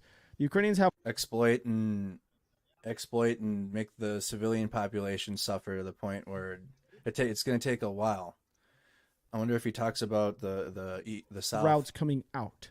They still have raised routes coming in and out. They've been bringing in, food, and they had enough food supplies as of a couple days ago to last them a couple more weeks. So if you guys look at these 2 black circled off areas, I think these 2 areas down over here, we call it fastive. So these 2 areas, you guys see all these roads that are coming in and out of it. You guys can see the routes and the roads and the different ways they go. So that is one area. Now down over here is down over here in Oblukov. So down here, look at all these. You guys see all these routes? These main routes are pretty crucial in getting supplies in and out of the city. And I didn't circle this one over in this area because the thing is Fastiv pretty much controls that area as well, and so does this other one. So those are those two circled off areas you guys see with the dotted black circles. Those are 2 crucial areas. If the Russians really think they can take Kyiv, they're going to have to push this element over here. They're going to have to send a spearheading element down south and to take over this first area of Fastiv, and they're going to have to shift easternly and take over that secondary one if they want to cut off Kyiv completely. If not, this thing literally could be a stalemate forever. Well, not essentially forever, because someone's going to run out of supplies. But Kyiv is going to have this free flow of movement and getting supplies in and out of the city through the southern side if the Russian forces do not pinch them off and actually essentially suffocate the city out. So we're going to shift over to Sumy. As you guys do know, it's more on the northeastern side. It's one of the areas that's been heavily contested over the entire time. The Russian National Defense Center stated that Ukrainian nationals have booby-trapped ammonia tanks in Sumy and plan to poison the residents as soon as the Russian troops enter the city. So this happened 2 days ago. I think it was roughly about 2 days ago. Now, this is when I was telling you guys I was sifting through Russian sites and social media accounts and stuff like that. And you see so much stuff, and there's a lot of propaganda. Especially, I'm not stating that the Ukrainian side doesn't have it, because they clearly do. I know they do. And there's a lot of stuff I don't tell you guys about. Like right now, I think the Azaz have stated that they shot down a Russian ship. I don't know exactly how they would have done that, but that's why I haven't talked about it, because I've seen it multiple times, but I haven't seen any proof of it. Another example from Ukraine would be the Ghost of Kyiv, that fighter pilot thing. Yeah, that's one of the legends that came out. So there has been, but again, it's like not even the overall argument isn't even equivalent. Right? There's propaganda. There is such thing as good, if you will, good propaganda. TikTok, like you can go on TikTok right now and just watch propaganda for hours. Most of y'all do, like entertainment propaganda. The United States, we use pop culture and our movies for propaganda, for sure. So there's like you can use propaganda in ways like Russia isn't, or like Russia is. But definitely, the Ghost of Kyiv thing, that was cap for sure. But that's it's the same thing with this. So I see this. Not really equivalent. We see the Russians are talking about how that the Ukrainians are now going to morale, booby trap. like a morale boost. It's not true, but it's like, you know, these ammonia tanks outside of Sumy. Now, it's kind of crazy that they would even know that before even being inside of Sumy. I don't know how they could find this intel. Maybe they did find this intel, but it is somewhat ironic. I'm just going to say this, that they say it, and then 24 hours later, there's apparently now a cloud of ammonia because of a leak. So this is crazy. So an ammonia tank leak at the plant in Sumy after Russian airstrike. So now Russian airstrike go off. They stated that there was going to be, you see where I'm getting at with this? 2 days ago, Russians said that there was going to be a catastrophic event where they would blame it on you Russians for doing this, that they set off explosives inside of this plant, which is kind of crazy. And now Russian airstrikes hit, and now Ukrainian forces are saying that there's a cloud of ammonia that is 5 kilometers long that is apparently it's actually being blown into Russian-held territory because of the wind direction right now. So now you have a 5 kilometer long, which is pretty long. I mean, if you think about it, that's giant. Ammonia link coming out of Sumy that was stated a couple days ago by the Russians that it was going to happen because the Ukrainians were going to do it themselves to blame the Russians. And then all of a sudden, the Russians, it happens, and now the Ukrainians state that it happened over an airstrike. I don't know. That's what I'm telling you guys. That's one of those kind of things where, who knows? I have no idea. I don't know which side is spewing the propaganda. If I were to actually take a gamble and roll the dice here, I'm going to say that the Ukrainians did not set explosives inside of ammonia tanks. I'm going to say it could have been accidental airstrike, or it could have been somebody let off a mortar round going in the wrong direction. I don't know. But as of right now, the civilians are the ones who have to deal with it, and there's ammonia tanks that are leaking inside of Sumy, that's not a good thing. A lot of people ask why they probably need ammonia. It's not because of making ammunition. It was actually for fertilizer. I don't know if you guys know this, but they're a massive producer of soybean and literally have sunflowers, tons of stuff, wheat in that area, fertilizer. It's pretty much what it's for. So Russians attempted to take Izium once again. So here's Izium, one of the... And the last update we got was that ammonium plant, or that ammonia leak was contained. Let's look at that really quick. The ammonia leak was contained. Let's see. Sumy.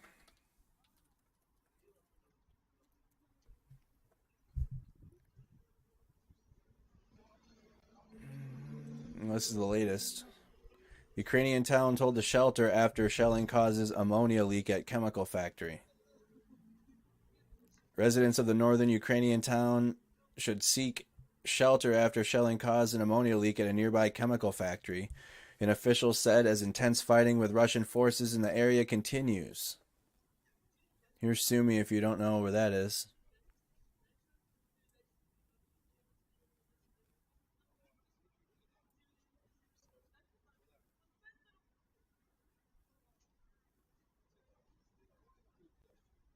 Here's Sumy.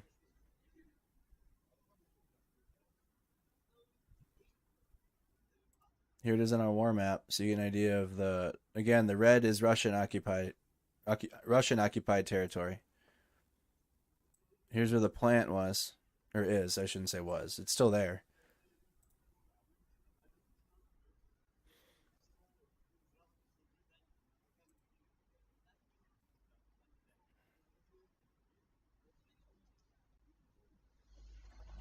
Here's the video of it.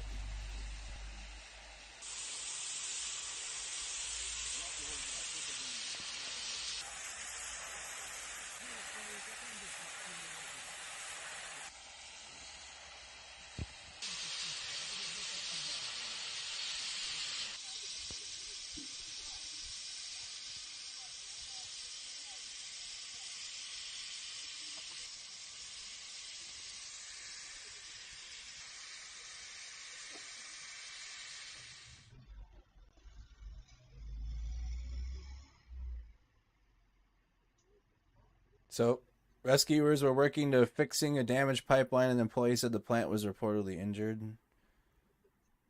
He said the 2.5 here. He said the area within a 2.5 kilometer radius around the plant was hazardous, adding that residents should seek refuge in shelters in a basement for protection, while describing ammonia as a colorless gas with a pungent, suffocating odor. Ammonia is lighter than air, therefore shelters, basements, and lower floors should be used for protection, Savitsky said in a Telegram message. He added that emergency crews were at the same scene, and prevailing winds meant that nearby city of Sumy, with a pre-war population of about 250,000, was not under immediate threat. According to Sumy Chemprom's website, the facility reduces a range of chemical fertilizers. Sumy, about 350 kilometers, 220 miles east of Kyiv, has experienced weeks of heavy fighting.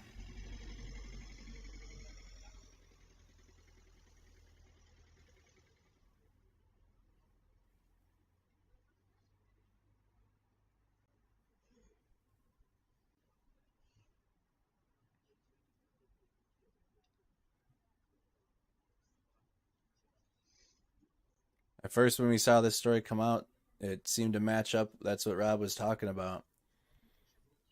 The false flag operation that Russia is supposed to be carrying out.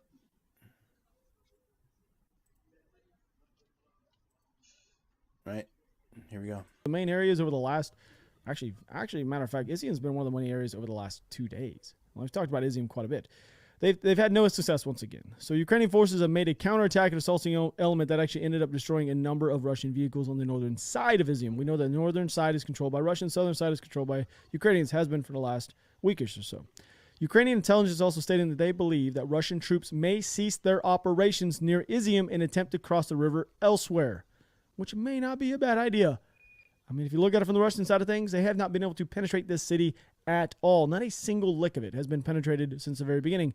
Ukrainian forces have blown out all the bridges. So now they have to bring in their pontoon equipment. Their engineers have to come in and actually build a bridge to go across. And I don't think that's going to happen if they're constantly being attacked and mortars are being dropped on them. So, I don't know, we could take a gander at the map real quick if you guys would like and see what could actually happen here. For them to be able to cross, if I was on the Russian side of things, I would probably pull back and try to push through another one of the areas, like, I don't know, Rubizine, this area right here, one of the areas they've been heavily contested this entire time. I would probably pull my forces off Izium, back up this road, regroup here in Kupiansk, which we've seen them do before, and then push back down all the way through on the northern side of Ruzian to actually push through. But I'm not over there fighting this war. I'm here in America trying to give you guys the best on-the-ground stuff that's going on from what I can find from a bunch of open source intel and some non-open source. But with that being said, we're going to move south over to Mariupol. So down here in Mariupol, there hasn't been much change inside of this area. All these blue held-off areas that you guys see all through here are all still about the same. Yes, they've been doing probing attacks with no effect. So they've really just kind of taken a pause there. I think everything inside of this region, everything down in the south, is really hindered on Mariupol itself. If the Russians can take Mariupol, which they will, I believe they will, if the Ukrainians cannot mount a counteroffensive inside of the area to actually make any type of movement and actually clear some space to get some resupplies in there, they're just going to run out of food, ammo, water, everything. I do know, I have seen multiple images and videos of the Ukrainians actually gathering supplies off of Russians that have been KA and their vehicles been destroyed. So I do know they are getting resupplied that way, but I don't believe this can last forever. And we know it can't last forever. I mean, they're literally shelling them from the sea, and they're kind of pushing. We know that the Chechens actually pushed in on the southeastern side of the city and actually control some area inside. I have seen reports. I stated yesterday that they control the government building. I've seen that they don't. I think that's one of the ones we're going to have to let it play out over the next 12 to 24 hours. But as of right now, I do know that there are Chechens, like I showed you guys yesterday, in and around almost the center of the city that are inside the skirts of the city. So we're going down here to the Kryvyi Rah, which is just western. So here's those areas we're just looking for. So you got to push a little bit west.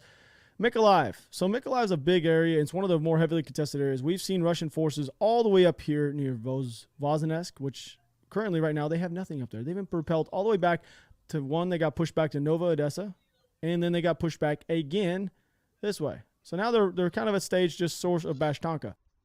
Oops. They've been over there since the last week or so, but they haven't been able to push through and get any more ground down there.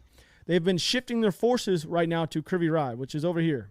They've actually been shifting forces over here. So now they're making an attempt over to Zaporizhzhia, as we do know. They've been trying to get over here on the the western side of the Dnieper River. Sorry if I jacked that name up there. I know they've been on this western side trying to push through to get over here to Zaporizhzhia, which is just on the right side of this. As you can see right there, this city. They've been trying to push through here as well, as we know, with little to no effect at all. So I do believe the Ukrainian forces down here in Mykolaiv, since they've actually had, I guess I'm going to call this a pause in actual combat down or fighting that's been going on down here, because it's been house to house for the last week or so. And the Russian forces haven't made any progress whatsoever through there. I'm going to tell you guys right now, I believe the Ukrainian forces will possibly take this opportunity to take out the bridges that are actually near Kherson to stop the flow of supplies and troops that are shifting away from Mykolaiv. So down here in Kherson, if they take out some of these bridges, they start doing some counteroffensive and actually doing like small man guerrilla tactics, which they've been doing very well this entire war, or this conflict, as you would say. I will tell you this, if they take out these bridges, it's going to hinder the flow of troops and supplies north out of Kherson. So if they take out any bridge along this path going up, if they somehow get in there, which they have, they've actually moved all the way up here. If they somehow get all the way through there and actually take out bridges, that's going to hinder a ton of logistical issues, or cause a ton of logistical issues for the Russians moving forward. There's been at least one successful ambush. And that's how, I mean, that's been Ukraine's tactic to slow the Russian columns down already. That's happened since the beginning. I think the first week we were reporting so many reports of Ukraine blowing up their own bridges. So that would be for sure the idea for Ukraine to slow down the Russian advance. That'd be the argument right there for how to stop them, how to stop Russia. Currently today by Ukrainian forces just outside of Mykolaiv. These are the photos you were seeing right now. Looks like they lost 4 APCs in a supply truck that was also taken by Ukrainians. That's another thing. If they keep losing these supply trucks all over the country, all they're doing is refitting and resupplying the Ukrainians, because they're all using the same ammo. That's the other thing. They're all using the same ammo. They're all doing the same thing. So that's another reason why that they've been able to last so long down in Mariupol, resupplying themselves with the stuff they've taken off the KA soldiers. So I'm going to go ahead and end this video with a clip of Russian paratroopers doing the best they possibly do to loot a gas station, because it's the right thing to do. Correct? You know, it's what you do to a civilian. So I hope you guys have a fantastic day, and I'll see you guys. Sarcasm, obviously. Later on tomorrow.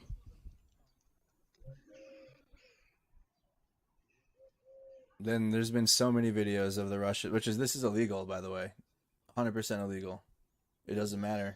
Like, if you're at war, this is illegal. You cannot do this. Like, if you were set up an even war, which really there hasn't been too many, but set up like an evenly matched war, right? One side against the other, and one side gets inside the other side's country, or vice versa. You cannot do this. It's illegal. No matter what the situation is.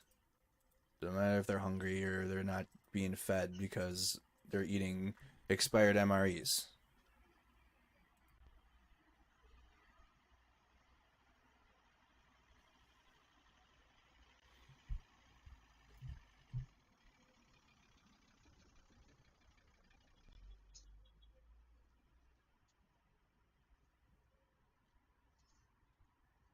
Just add it to another list of the war crimes. Gonna add it to the docket.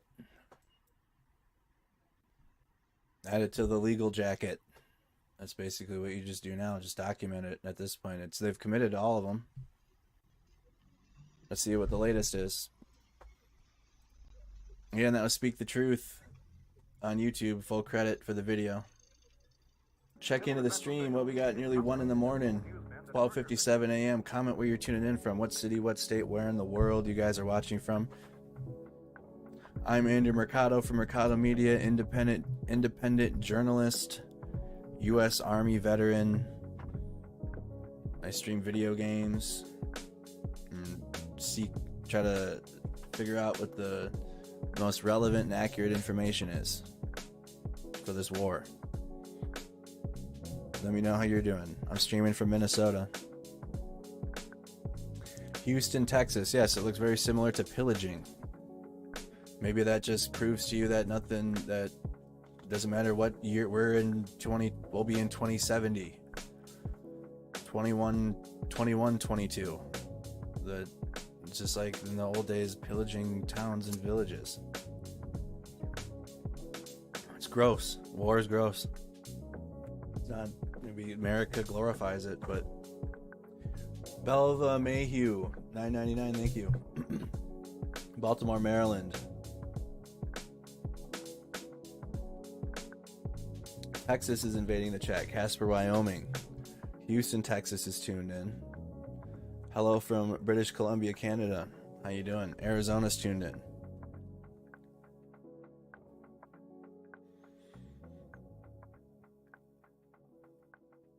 Yeah, the Epic Games, yeah, they agreed to that. Fortnite, all the revenue. I might stream some. Actually, you know what? Since Fortnite, what is it? Epic Games. I might actually stream that tomorrow. Number one, because they took away the building, the stupid building mechanic. You're trying to fight. You're trying to engage someone playing Fortnite, and they build the Empire State Building. Dude, trying to like, oh man, I got him. 2 shots. You got the damn. Got the. What's the building in Saudi Arabia? 2 of them. They built like a tower and got Gatling guns on it. It's like, dude, I gave up on that game a long time ago. But I might actually play it. No, I don't play it. But since they took away the building mechanic, I might actually stream it because they're donating the revenue towards humanitarian efforts right now. Yeah, Fortnite donated 46 million. Let's put that, like, as much as shit Fortnite gets all the time. Gen Z's game. Their savior game for Gen Z. Fortnite has already raised 36 million for Ukraine relief. So I have 2 reasons to play it. One, for this, obviously. I have not touched this game since like 2018, 19. I don't even remember. But they took away the mechanic that I hated. The reason why I didn't play it was the building. The building it. Here it is. Fortnite raised 36 million.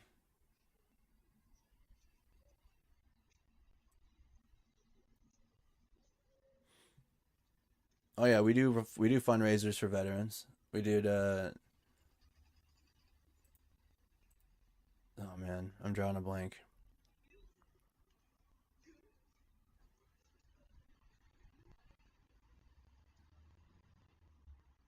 Oh man, I'm drawing a blank right now. Hold on. I've been so dialed into Ukraine, and I have just so many Ukraine cities in my head right now. But we do raise money for veteran programs. Let me get them. They're on our channel.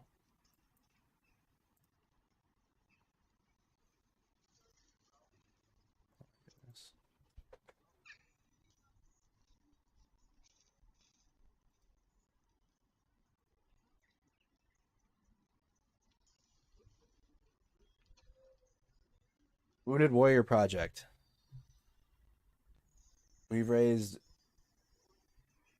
Wounded Warrior Project. We've raised nearly $3 grand. So $3 grand for Wounded Warrior Project. So we do all types of fundraisers, but we do all types of fundraisers. We'll be getting back to those again, but we're kind of dialed into Ukraine.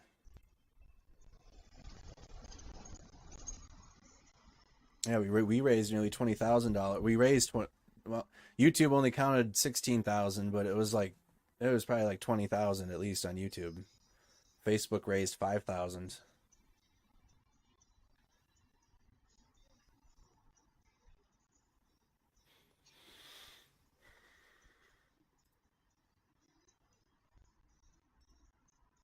I streamed. I have a gaming stream on Facebook. I streamed to Facebook. I have 11,000 followers, but like I know I might just have to do grinding out another platform just sounds so daunting. But I know that more of you would watch if it was on YouTube. But there's already so many people on the Facebook page. That page has 11,000 followers, so I grew it. But I fully understand there's a whole bunch of y'all on YouTube that don't even have Facebook anymore.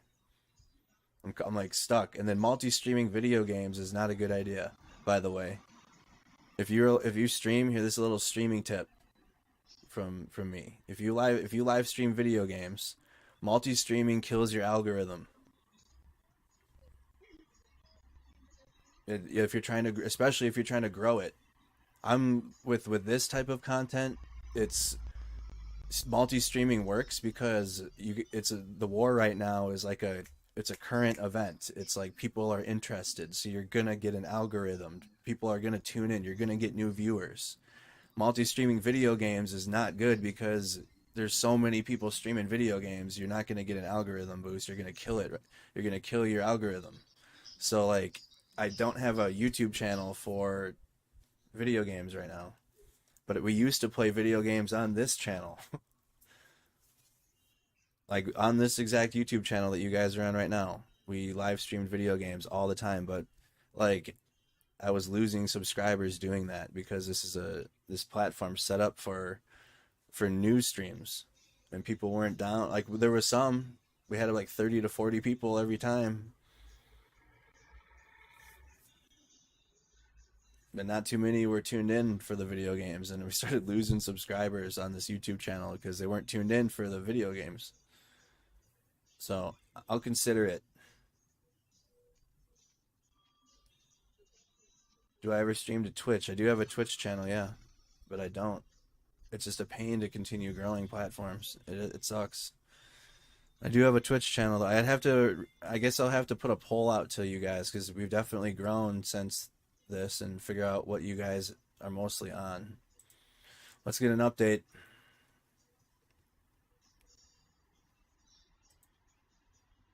I might do a poll and see what platform you guys are mostly on for, or would be on to tune into that, and then reassess. A monument to the 300th anniversary of Ukraine's reunification with Russia was dismantled. Wow. A symbol in Uzhgorod.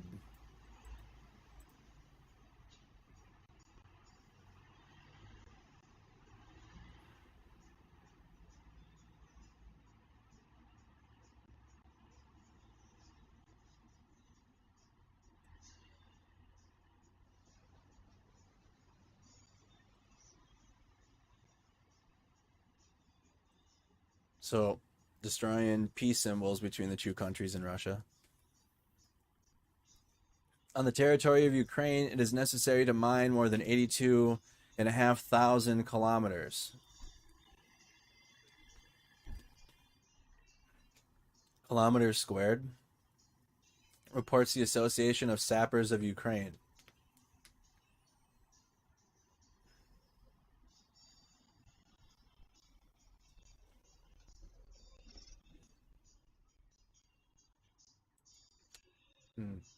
Yeah, I'm about ready to bag Facebook too, for real, bro. That's why you guys should join our Discord server. No, I'll be on Facebook for it. I'll probably be on Facebook until it's, you know, till the end. I'm sure the end is gonna happen. I'm sure. You know what I mean? The one thing in life is when you're at the top, where Facebook's got like the most users, eventually it comes down. And right now, Facebook stock is plummeting. But we have a Discord server. Definitely join that. That platform's solid. Discord link is in the description. Join that. Our whole community is on there. Discord for sure. Community to the 300th. This is another picture. The reunification monument was been dismantled. Wow. That's never good. Destroying symbols of unification between Ukraine and Russia.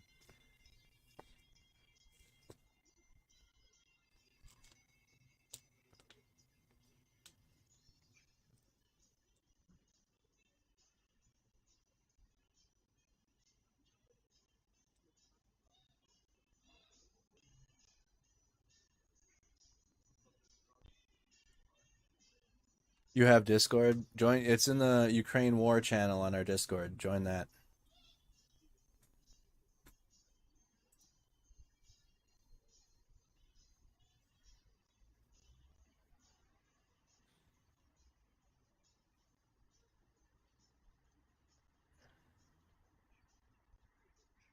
What do you got here?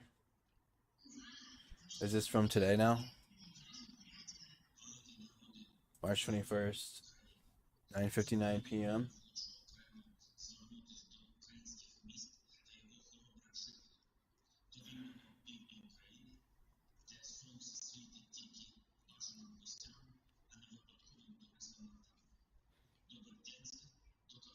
Was this video from this morning though? Or was this from the yesterday's shelling of the?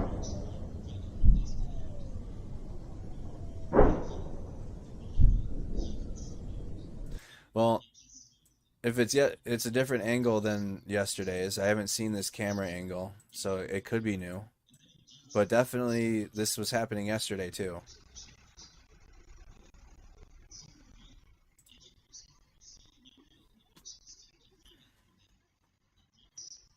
This was happening yesterday too, so doesn't really give the date. It was posted at 9:59. But this was happening yesterday. I'm just unclear if this video is from yesterday or this morning. But this was the Russian Navy blowing up mines that are set up in Odessa. So there's mines here. I'll show you. Well, I don't have pictures of the mines, but I'll show you what Odessa looks like. They're in here. Here's Odessa. Russian Navy out there. They're blowing up mines.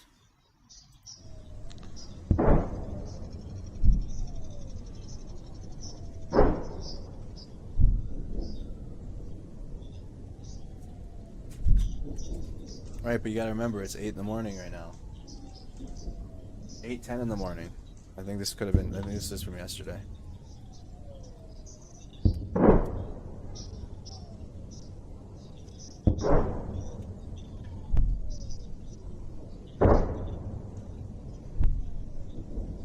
Till 3.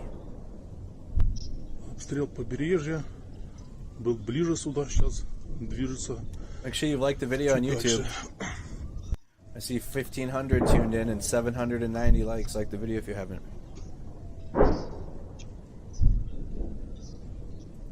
That's that 1K every night.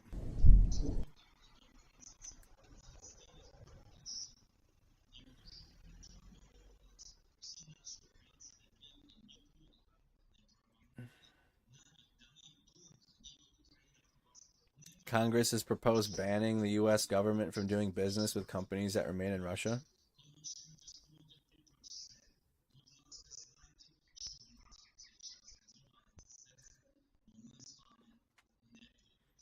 Russian occupiers launched 4 missiles towards the Ravine region. Only 3 missiles were intercepted. Details on damages and casualties soon. So, we're going to have video and picture likely. Video and picture coming out of Rivne. What's going on?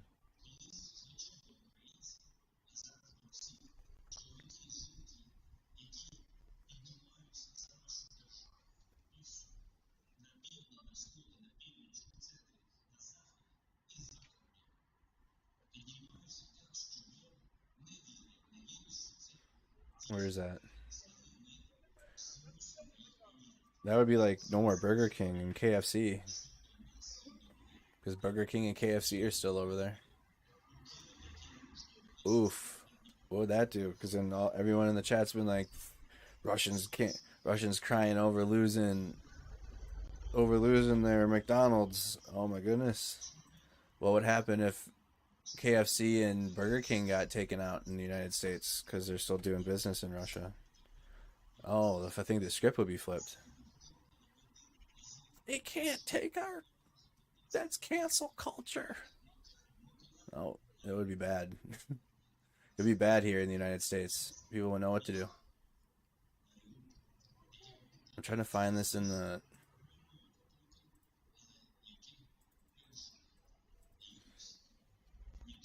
I don't think that would get passed, though. I think this is just like... I don't think this would even get... It's just a headline.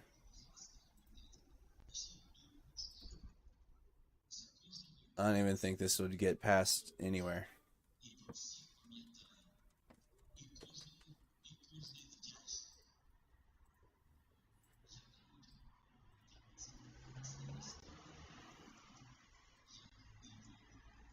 Here's Rivne, though.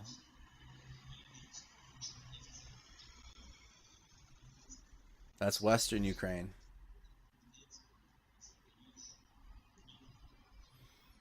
Nestle products would be huge.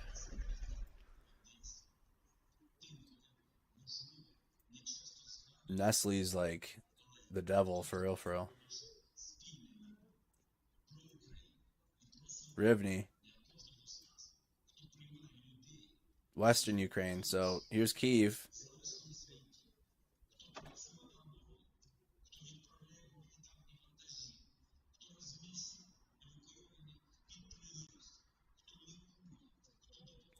And Rivne.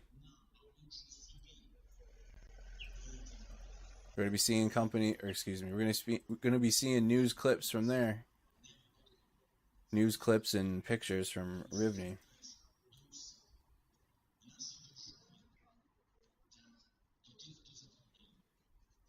Hostile Russian occupiers burnt stables. Oh man, come on. They burnt stables with horses alive. I'm not gonna click into that picture.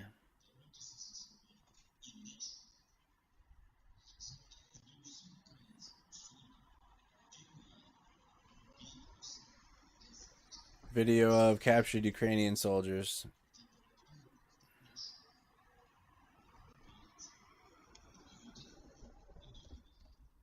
About 300 people with children were evacuated from Vorzel and Bucha today. Vorzel and Bucha.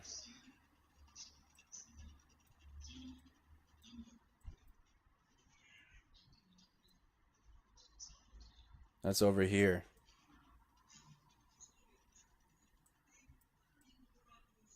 Satellite cities outside of Kyiv.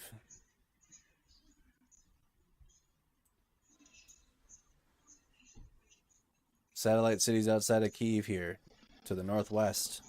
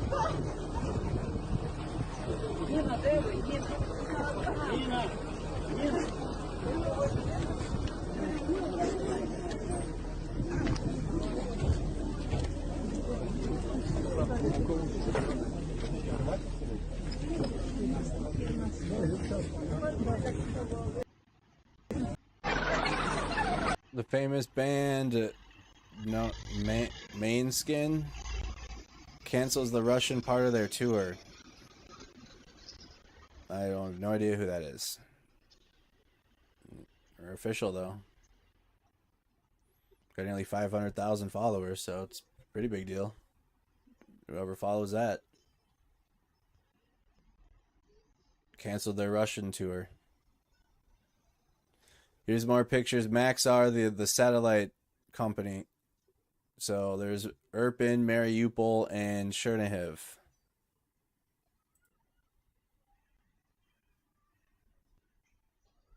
That looks like it would be Irpin.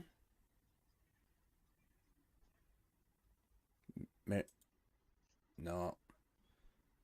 That's Mariupol. I've seen that. We've seen that. All the apartment buildings that are destroyed. This might be Irpin with the river.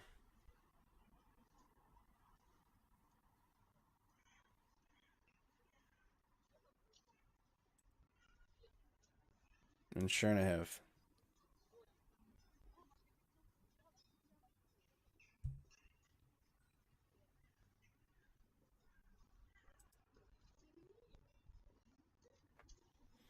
Air raid sirens, this was an hour ago. So, air raid sirens an hour ago in multiple regions. An hour ago this was posted. Not sure if it was this morning or it's just a recent video. Video of a destroyed Russian BMP-2 by Ukraine's 58th Motorized Rifle Brigade. Destroyed Russian BM-2.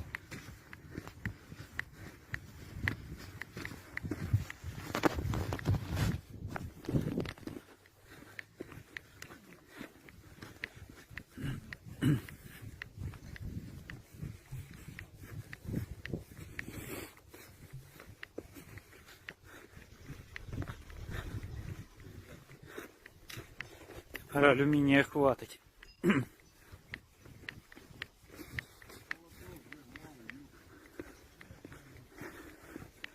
Да, БК сдетонировал. Красиво, красиво, мне нравится. Бэха, двоечка.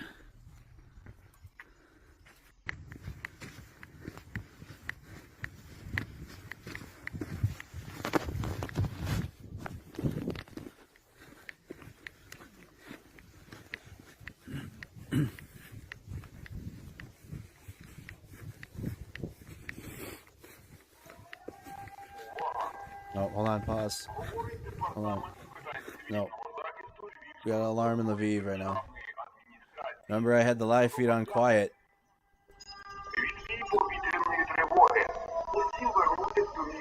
I gotta tweet this out real quick. Follow us on Twitter to get updates if you need to step away.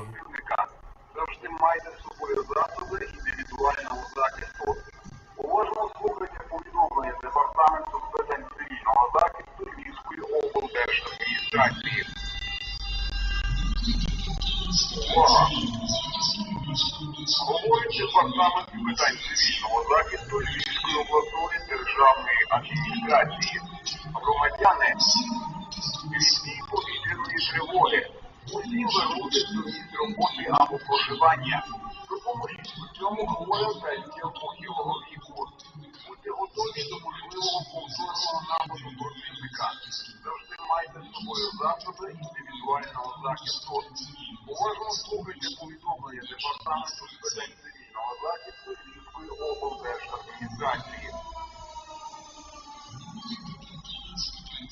Увага! Говорить Департамент з питань цивільного захисту Львівської обласної державної адміністрації. Громадяни, So this is live in Lviv right now. усі вернутись до місць роботи або проживання. Допоможіть у цьому хворим та людям похилого віку. Будьте готові до можливого повторного нападу противника. Завжди майте з собою засоби індивідуального захисту. Уважно слухайте повідомлення Департаменту з питань цивільного захисту Львівської облдержадміністрації. Увага! Говорить Департамент з питань цивільного захисту Львівської обласної державної адміністрації. Громадяни, від дій повітряної тривоги. Усім вернутись до місць роботи або проживання. Допоможіть у цьому хворим та людям похилого віку. Будьте готові до можливого повторного нападу противника. Завжди майте з собою засоби індивідуального захисту. Again, if you're just tuning in, this is a live feed in Lviv, so there's an air raid alarm going off. Oops. Oops. Oh my goodness. That was me. I accidentally clicked off the live button. No. Refresh. There we go.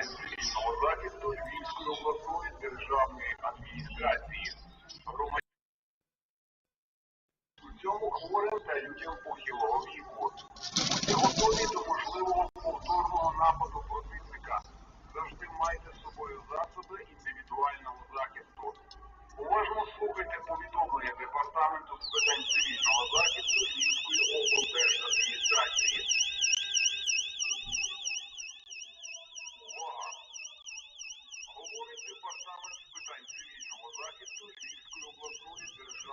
адміністрації. Громадяни, від дії повітряної тривоги. Усім вернутись до місць роботи або проживання. Допоможіть у цьому хворим та людям похилого віку. Будьте готові до можливого повторного нападу противника. Завжди майте з собою засоби індивідуального захисту. Уважно слухайте повідомлення Департаменту з питань цивільного захисту Львівської облдержадміністрації.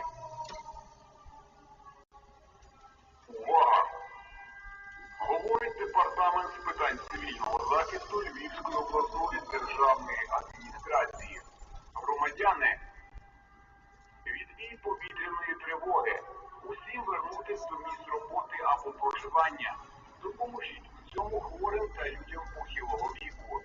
Будьте готові до можливого повторного нападу противника. Завжди майте з собою засоби індивідуального захисту. Уважно слухайте повідомлення Департаменту з питань цивільного захисту Львівської облдержадміністрації.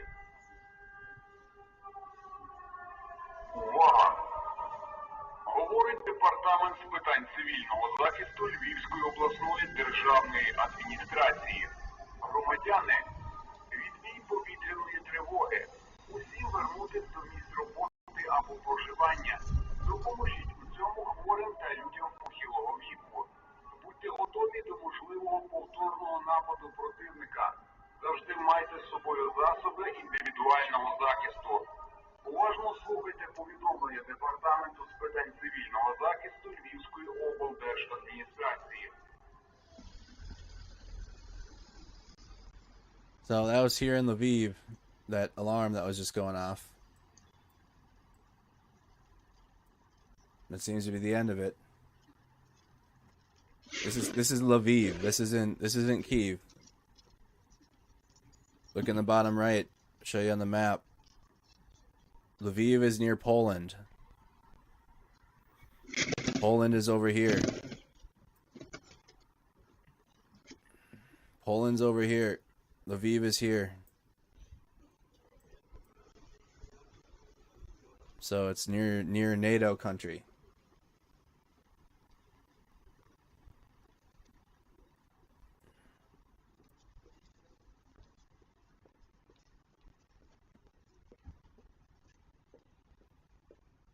You just missed an air raid alarm in Lviv.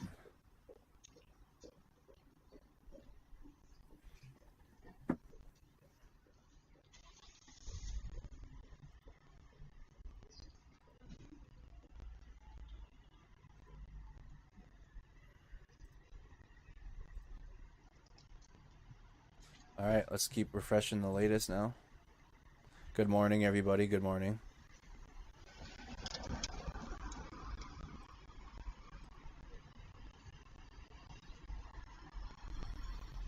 Breaking, there are no plans to block WhatsApp in Russia.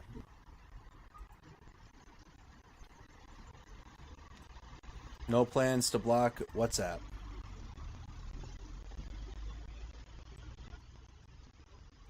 Let me turn this back down now.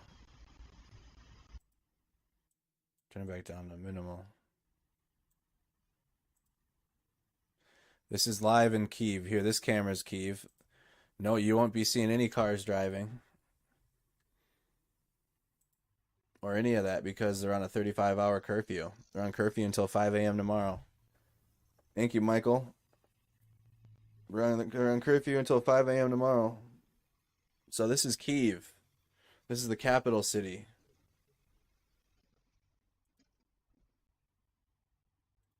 Right? Over here.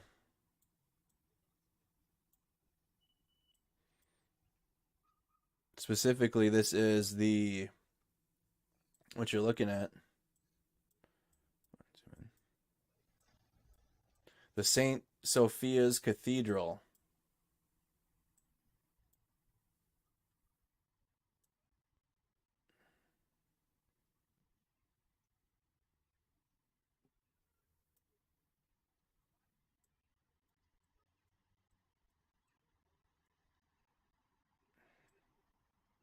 From the street view.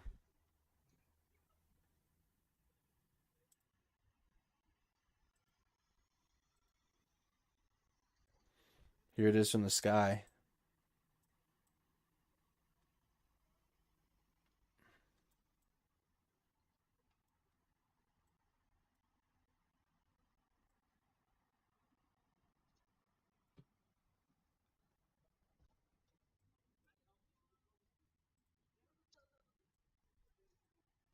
Here it is from ground level.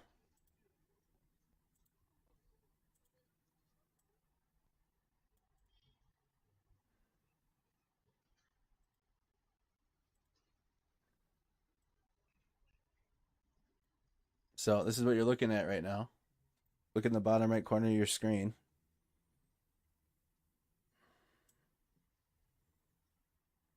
The Sophia Square.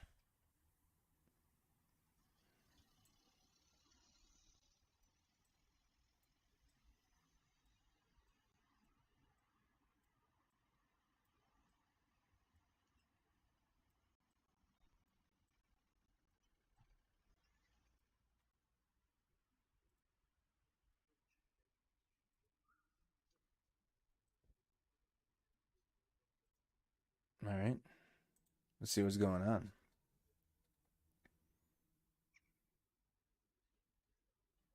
Again, follow us on Twitter, MMP LLC News. Tweet that stuff out.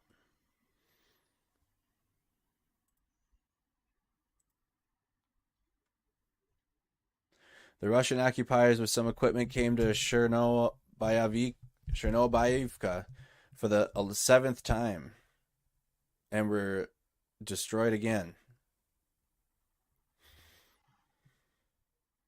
They continue to advance beyond Kherson and keep failing. For the 7th time.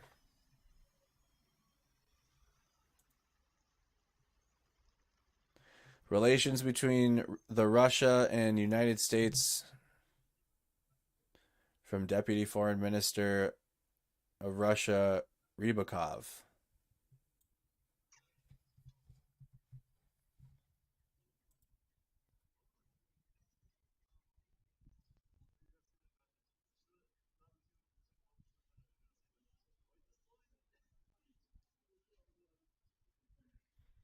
For real.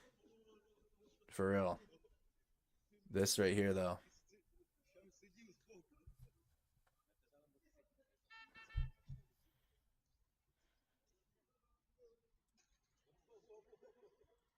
I was 10 years old.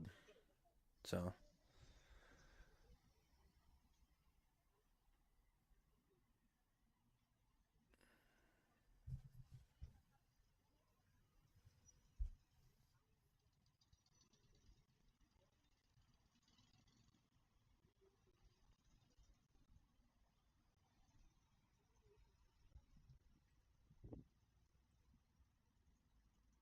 Earlier in Kharkiv. So this is an eastern city in Ukraine. It's over here.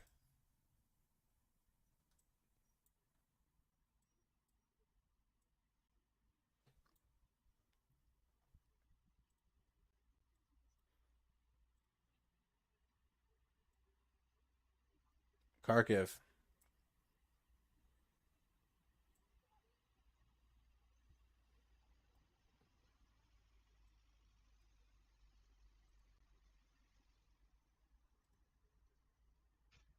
Oh, where'd it go? Here we go.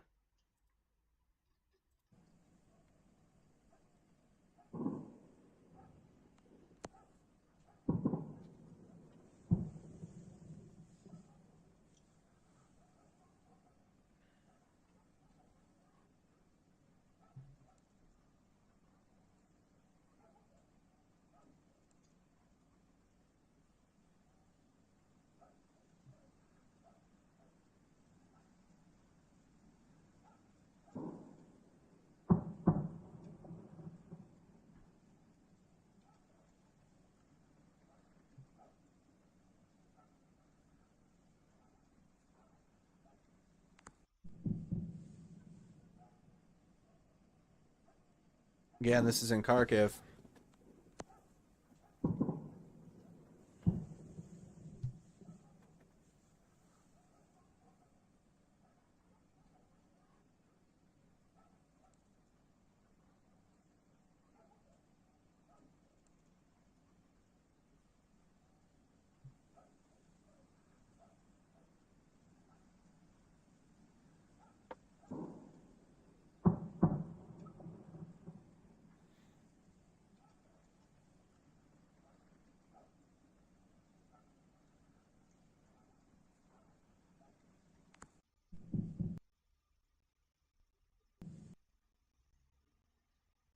Siren alert in Kyiv right now.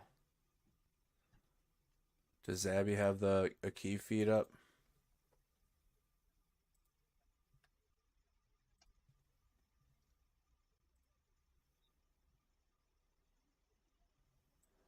Nope. There's apparently sirens going off in Kyiv. Oh yeah. Yeah, how do we get the AFP feed? I can hear him. Shout out Zabby. I'm not afraid of AFP. How do I get their feed? I ain't scared. Listen. I ain't scared of anyone anymore.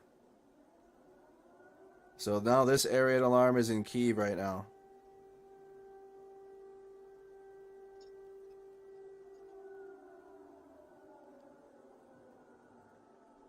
$8:35.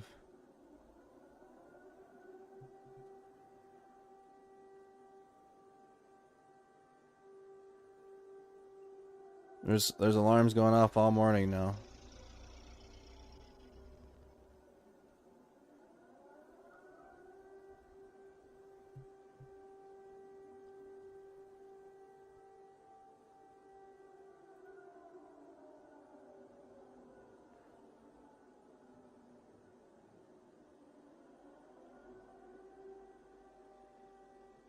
How do we get the AFP feed?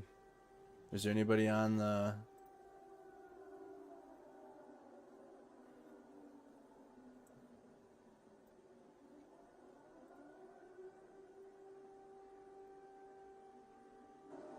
Nice.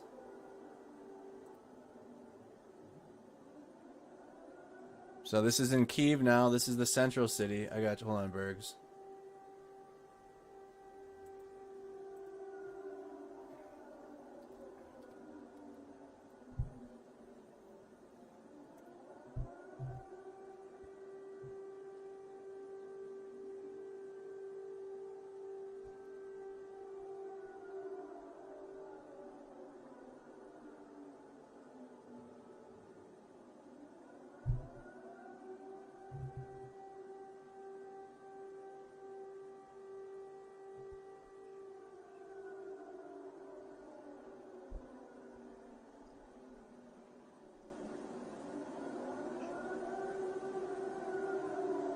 That was the last one right there.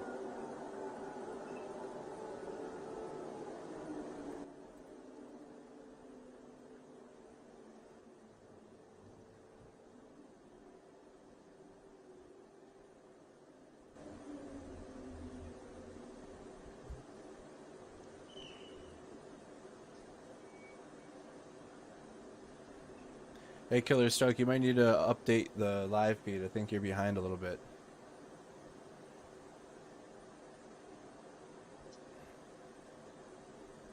I got the feed up already.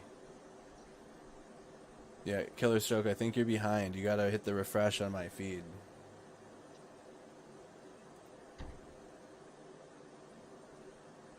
So that was in Kyiv. That was the capital city.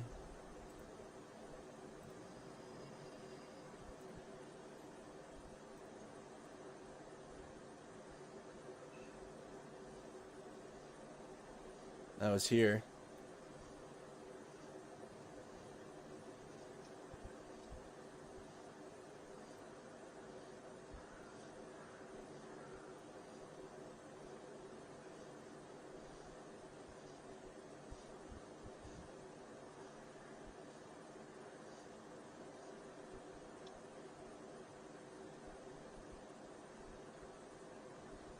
Live look at Kyiv right now.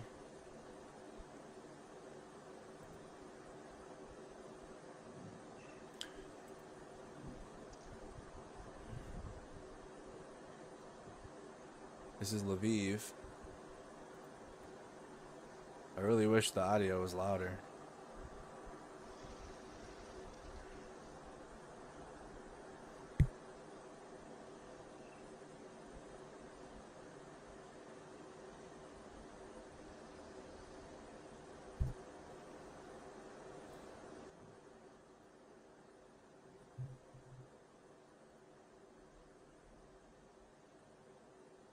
What do we got? Ministry of Defense. Ukraine, the UK, United Kingdom intelligence update. Despite heavy fighting, Ukrainian forces continue to repulse Russian attempts to occupy the southern city of Mariupol. Russian forces elsewhere in Ukraine have endured yet another city of limited progress, with most forces largely stalled in space. Several Ukrainian cities continue to suffer heavy Russian air and artillery bombardment, with the UN reporting that more than 10 million Ukrainians are now internally displaced as a result of Russia's invasion.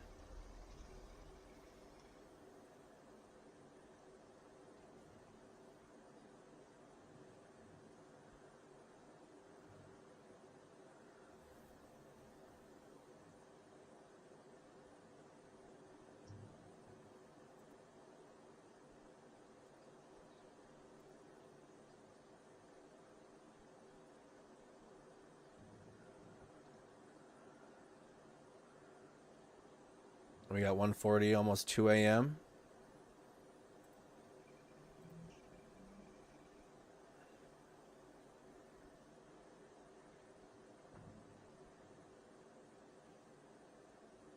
Aftermath of a Russian strike in Kharkov.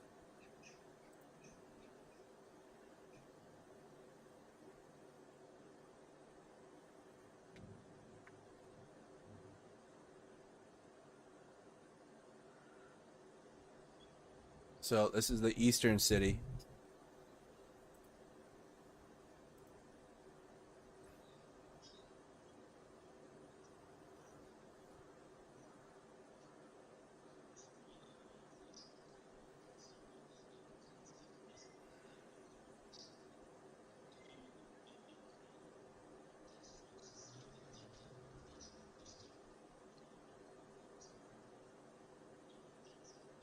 Aftermath of Russian strikes on KHTZ.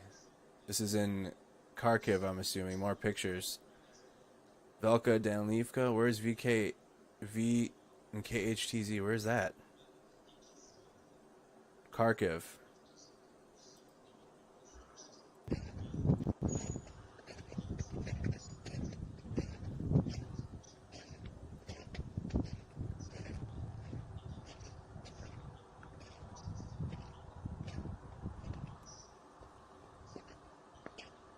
Hold on. Yeah, Paula, hold on. We changed that.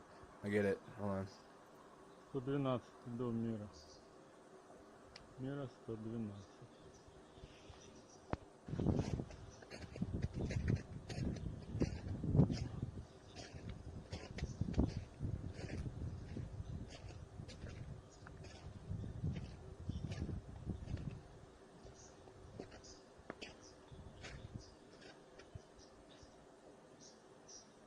112. До мира. Мира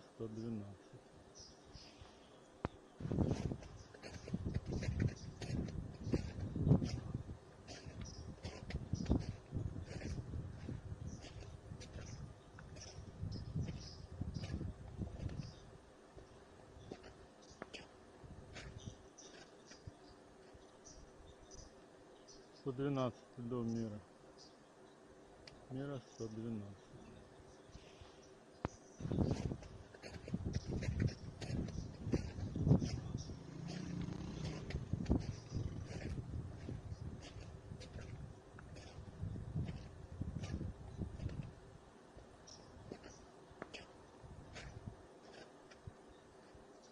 All right.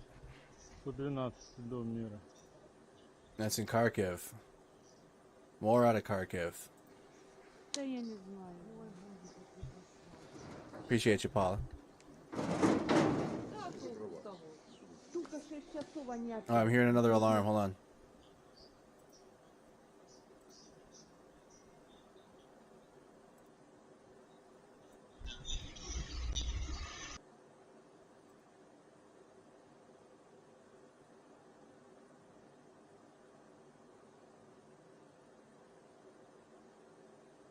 I swear I heard another siren in the background. Was it just the video, the TV that he has on in here? It might have been the TV that he has on in this feed. whoever's there's like a residential area here, and someone's like watching TV or there's a radio playing. I think that was from the TV radio, whatever's from this live feed.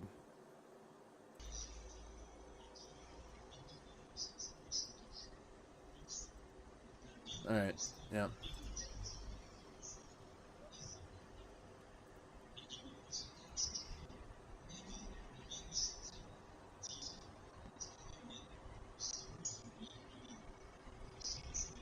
You swear you heard it too? Okay, good. I'm glad I wasn't losing it there. I think it was from that TV radio that's playing. Since the beginning of the war, let me turn that down a little bit. I have it on to see if, so we can hear any air raid alarms in Lviv. This sound is very quiet.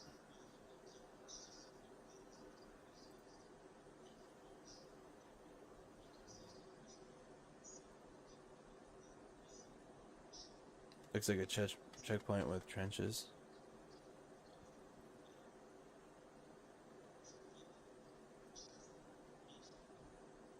Wow.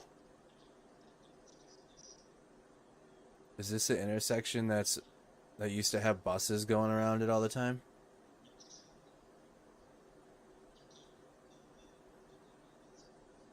Looks like they have trenches dug right there, huh? Right underneath here. In the circle.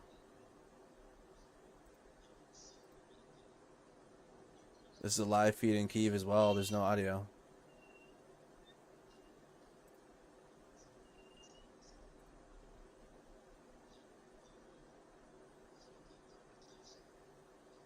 There's trenches right here.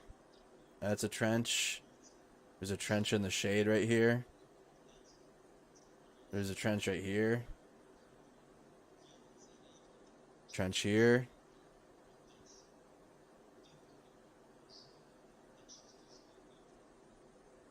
It's probably a position. They got fighting positions in the city already dug. Fighting positions for sure. Hey, listen, everyone all veterans in the chat that grunted, "Oh, this isn't Vietnam. Why are we digging fighting positions still?" All the damn soldiers complaining about digging fighting positions. Look at this war is. I mean, what would you say? A conventional. There's combatants are identifying themselves. So all that training we did in the field for this type of stuff, these are fighting positions.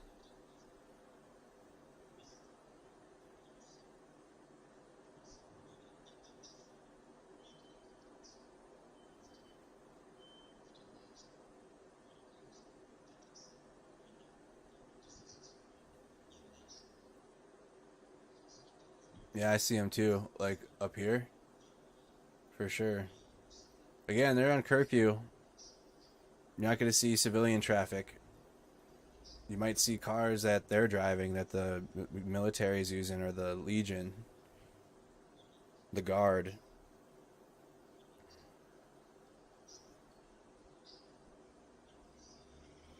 But they're on a 35-hour curfew till 5 in the morning in Kyiv. I want to save this feed and then tune in again tomorrow. But yeah, we'd be live already. No, I won't be live. Whatever, we'll be live Wednesday and we'll see what it looks like. You see cars drive around here. I think I've seen this feed before. It looked like this. That's the other thing that is an observation, is how many of these feeds that have evolved from when we started watching and there was still traffic flow through here when it started, and now there's like full-blown fighting positions in the circle, the roundabout circle, and on this part, and there's guard positions up here. Checkpoints. This is the checkpoint.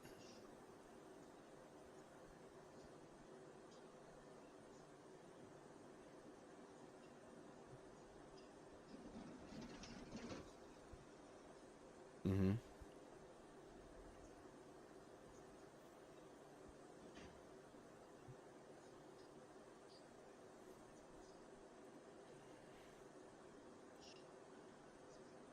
And so we got a couple feeds of Kyiv now.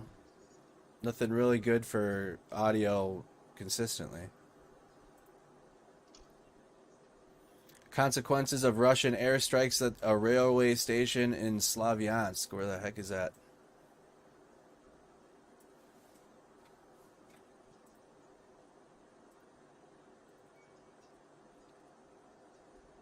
In Donetsk.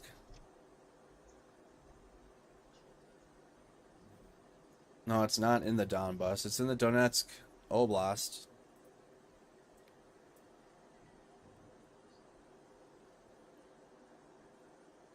Northeast of Kramatorsk.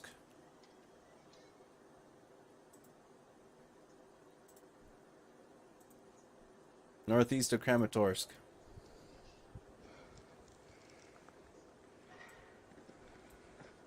Russian railway station, or excuse me, Ukrainian railway depot.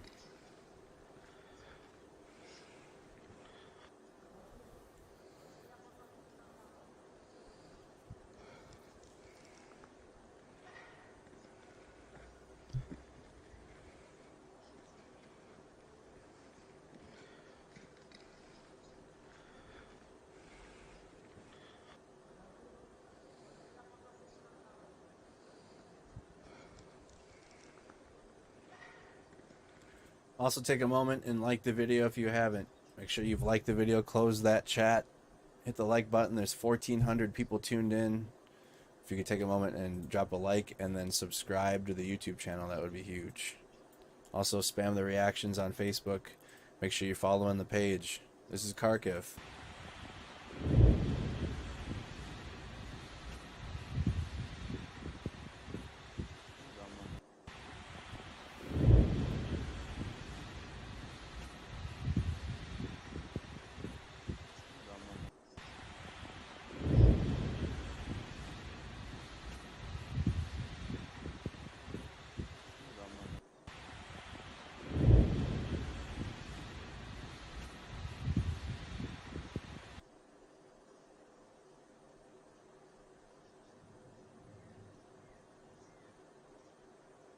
This is in Saltivka, Kharkiv.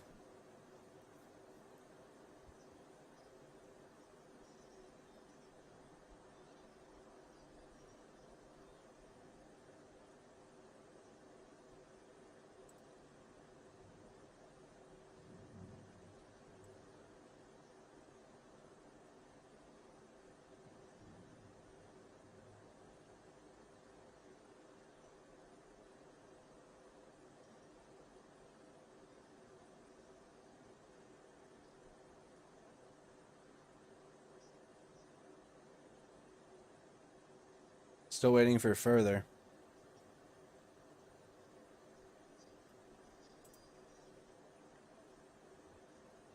Right now we just got a live feed of Lviv. Here's the pigeons in Kyiv. Pigeon cam.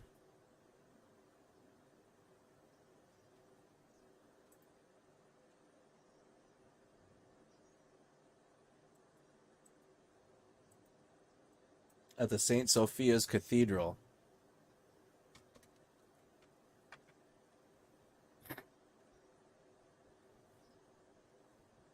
Pigeon camera. Hey.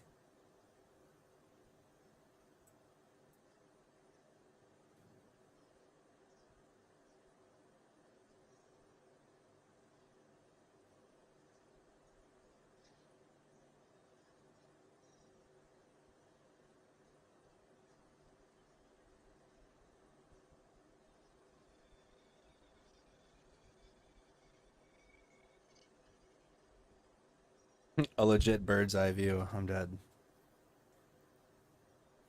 We're almost at 2 a.m. We'll do a viewer check-in.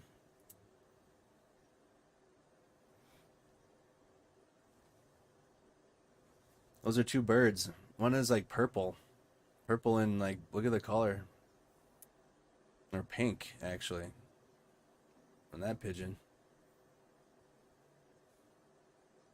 It's got like blue and pink on it. Drink water.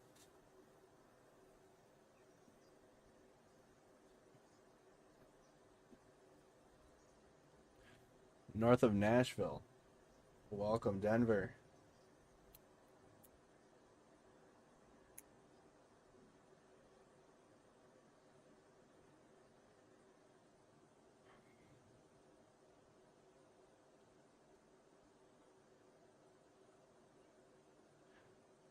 Johannesburg, South Africa, welcome.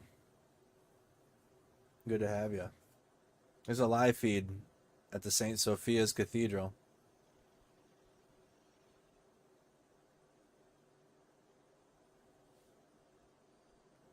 Vermont's tuned in. Colorado. You guys are like 100 away from hitting that goal on YouTube. Louisville, Kentucky here. Welcome.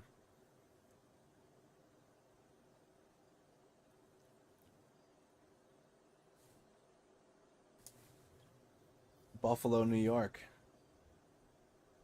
Mississippi. Smoke break. We're 4 hours and 20 minutes into the stream. 420 friendly stream.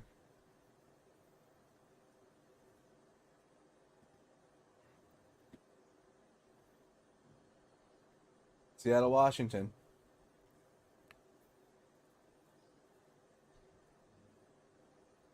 Bama is tuned in.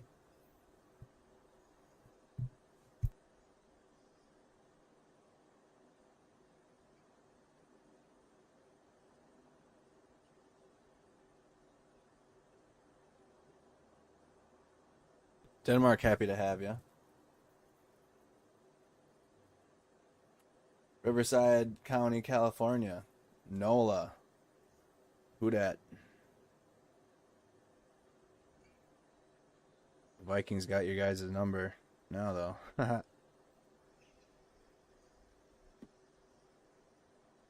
After Bountygate, you guys have been cursed against the Vikings.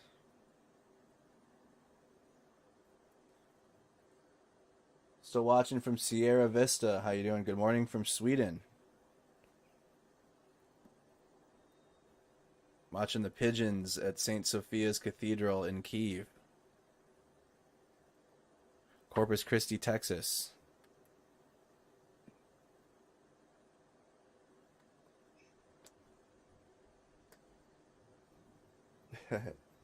Chicago's tuned in.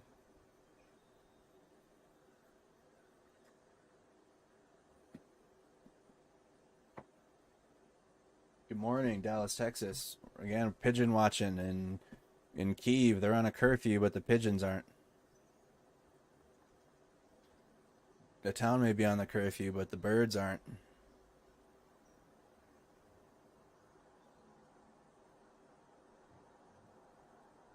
Swear that pigeon can see itself in the lens of the camera or something.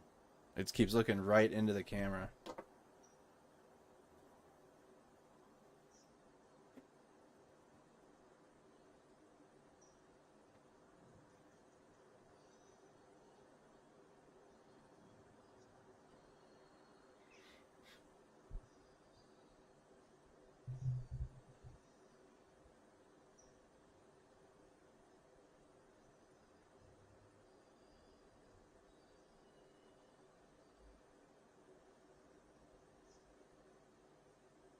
They know.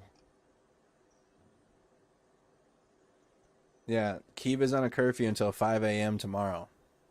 So that's why it looks so like no one is. There's some vehicles driving, but likely those are the territorial defense, or even the.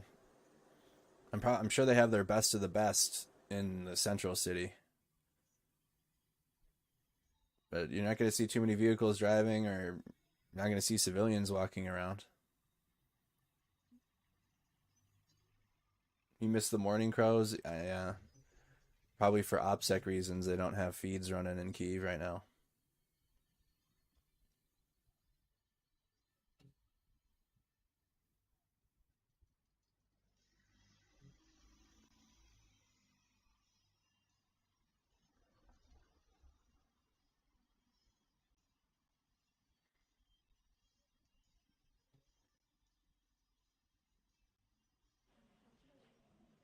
Bird watching this morning in Kyiv.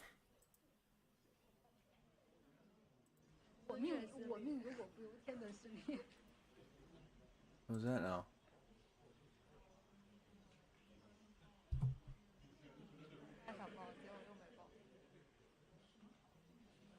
Hey, this isn't in Kyiv.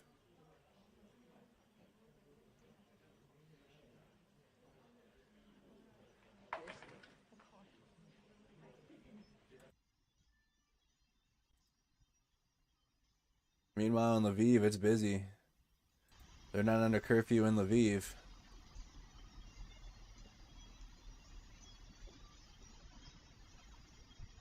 Very busy on Lvivska Street.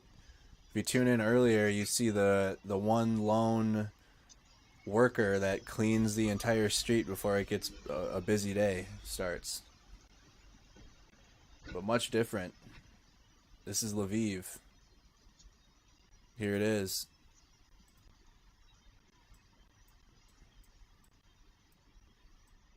Western city. Right next to Poland. Right next to NATO occupied, or excuse me, NATO territory.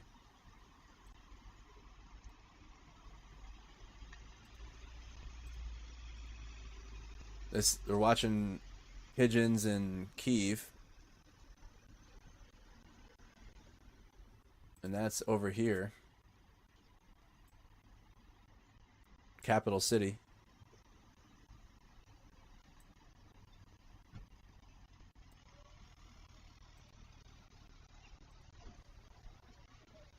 This is Lviv.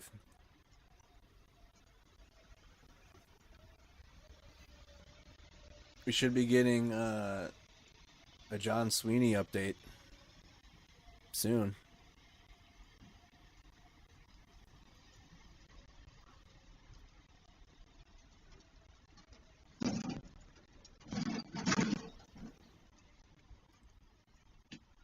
Busy day in Lviv.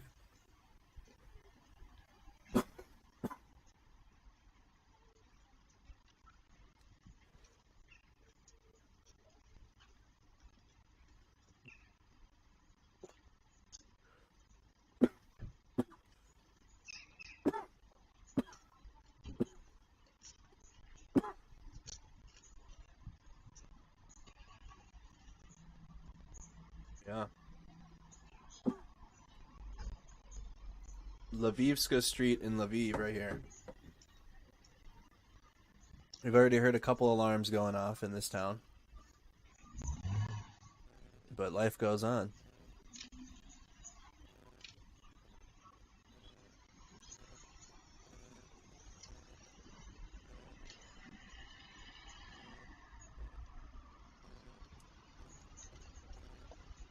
So not much has changed still.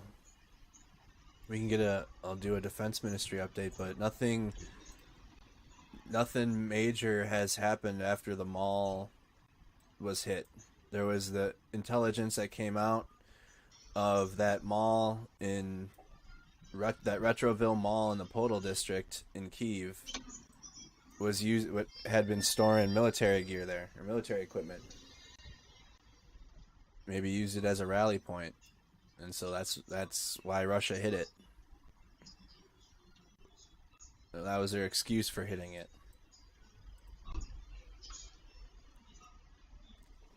But beyond that, it's been there really hasn't been much to update tonight. Lots of air raid alarms. There's been the nightly shellings in Kharkiv, which I mean, it sucks that it's like every night a shelling or a video comes out or clips come out of Kharkiv and Mariupol. Mariupol's situation hasn't changed yet. Ukraine still holds it, but it's like it's dire situation. Very dire situation happening down in Mariupol. This is the latest though. The Russians have the entire southeastern region minus Mariupol. They're slowly working over here now. Odessa for sure. They were blowing mines up in the water yesterday morning. The Russian Navy was out in the Black Sea, like 2 miles out from the coast. And they were launching cruise missiles hitting the sea mines that Ukraine had put in to prevent any amphibious landing. Haven't received any updates from that yet. The last update we got was from the ammonia, is that there's still ammonia in the air. So one, we heard it was bad, that there was a 5 kilometer infection zone from the ammonia leak in Sumy the Kimprom plant. Then they said it was contained, which Ukraine would say that, or they don't want to scare. But now it's, the Environment Ministry is saying significant concentration of ammonia is still in the air. That was 14 hours ago. We can type and see if there's any updates to the ammonia leak. There hasn't been any, at least on our timeline.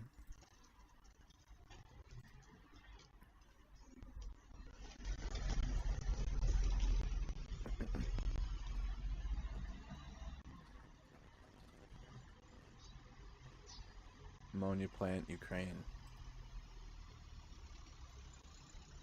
Live updates. Associated Press at 12:34 a.m. So it's Associated Press article.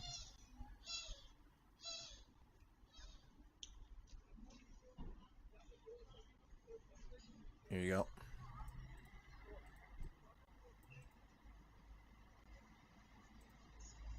Lviv, Ukraine. An ammonia leak at a chemical plant in the eastern Ukrainian city of Sumy has contaminated an area with a radius of more than 2.5 kilometers, about 1.5 miles, officials said early Monday. Sumy Regional Governor Dmytro Zhyvytskyyy didn't say what caused the leak.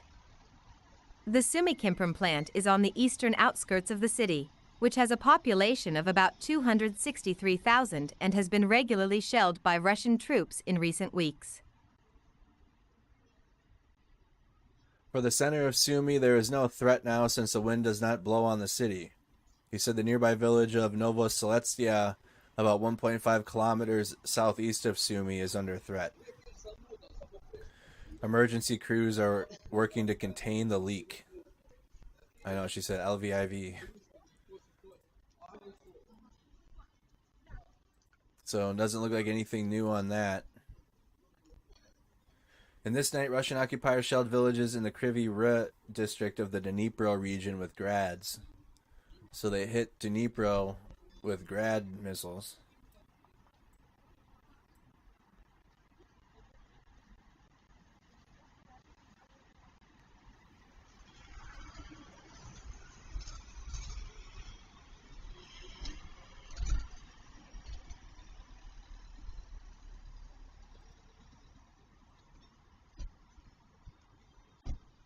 Oleksandr Starukh was awarded the title of hero posthumously. Okay. Japanese multinational corporation NEC has suspended new orders for its products and services in Russia. NEC is one of the world's largest telecommunications companies.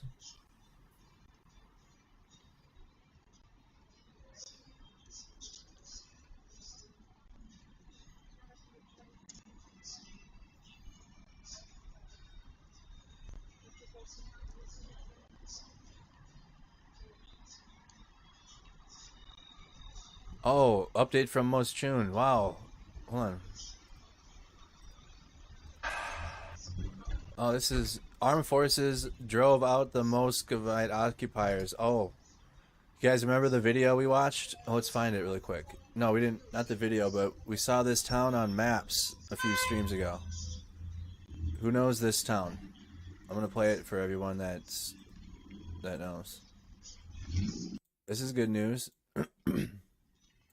When the car drove through it and showed the devastation in this little town, now Ukraine took it back.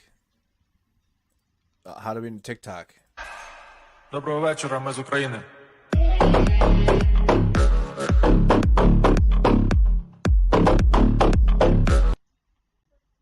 I got it back. Look at. There's the Soviet bus stop. Доброго вечора, ми з України. That's the post office we saw.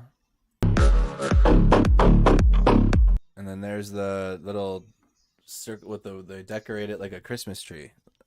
The pine tree that's, I don't know, still holding it down though, and the fence around it. Oh, an alarm from the Lviv, but it's still, they got, looks like Russian soldiers are walking through it now. That's good. That's Moschun. That's over here. It did. Here, I'll show you. Moschun. Oh man. Oh, come on. I'm close.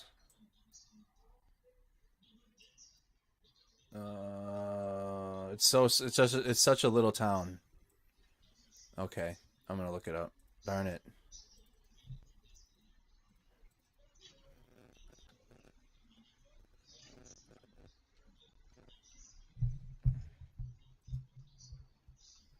Darn it. I was close. Was I close? No, wrong side. It's on the Irpin and Buka side. Here, it's right here. Literally, like, if you drive through it, you might miss it. I think it's like right here is where it starts.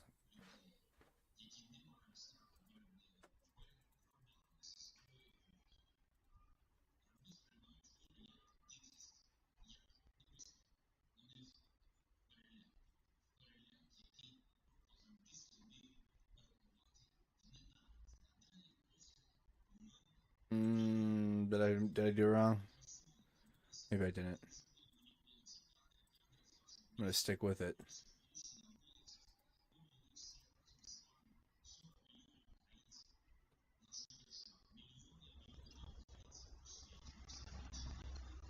Already out of Moschun. Keep going. Maybe we're wrong.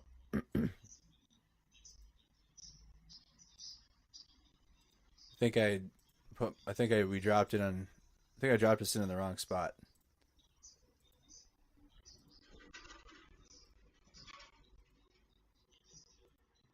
Okay. All right. Wrong. It's so hard to tell because it looks similar to the area, but all right. Go back. Oh, wait.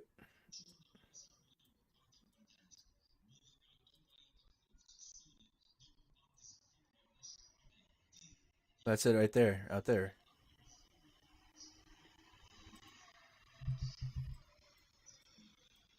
All right, it's up here. I found it. I got it. Here it is. Normally. And then we saw a video of a reporter driving through it after it looked completely destroyed. After Russian forces occupied it. There's a little building. Post office, maybe. Definitely something that sends communications out. Soviet bus stop. So in the TikTok, they're walking right here. They walk through, there's the bus stop, and then they walk here, and there's the tree. The little pine tree that's been there.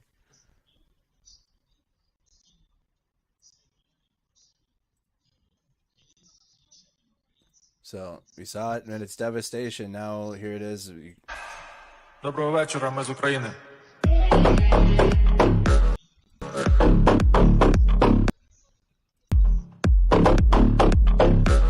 So that's some good news.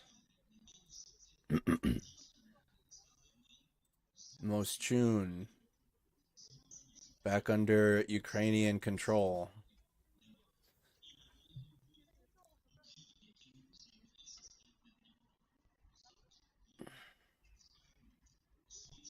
Dude, what's going on? Conducts 2 airstrikes on Iran back position. Okay, no, Yemen? We may have to dial into that, honestly. When I'm in my new living situation, we'll definitely have time. And I want to dive into this. Because I don't know how connected this is. but this is definitely happening as well. I'm going to keep it on Ukraine because we're on Ukraine stream, but we likely need to start dialing into that.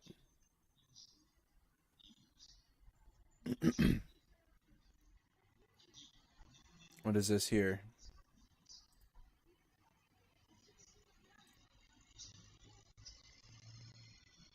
Superheroes in our time. I'm Russian. I don't need to be saved. What is this?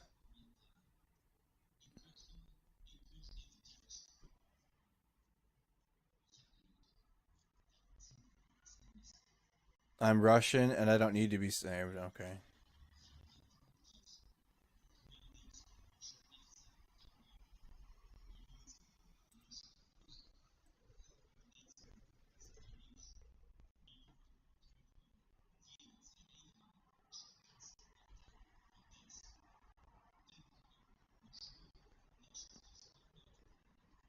What do you guys think of this take? I usually don't read the comments underneath videos, but I seen this. What do you think of this? Because this is from, so this is an example. This would be an example of what, like a propaganda video on Ukraine, but it's to inspire and motivate. I'm Russian. I don't need to be saved. Like United States does videos like this. Like most people, a lot of people do videos like this in general, but they're still like a form of propaganda. Not the type of propaganda that Russia does, but still similar, or not similar, but it's still propaganda. What do you feel about that take? Offer Russian soldiers to Ukrainian citizenship if they quit or if they switch sides.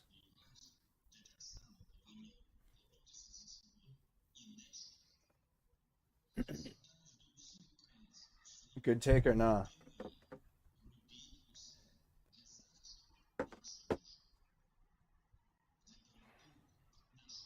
Good take or shit take?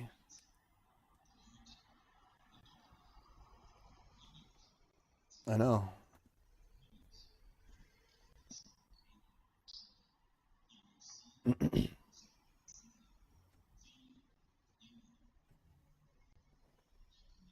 Definitely it would be hard to trust, for sure. Probably cause some issues internally. So this is just a video. I'm Russian. I don't need to be saved. Viktor Rogozin defends Kyiv from Putin's shoulders. He demands that Russian invaders allow Ukrainians to live normally and not enter our country.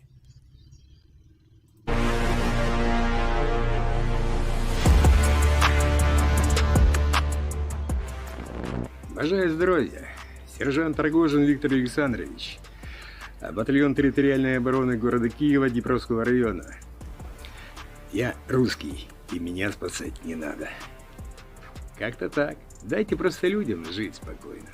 И не лезьте на нашу батьківщину. Бажаю здоровья. Слава Украине! So that's from the Ukraine government. Superheroes in our time. I'm Russian. I don't need to be saved. Viktor Rogozin defends Kyiv from Putin's shoulders. He demands that the Russian invaders allow Ukrainians to live normally and not enter our country.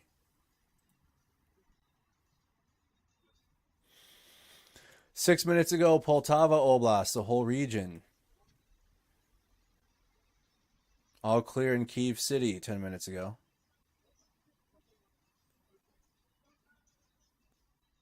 Grad missiles outside of the Kryvyi Rih. The Kryvyi, I don't even know how to say that. It's near Dnipro.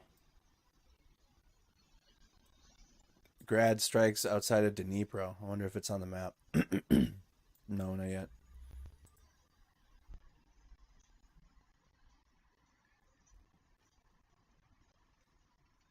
Yeah, the Gulag says, for real. Here's the update. Here's the update from the United Kingdom.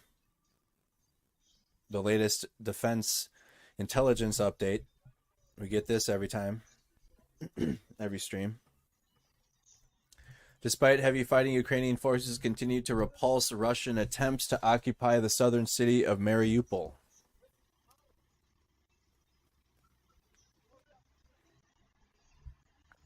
Russian forces elsewhere in Ukraine have endured yet another day of limited progress, with most forces largely stalled in place. Several Ukrainian cities continue to suffer heavy Russian air and artillery bombardment, with the UN reporting that more than 10 million Ukrainians are now internally displaced as a result of Russia's invasion. Take a look for yourself. These come out every morning, straight from the UK.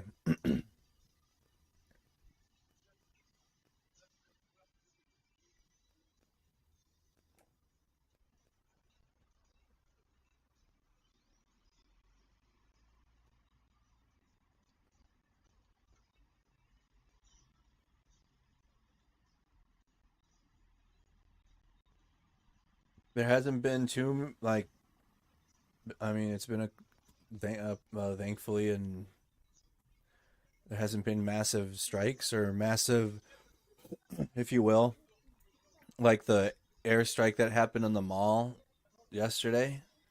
There hasn't been something like that event tonight. It's been Kyiv's on a curfew. The war is still happening. Civilians are still being killed.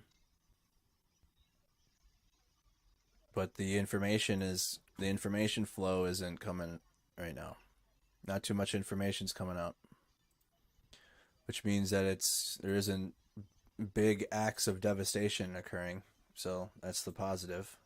But again, still doesn't mean that civilians, like this happened in Kharkov overnight.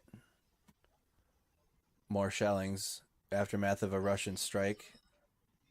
This is posted 41 minutes ago.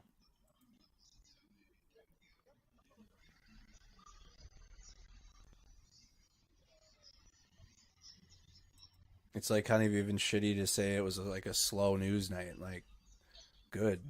But like at the same time, it doesn't mean the war's over. Like the war's like slowed down. Like this happened last night. Kharkiv, aftermath of Russian strikes. This is the only video so far of a happening from the night that's come out now.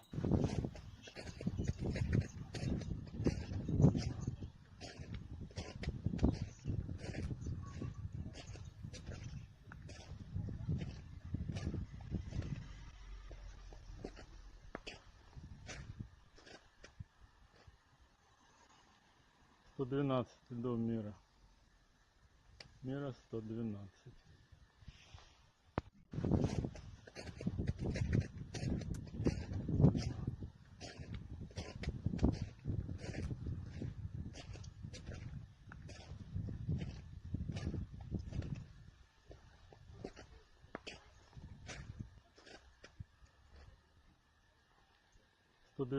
Дом мира. Мира 112.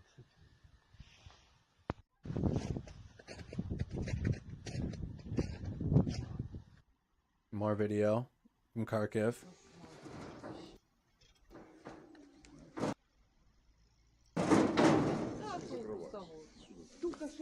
You know what? I figured it out earlier when we thought we heard the alarm. It was from this clip. There's an alarm in this clip. Okay, so I know we have live feeds going. You're gonna hear an alarm in it. Just letting you know, but it's not live. It's part of this video clip we're watching from Kharkiv. Okay. Да я не знаю.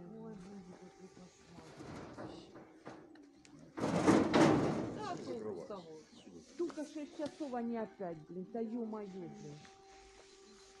Куда? Опять? Да я не знаю.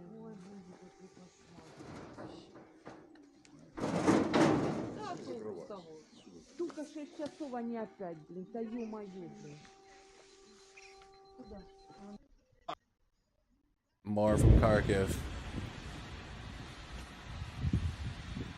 So definite airstrikes still happening.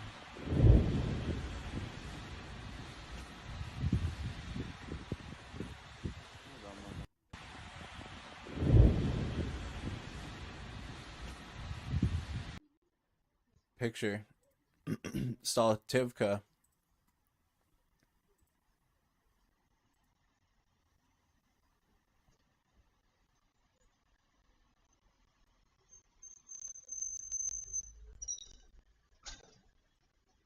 The Saltivka district's right here.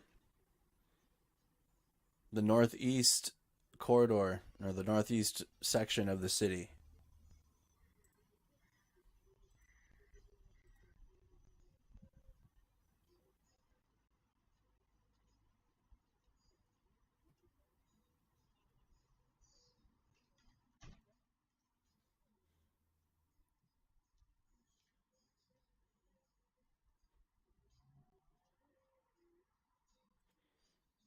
Meg, yeah, thank you so much.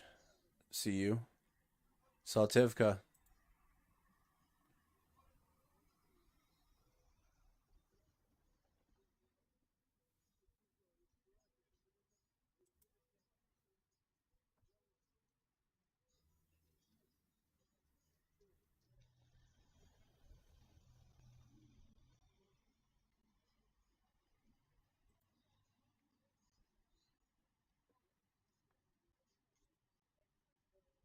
All right, let's refresh. The mayor of Boryspil urged civilians to leave the city if possible to facilitate the work of armed forces. Where's Boryspil again?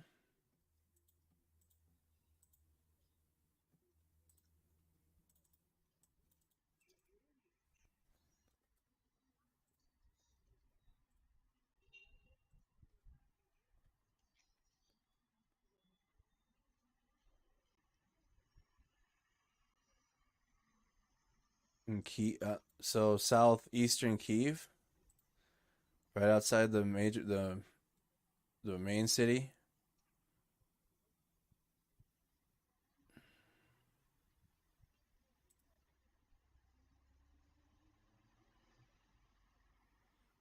Oh, so evacuate so that way they can start their counterattacks.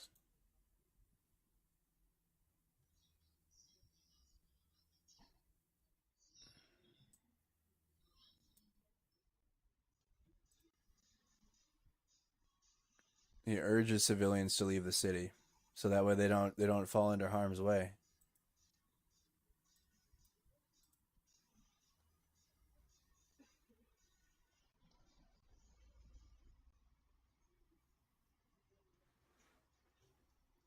This is from the mall. What a photo. Wow. Oh, what happened?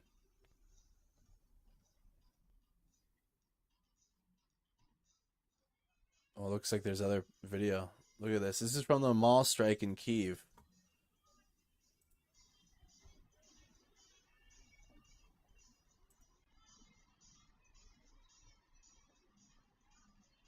Hold on, let's do this.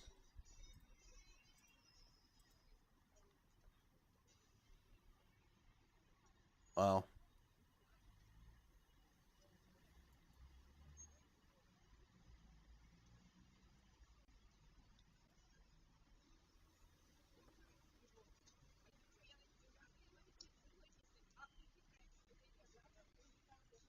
Thank you so much, Mike.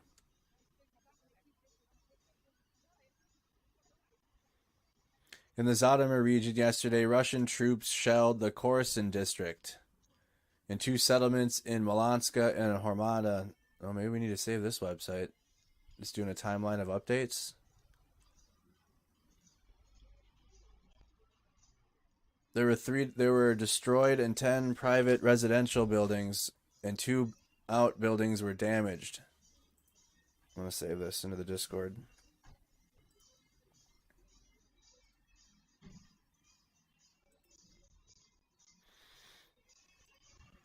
What do you got there?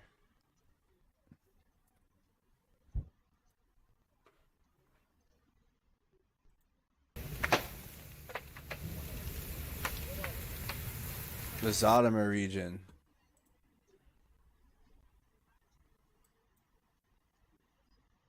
That's over here. That's western Ukraine.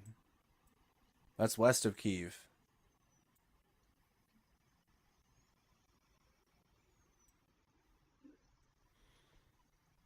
B, I can't afford much, but I hope 1,000 people donate just $2. Thank you, B. That would be nice.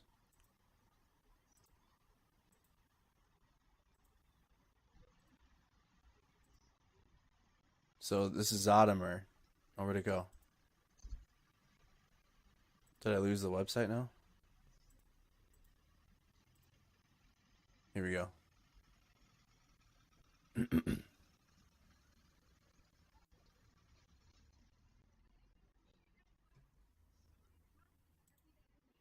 Translate.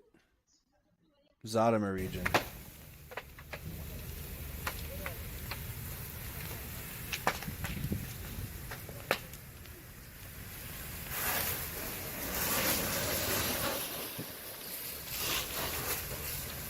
Thank you, Ken Dog.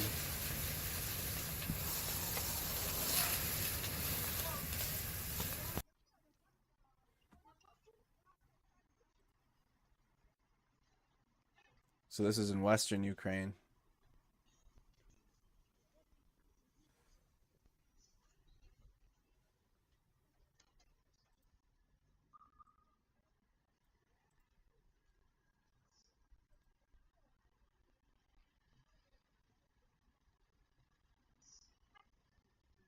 Tara Y, thank you. AZZ, thank you. Thank you, Blake.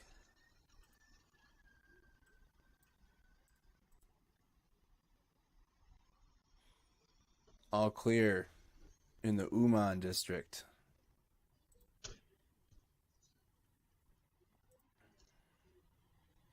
$149 saboteurs detained in Kyiv on March 21st. Okay, this is what we were just looking at.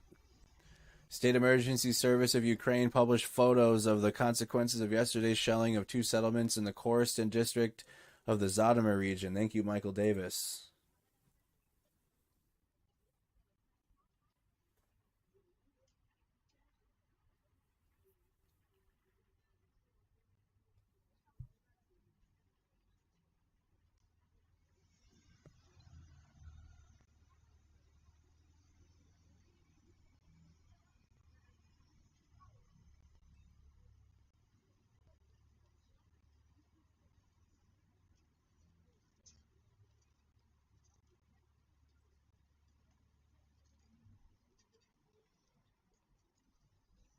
Daniel, thank you.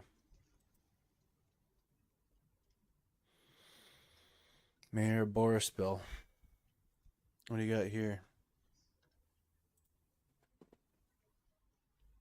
Kharkov Center. Windows were shattered after the shelling. So again, this is in Kharkiv.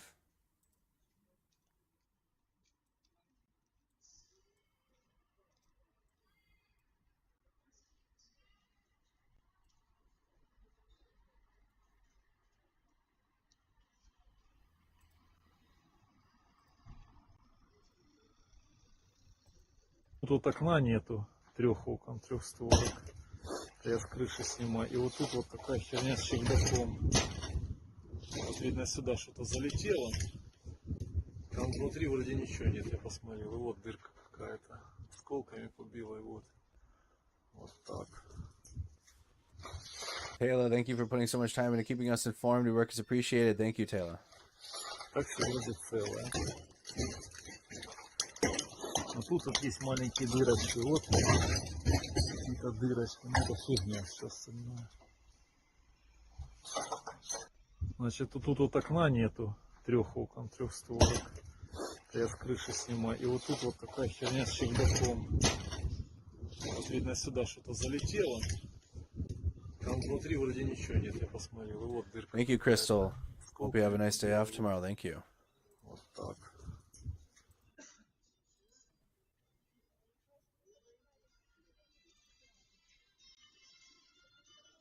A train with military equipment arrived in Berdyansk, Belarus. The equipment includes armored personnel carriers, CAM AZ trucks, and a Tiger armored vehicle. Where's this?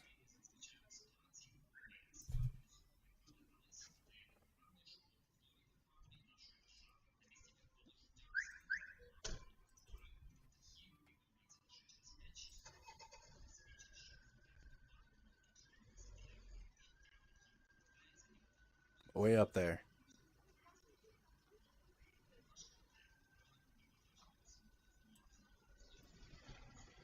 Visibetsk. Or Videbsk. Train of equipment.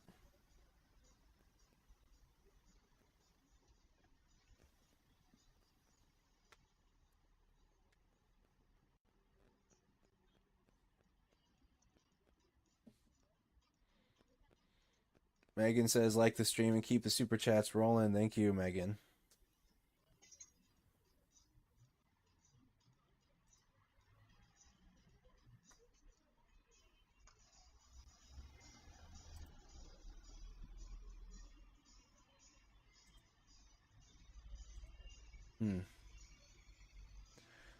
Russian forces stealing carpets.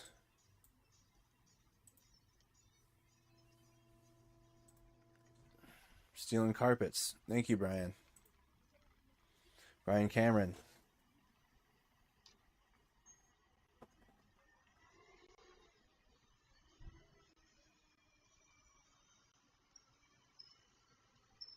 Dude, they're like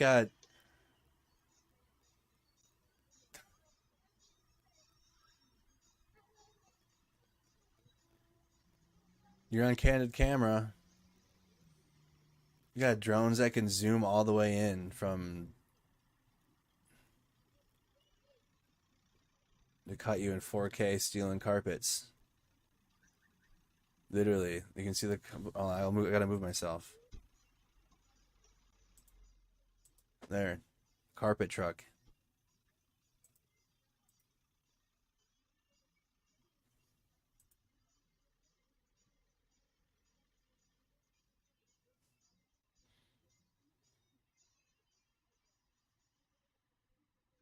Fahrenheit 451. Thank you.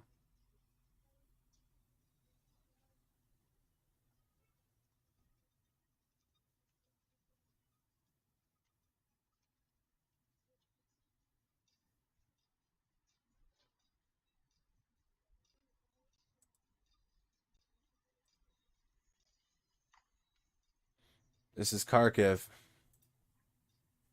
Eastern City.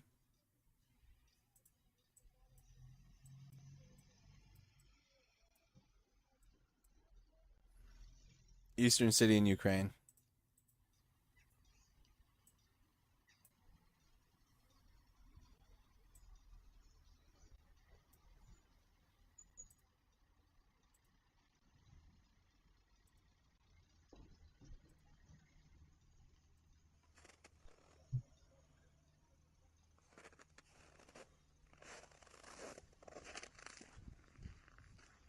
Like the video if you haven't done so.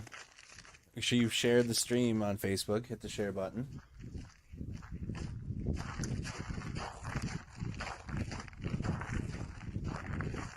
Thank you, Karen, for the share. Thank you, Peggy. Thank you, John. Thank you, Riemann, for becoming a follower. Thank you, Shirley, for becoming a follower.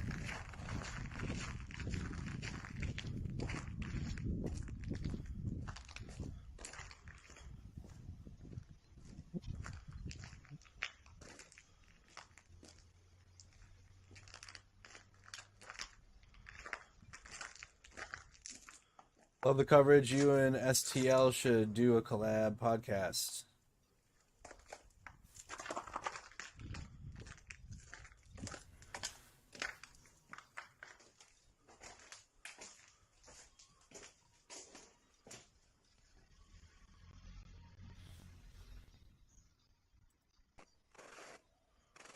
Showing damages.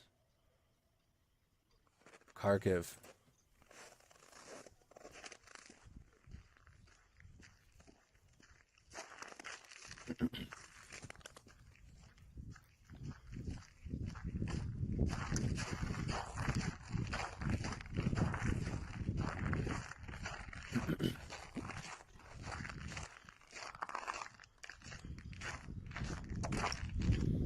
Not yet.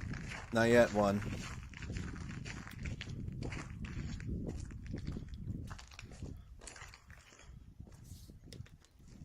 Gotta hydrate.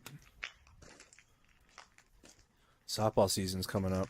Don't want to pull hamstrings.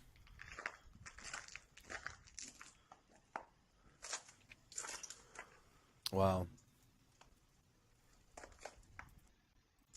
All of it, you can see the roof bombed out.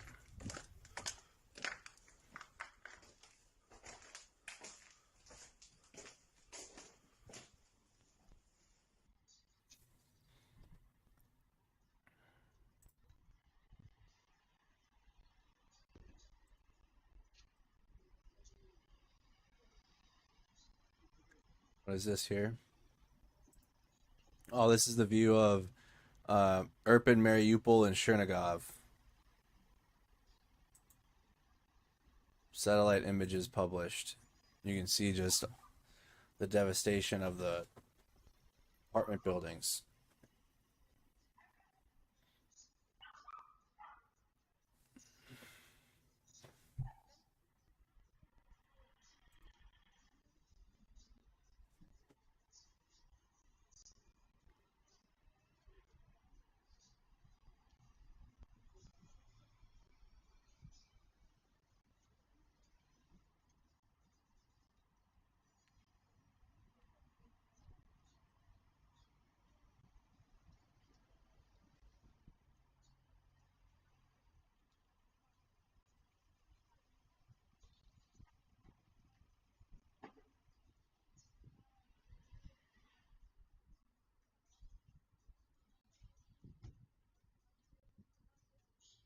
Nothing new right now. We just went through the latest.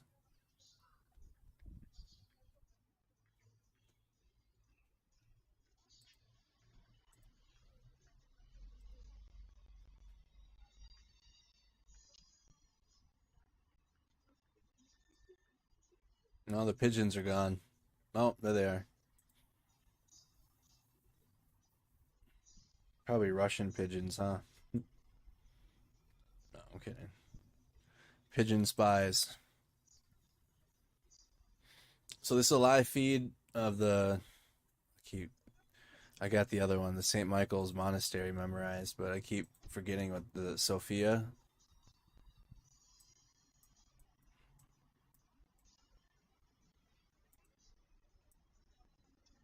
St. Sophia's Cathedral. Like, they got the St. Volodimir's Cathedral, the Golden Gate, the St. Sophia's Cathedral, the St. Michael's Golden Domed Monastery. There's a bunch of religious sites in this little space. I keep forgetting the name of it. St. Sophia's Cathedral in the pigeons.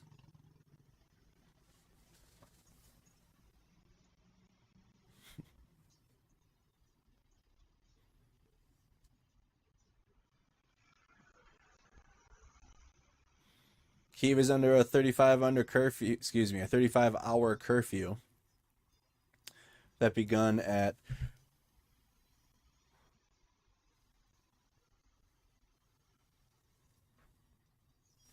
It begun at 8 p.m. last night, and it ends at 5 a.m. tomorrow. 8 p.m. to 5 a.m. Look at this guy. Look at this guy.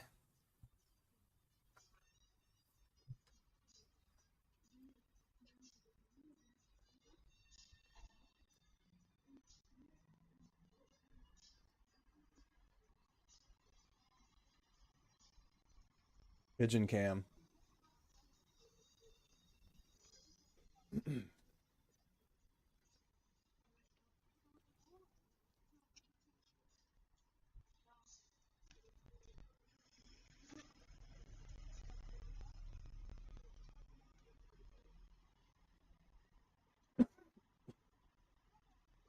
What's that stupid Instagram reel about the two birds on the window? That's just annoying. Instagram reels are the worst, by the way. It's like TikTok from Wish on those. Some of them, there's like some fire in there, but it's like you got to look really hard. Can you share the link for the pigeon cam? Yes, it'll be in the Discord. Join the Discord server. I'll share it into the Ukraine war feed.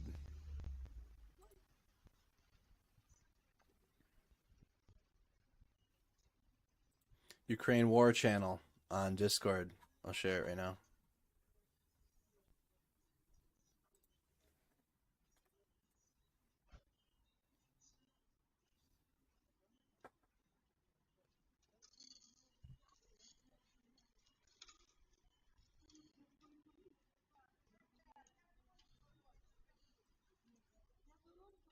Pigeon cam.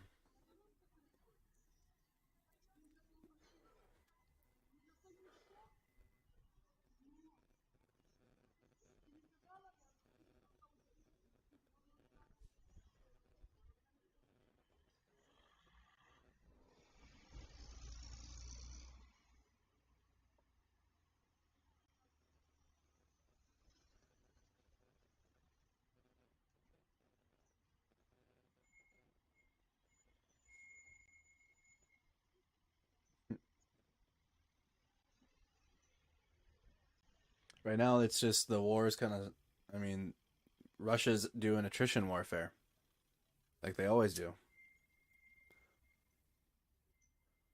Hitting a lot of civilian targets, starving out the enemy, drawing it out long. It's going to be a long, drawn-out war of attrition unless something like a wild card. It'll take a wild card to prevent a war of attrition. Obviously, we can't be like, yep, this war is going to go for months. History tells us that's likely going to happen. And the way that things are happening right now, that's likely going to happen. But, of course, a wild card could change the course of it all. Unknown.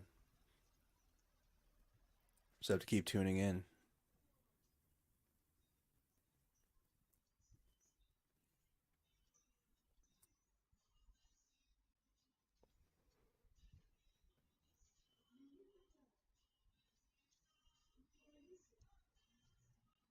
Having a smoke break with the pigeons.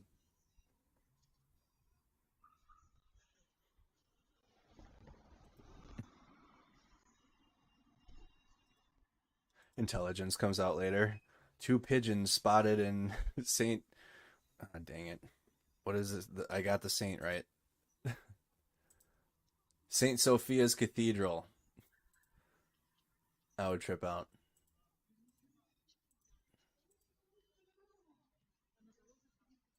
Two Russian spy pigeons. Mercado Media had them on their feed the whole time. New Russian tech. Actually, it's old Russian tech. Soviet secret. Stream ends at the 6-hour mark, so because I was late. Oh, the pigeon was like, "Excuse me, the fuck? You cut the camera?" So 45 minutes. 45 minutes from now. It's usually 3 a.m., but I was late, so I go, whatever I'm late, I go extra for the time that I'm late.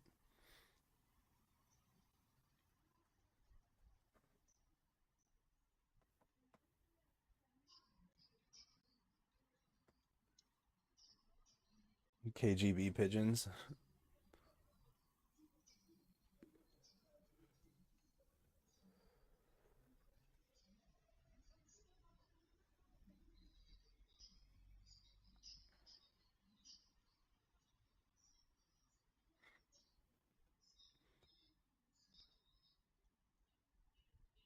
All right, let's see if John's posted an update while we're sitting here watching these damn pigeons.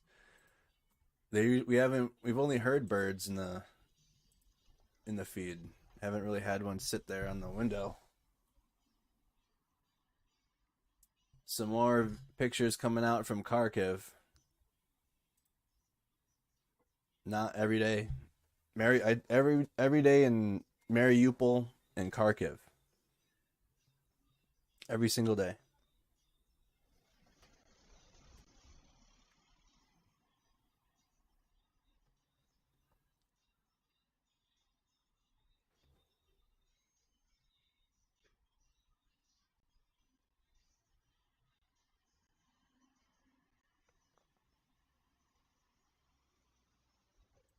Dang.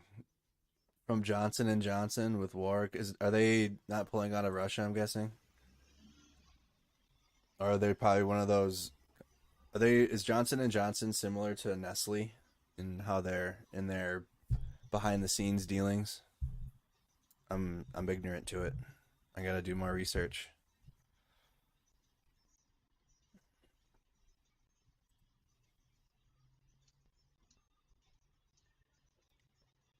we have this, Russian forces stealing carpets. So we've seen 2 videos tonight so far, I mean, of Russians stealing, looting and stealing.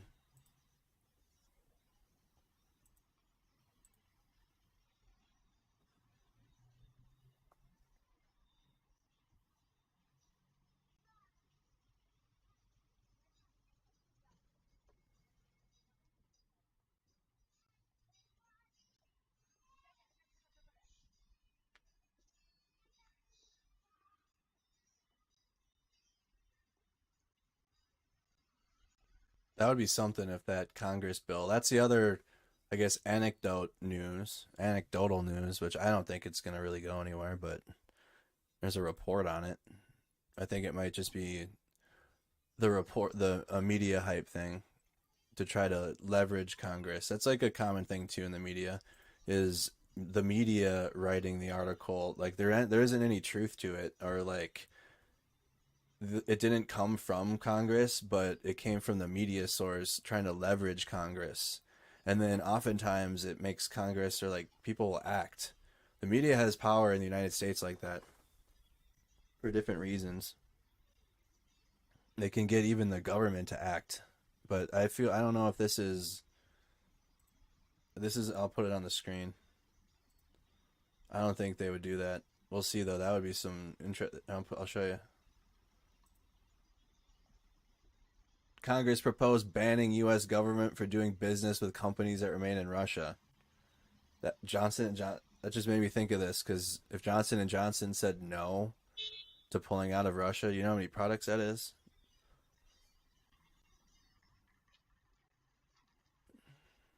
I don't know. That would definitely be a wild card, but I don't know. I feel like that's just whoever wrote that article trying to influence. I don't think that came from Congress.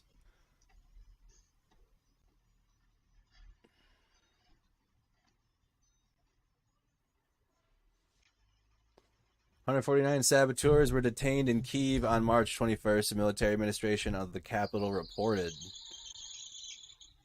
I know, right? Baby lotion would be canceled. Oh my god, dude, just imagine. Could you imagine, like, just how annoying it would be here? They're canceling everything. Everything's being canceled. Oh my god. No more talcum powder. Nestle gets canceled too then, right? No more chocolate.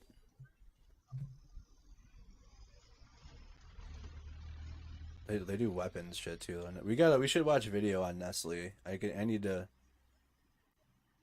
You know what? We could now. We can now. I watched one. I seen this. I need to find one for Johnson & Johnson.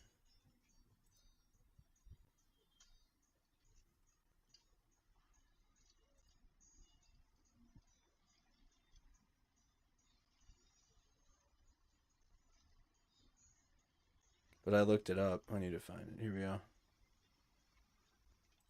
This guy does a pretty good job too. The Evil Business of Nestle. I know I was gonna watch it with y'all. I cut it right here. I made it like 3 minutes in. And I said, yeah, I need to watch this with the stream. Oh my goodness, I forgot. Oh, here we go. All right, since we're on the topic and we're waiting for breaking news to come out anyways. Ordinary Things. Really good YouTube channel. Talking about these type of topics. Real just cut and dry. So credit to Ordinary Things, The Evil Business of Nestle. Here's their take. You probably know Nestle as the world's leading producer of rabbit-advertised diarrhea powder. But what you probably don't know is that Nestle is the largest food company in the world. I use the term food lightly, as their products mostly consist of powdered and processed food-style tribute acts to the real thing.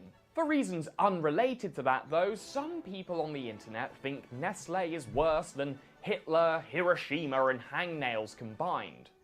But why? Let's find out. Nestle began life in Switzerland in 1867, when Henry Nestle was one of the first people to produce milk-based baby formula.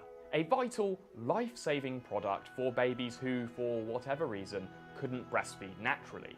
150 years and over 2,000 brands and corporate acquisitions. If we're gonna watch videos like these, I'm only gonna find entertaining ones. All right, the content creator will be entertaining. So I threw you guys off a little bit. Yeah. All right, back it up a little bit. You're gonna learn something, but you're also like not gonna like fall asleep watching it. All right. For whatever reason, couldn't breastfeed naturally. 150 years and over 2,000 brands and corporate acquisitions later, dried udder squirt is still one of Nestlé's biggest moneymakers. The formula industry's market value is projected to reach $119 billion by 2025. And even better than that, companies make 23 cents for every dollar they make in sales. It's a very profitable commodity, which is crazy because it is just dried milk with some vegetable oils and sugars, and what's more, it's crap. Every medical professional will tell you that formula is vastly inferior compared to mum's old-fashioned own brand. Unless, of course, that medical professional is being paid by Nestlé. Ooh. Ooh. In the 1970s, Nestlé was expanding its formula market globally, but it ran into a problem, or rather, two big problems.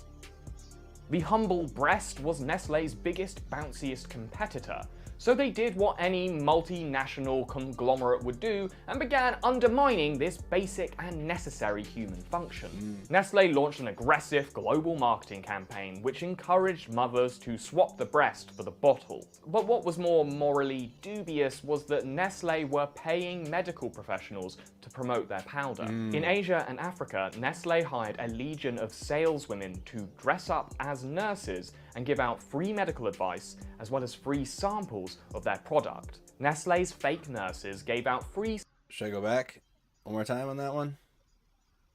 So, Nestle like waged a war on natural breast milk. Bounciest competitor. So they did what any multinational conglomerate would do and began undermining this basic and necessary human function.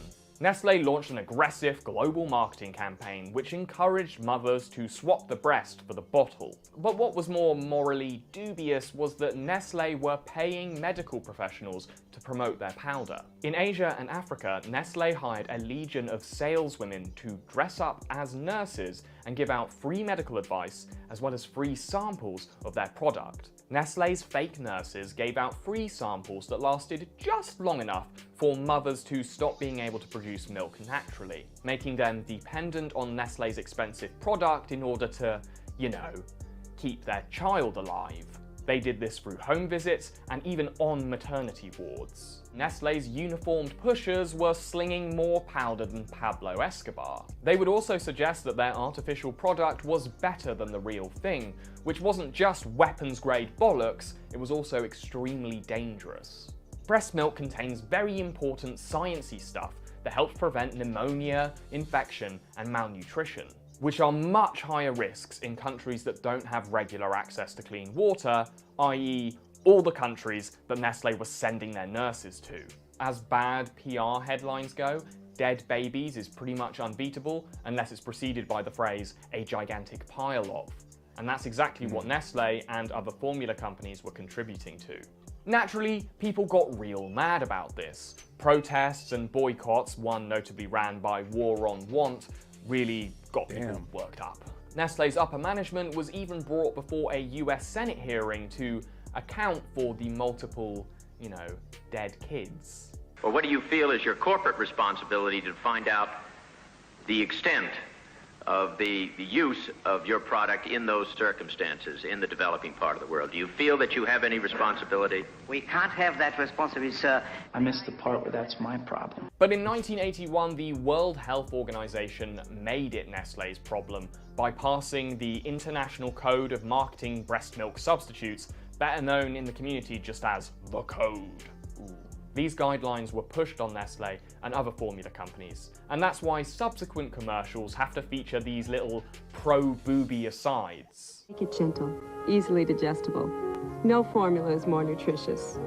Remember, Breast milk is best. Since this colossal dose of bad PR, Nestle have done their best to waft away that dead baby smell.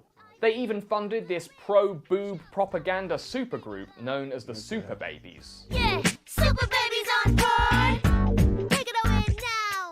We're breastfed and we know it. Breastfed and we know it, yo. Look, I had to watch a lot of these, so I'm inflicting them on you too. Woohoo! This is a breastfeeding song. For those who help our awesome mom. MC Milkers and the Mammary Gang have been assaulting the eyes and ears of the global south since 2015. What?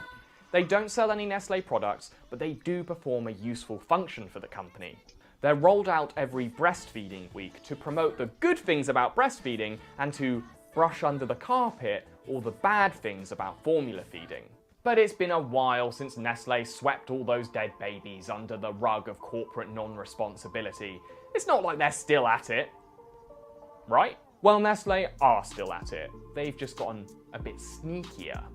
While formula sales have stalled in many countries, it is soaring in others, especially in Southeast Asia and the Pacific, which is coincidentally where Nestle are focusing their marketing.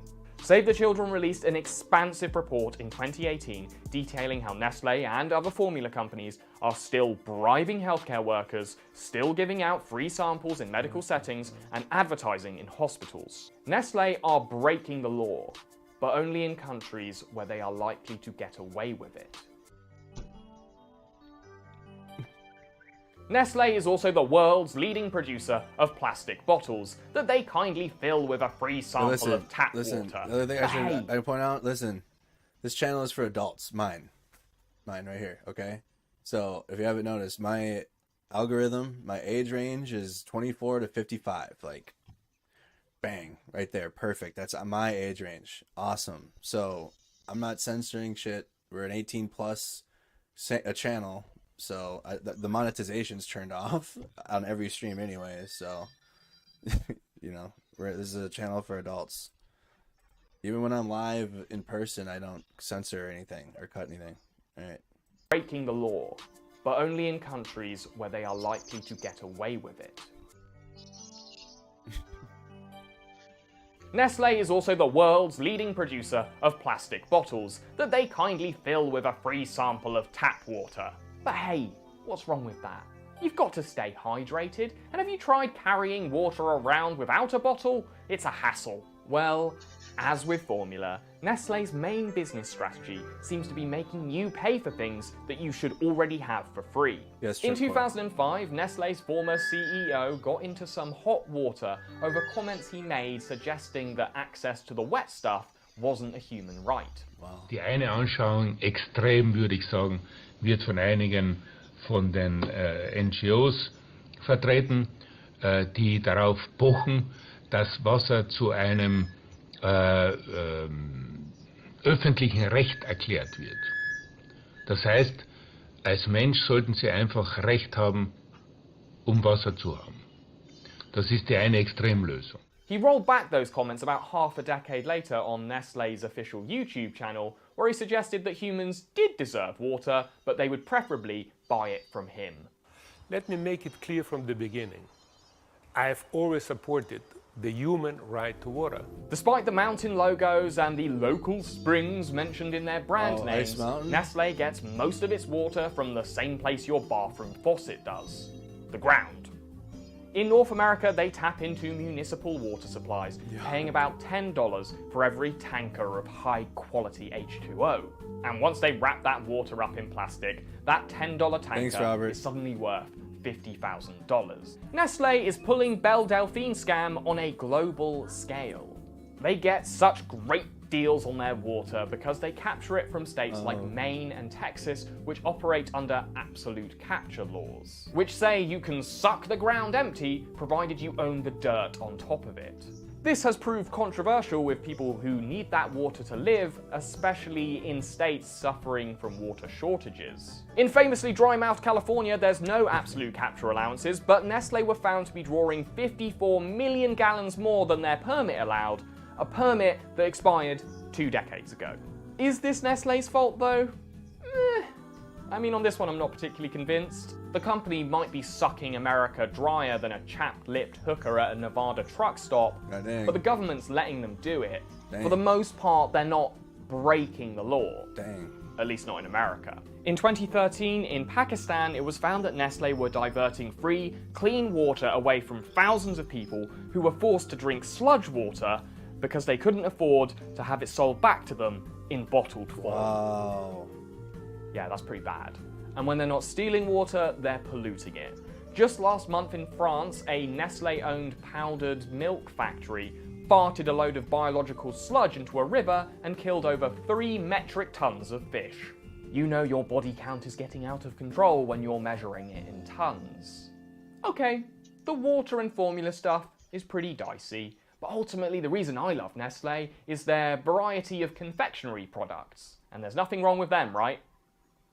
Right?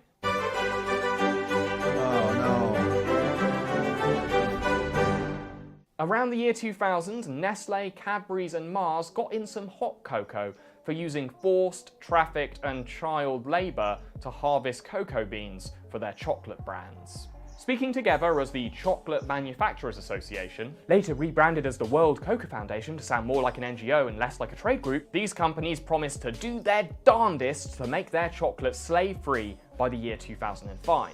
Well, they've missed that deadline, and have missed every subsequent multi-year deadline they've set themselves since. Nestle have been delaying the release of slave-free chocolate for longer than James Cameron's been working on those Smurf movie sequels. This all sounds really bad, so maybe we should just, hear them out? What are Nestle doing about it? When you visit Nestle's Coca Plan website, they are keen to point out that most of their unpaid child labour, not all of it mind, is done by children working on their parents' farm. Farmers who are too poor to send their kids to school and need help on the farm to make enough money to afford basic necessities like food and clothes. That's how they get away with it. Or that's how they, oh my god, one more time. When you visit Nestle's Coca Plan website, they are keen to point full out... credit, we're like halfway through the video. It's a 12-minute video. Or no, we're almost done, but this isn't my content. This is shout out to Ordinary Things. Alright, make sure I subscribe. And then I'll drop this video in the Discord so you guys can go and support this channel as well. Alright, let's take it from here. Out that most of their unpaid child labour, not all of it mind, is done by children. You can check. Listen, he's putting all the sources at the bottom. You can go check. That's why I'm putting this in the Discord for you. Look at the very bottom of the screen where the play button is. For every single thing he's saying, he's putting a source. He's not just pulling this out of his ass. So I'm going to put the video in the Discord for you guys so you can go verify this to yourself if you want to. We have the community that's already built that way, so it's awesome. Definitely join our Discord server. Just hear them out.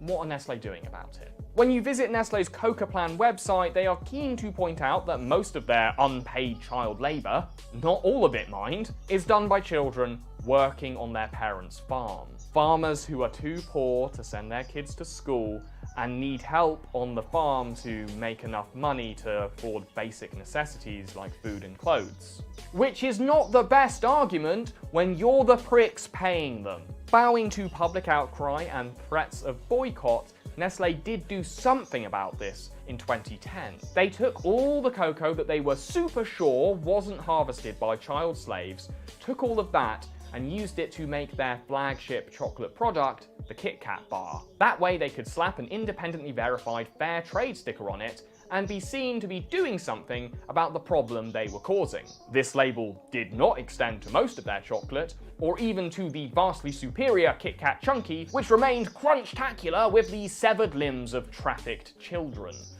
But as of this year, they've decided to pack that in too. They have concluded their partnership with Fairtrade to focus on their new partnership with the Rainforest Alliance and work on sustainable cocoa farming. As in 2020, it's more fashionable to appear environmentally correct than ethically correct, and apparently, you can't do both. It's also much cheaper and more achievable. And this is just proof that Nestle were never really worried about the whole slavery thing. They were just worried about what you, the chocolate-buying public, thought about it. Nestle are not a food company. They are a natural resource company with chocolate and cat food divisions. Their major strategy is depriving people of necessities and then selling them an expensive alternative.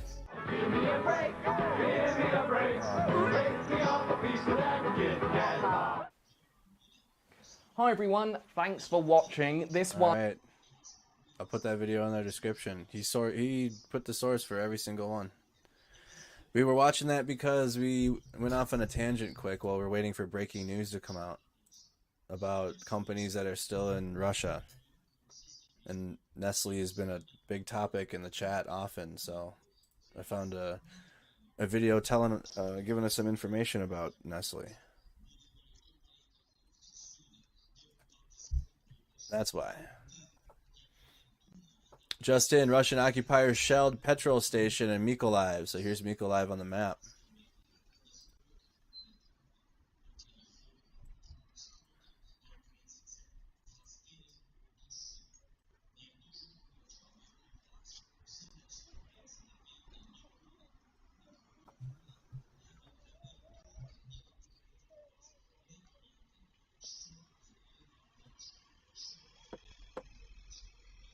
Mykolaiv here.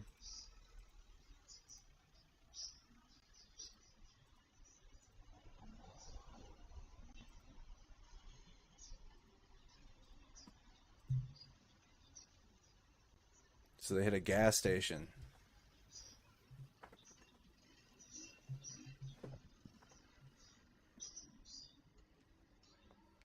There's a Ukraine war channel. I might need to. I think people are kind of lost on where to go now. There's the original discussion room, but that one's kind of died out. I made an entire main channel on the Ukraine war feed. So you don't have to go looking for it anymore, if that's what you guys are looking for. The conversations got a whole channel to itself.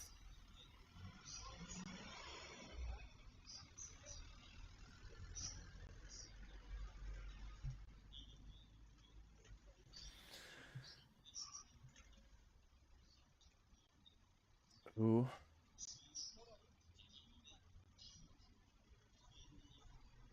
I don't know what this means. Block the page of Russian dissident. Deputy Municipal District? I don't know what that means. Somebody was blocked on Twitter.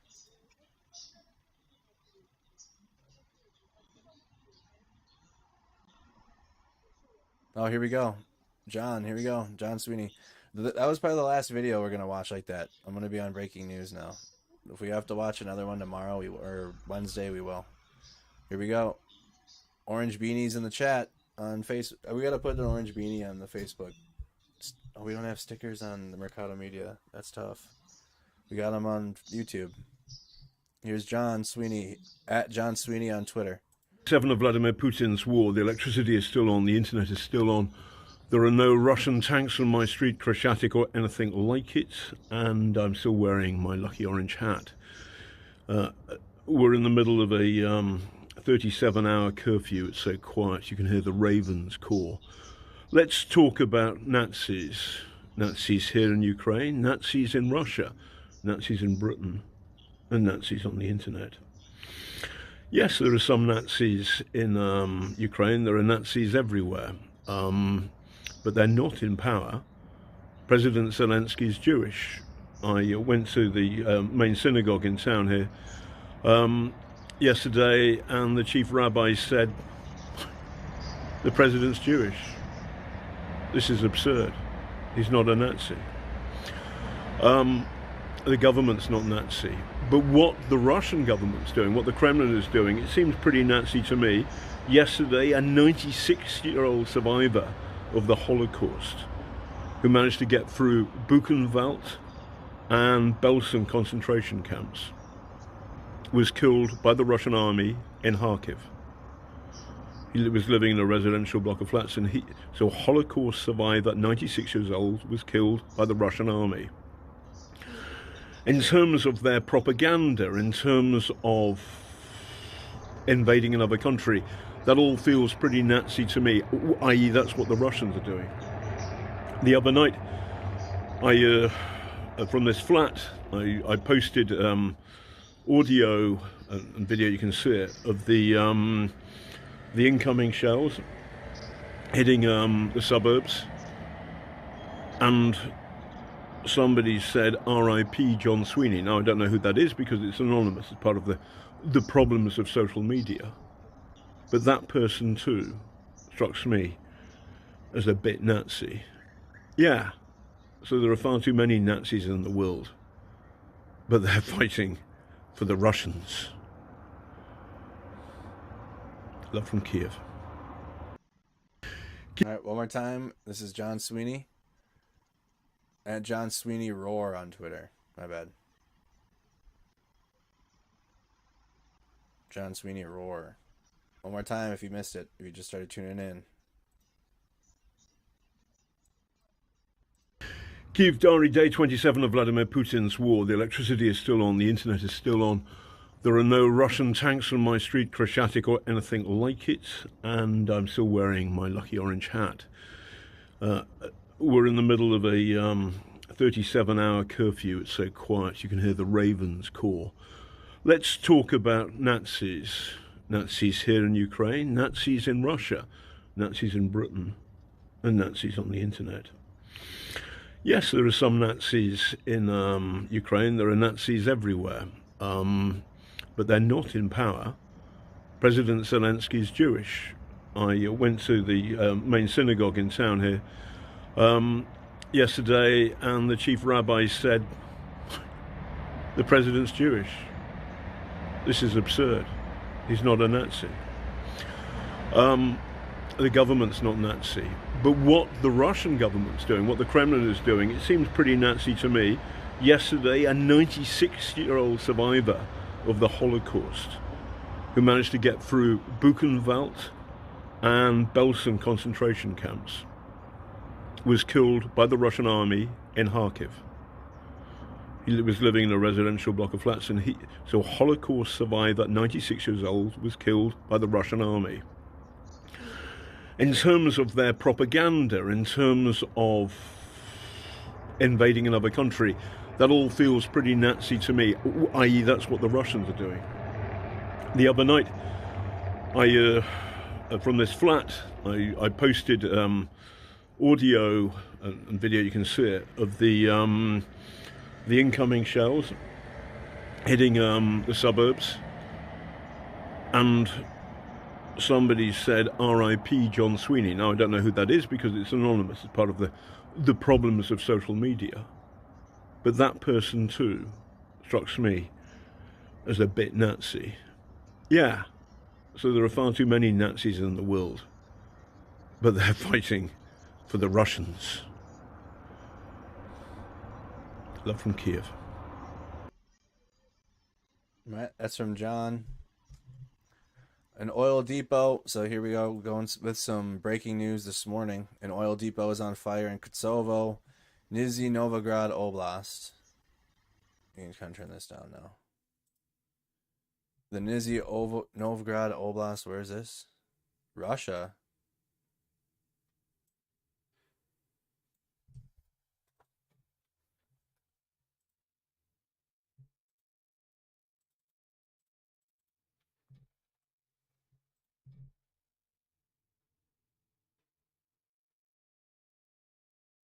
That's kind of far away.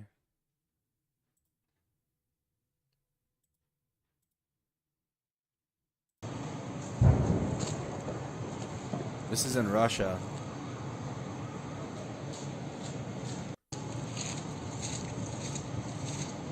Unclear if it's even connected to the war.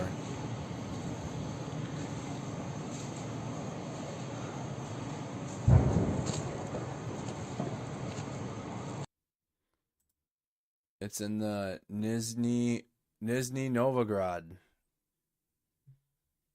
east of Moscow.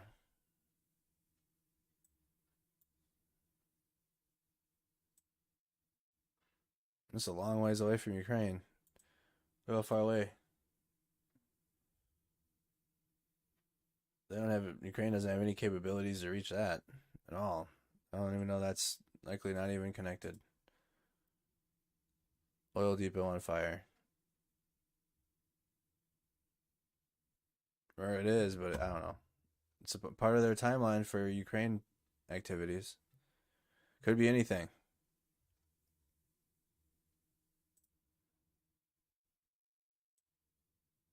Could be anything. But we'll save that in the back of our minds. It's possible to do that. If that needs to be brought back into the forefront at some point, we'll return to this, but this could be anything. 2,389 children have been illegally deported to Russia from temporary occupied territories of Donetsk and Luhansk Oblasts of Ukraine. The pigeon feed's still up. I don't think the pigeons are there anymore. They might be.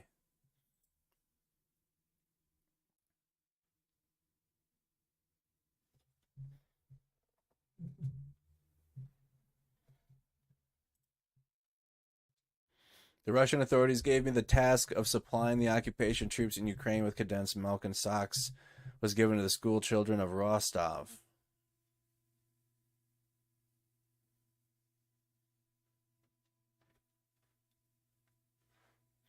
Here's a destroyed Russian Pantsir S-1 air defense system somewhere in Ukraine. So, what is I haven't seen this. We haven't looked at this piece of equipment. Pantsir S-1. Let's look at what it looks like without damage.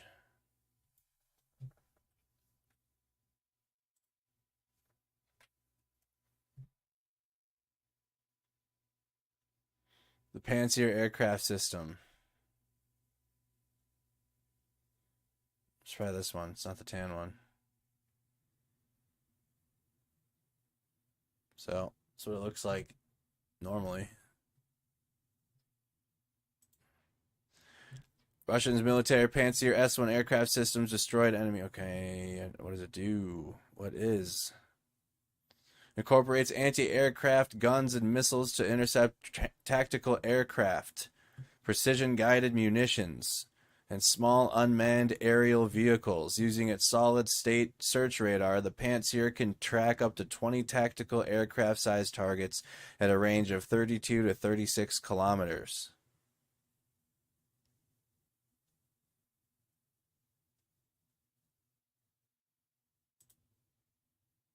Pantsir S-1 air defense system. Well, here it is all. Here it is destroyed in Ukraine somewhere. Так, перед нами остатки сожженных остов.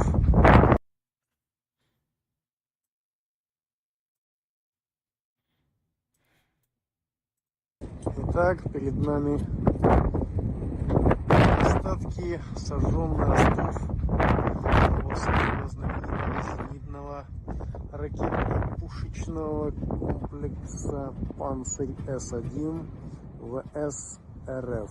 Машина была все-таки чем-то повреждена, и ее бросили. Так, вот такой вот он был.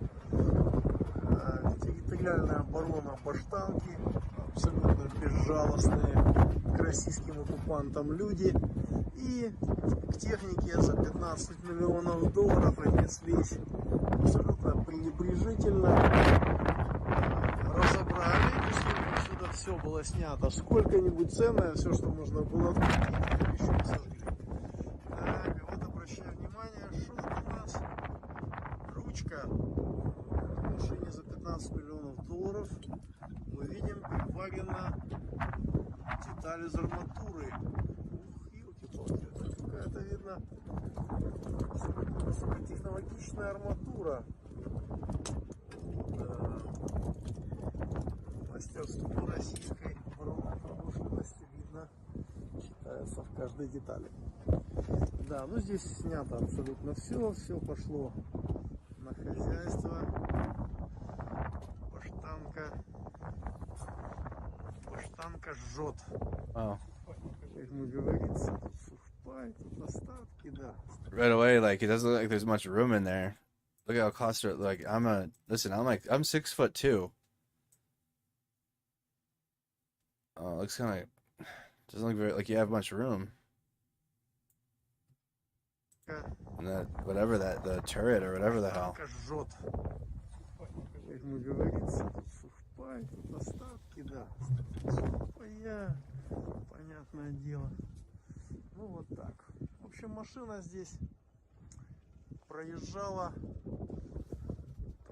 здесь вот колонна, была российская разбита, и остатки рассыпались по всем вот этим прекрасным полям. Здесь проселочная дорога.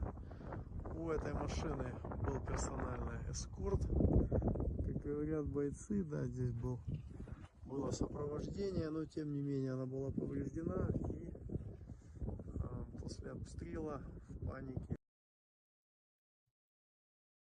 Thank you. So tomorrow again, so new schedule.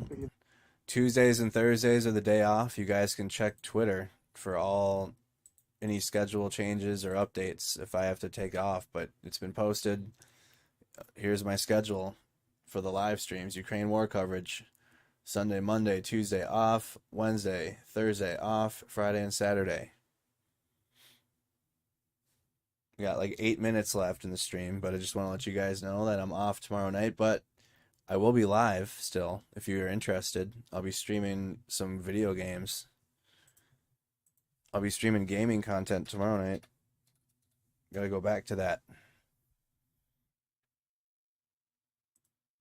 Where is it?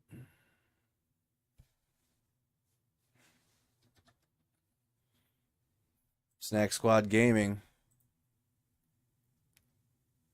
Ignore this. This is old news now. I don't have time for that anymore. Snack Squad Gaming on Facebook. I'll be live here.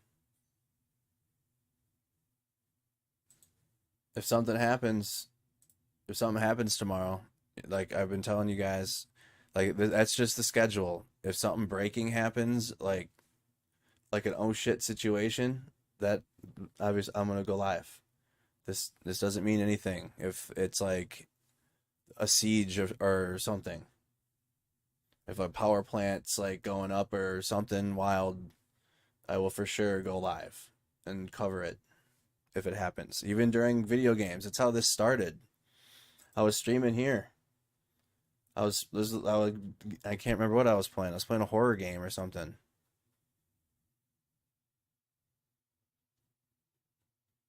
We were streaming a horror game, and then the invasion begun. Yeah, here, last game, February 23rd, 8:05, and then I cut the stream and started this. So feel free to join us if you're interested in gaming content. I do have a Twitch, and I'm considering making a YouTube instead, but like the grind to build this page has already been, I've been grinding this one. I'll consider it. But right now it's just Facebook. Okay. So Snack Squad Gaming on Facebook. Tune in tomorrow. It'll probably be like 8 p.m. I'm gonna stick with the 8 p.m. So it'll be an hour earlier than this stream usually starts. 8 p.m. Central Time. Also consider supporting if you're interested. If you just want to support things in the community or more of the content that I do outside of the war coverage. Snack Squad Softball Club. I manage a U.S. AAA men's softball team. 90% of us are in recovery. So we're going to be competing. We're like a sober team, but we're not. We're like a recovery team. Not going to be drinking, or we're going to try to win. We put together a team that's trying to win. Andre, I say that Andre's swing. But support our team. Here's our logo. Shout out to the Snack Squad Discord. We're going to be getting a new logo for that Discord as well. New logo. Here's like an idea. Yes, this is going to go on merch. Yes, I'm going to have all that. Snack Squad Athletics. Shout out to the Discord server, our Snack Squad community. But this is our team. Consider it. I've been filming our BP. I live stream. I'm going to live stream our games. Like, there I am. So if you're interested in like other content, like I do other things outside the war. if you're interested. Completely optional. Most of y'all are just here for the war. Awesome. happy you're here, but we do other things. So thank you guys so much for tuning in. Have a wonderful evening. I'll see you guys again Wednesday, but I hope to see some of y'all tomorrow on the gaming platform. Rest well. Have a good night.